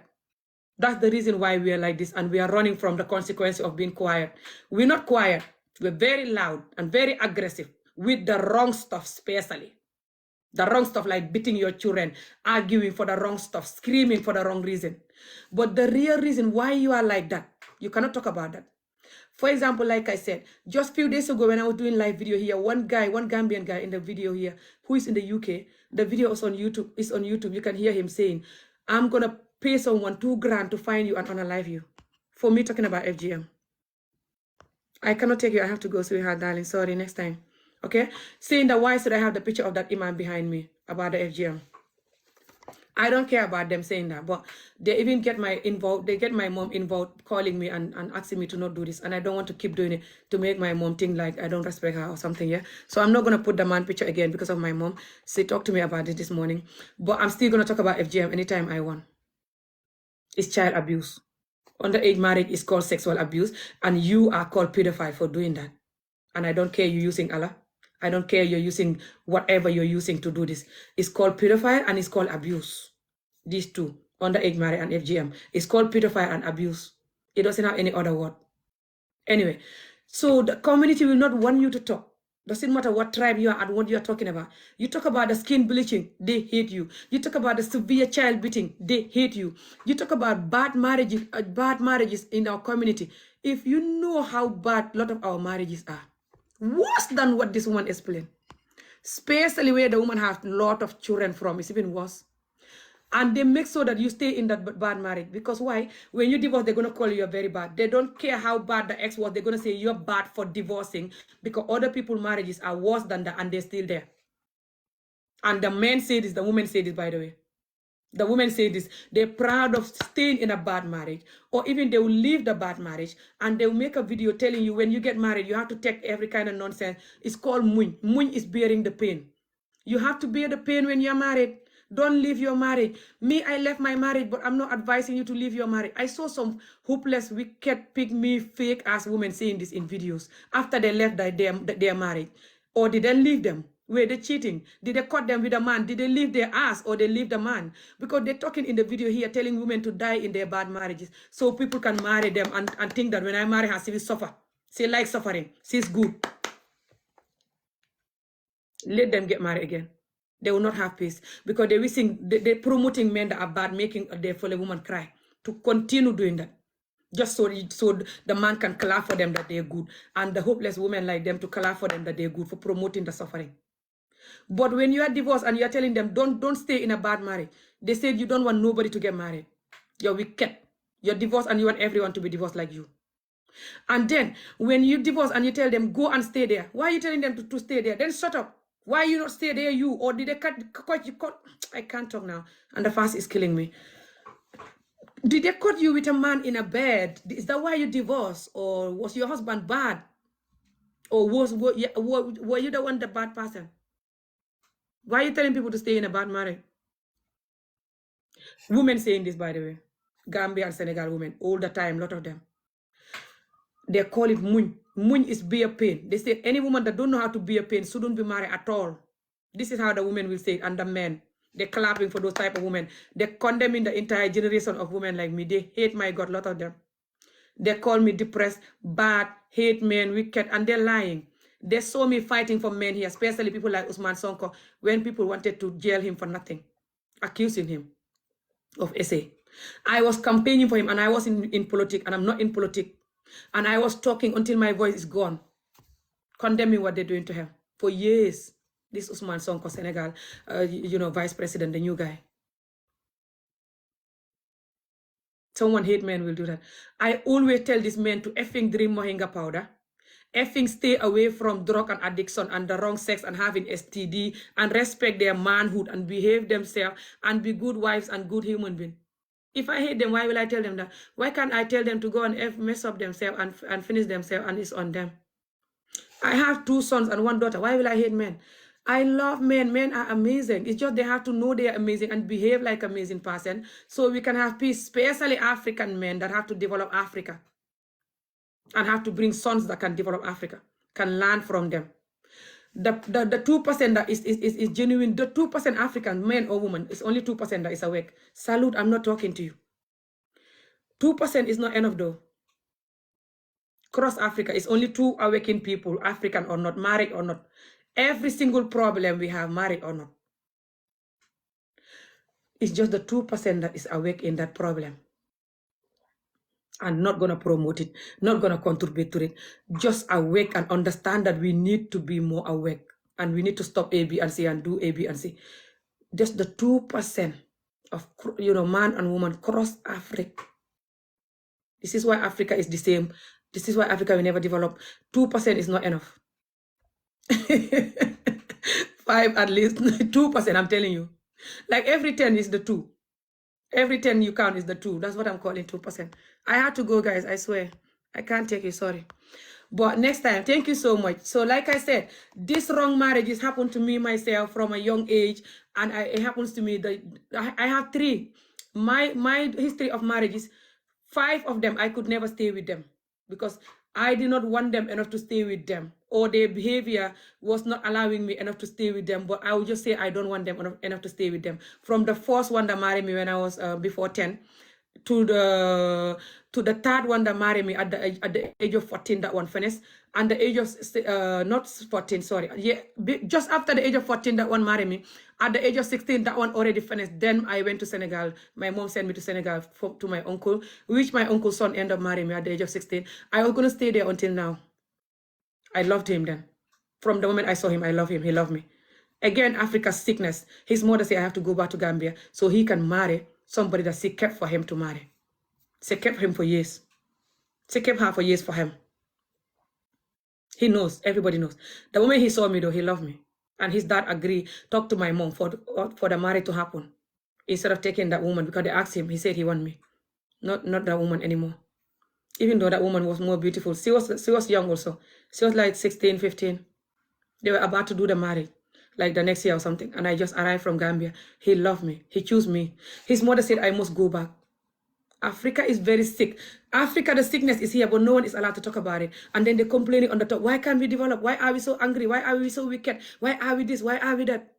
Why we don't respect ourselves? Why this? Why that? But we don't talk about why. Here, we hate that. We just like to complain on the top. But I had to go. I cannot explain all. But the 3 of them that I could have stayed there, which is this cousin that I told you about. I was there for 2 years. And the children that, and this last marriage that finished in Gambia. I could have stayed with all of any of, if I have the chance. Here, his mom, if she let me. Did the children that, if the children that wasn't doing all that he was doing, the children that did worse to me than what this woman explained. The children that, especially this particular one thing that he did, even if you pay me £1 million, I will not say it in a video. It's too embarrassing. And that person that involved, I don't want to mention it. He did that. Some of these men, they can sleep with anyone, even their own children, if they got the chance. Or it could be a woman, but I think it's more men that like to essay people than more women all over the world, isn't it? But some sick, bad marriage, you don't want to know the consequences. Doesn't matter if the person is black like you, white like you, green like you, yellow like you, or opposite. Doesn't matter. But the children that, after the white guy that brought me here, like I said, the older guy, I met the children guy that at my work immediately after that, within a couple of months of arriving here. I saw hell from that man. You can call it is the white guy karma, the old man karma. It's worse than that. The old man, he was working 4 days with the council. He was a bin man, picking the bin. He will work 4 days and off 4 days. He never have money to give me. I contribute to the own money for the wedding, my own money for the wedding. Because I was working then, I have my own money then because I was very known for hair. And I was working in the hotel, braiding tourist people hair. They pay me money. So I add money for the wedding. I add money for my ticket to come here. All my family know that. He was poor. The children that he was using my money, I cannot tell you everything because I don't want this video to be long or me getting emotional. The children that he used my money, the children that, oh my God, the children that the stuff he did. Ask my friends and family. That marriage was about around 4 years old. I saw hell on this 4 years. And I had two children for him, beautiful children, who he don't care about until now. My daughter 17, my son 15. And he's going around still gossiping. After he came back, crying for me to take him back a few years later. And I discovered the other thing he did that is even worse than what he was doing, why I left him. And I said to him, I'd rather die than taking you back. Then he hate the fuck. Some of them, they hate that. When you don't want them, they hate it. Because then they cannot use you anymore. That's another story. But the children that, he's one of those men that will punish you for leaving the marriage after they make you leave the marriage. And then they go and lie and say you deny them the children. You stopping them from helping the children. But thank God the children knows. The last time he talked to them a few years ago, they see how he behaved. They blocked him themselves when he had the last chance to talk to them. And he still never bothered after they block him. He never bothered to call them again. He never bothered to have contact again.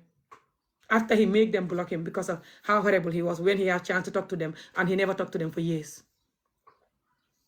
Why? Because he has a lot of children that he doesn't care about. Even when he was with me, he was getting everyone pregnant. Oh my God. He was worse than what this... If I had to explain what he did, oh my God, let me just... So this thing can bring you karma. When you marry somebody that you don't want, they can bring you karma for you to have somebody worse. But even if you don't marry somebody that you don't want, even if you marry somebody you want, that person can still hurt you under the mango tree between you two. Nothing to do with visa, opportunity, or money. You can still suffer. Even if you both are poor, you don't need visa. They marry you for free. Just so you know that, yeah? Just African community have to change how they treat women and children. And the beating and torturing and injustice. That's where the main problem is, yeah? But salute, thank you for watching. Thank you for all of you that were supporting, and see you again. Sister, can you make your hairstyle, please? Can you make your hair? Sister, can you make your shirt, please? What do you mean? Okay, I have to go. I thought you're talking about hair. Okay, thank you so much for donation. I have to go, guys. I've been here for so long, yeah? I have to leave. I have been here before 2 o'clock. Until now, it's 6 o'clock. 10 minutes to 6 o'clock. I have to leave. Thank you so much for all of you that were supporting and liking and sharing. Next time, I'll come back again for another video. Bye. Thank you. Have a good day.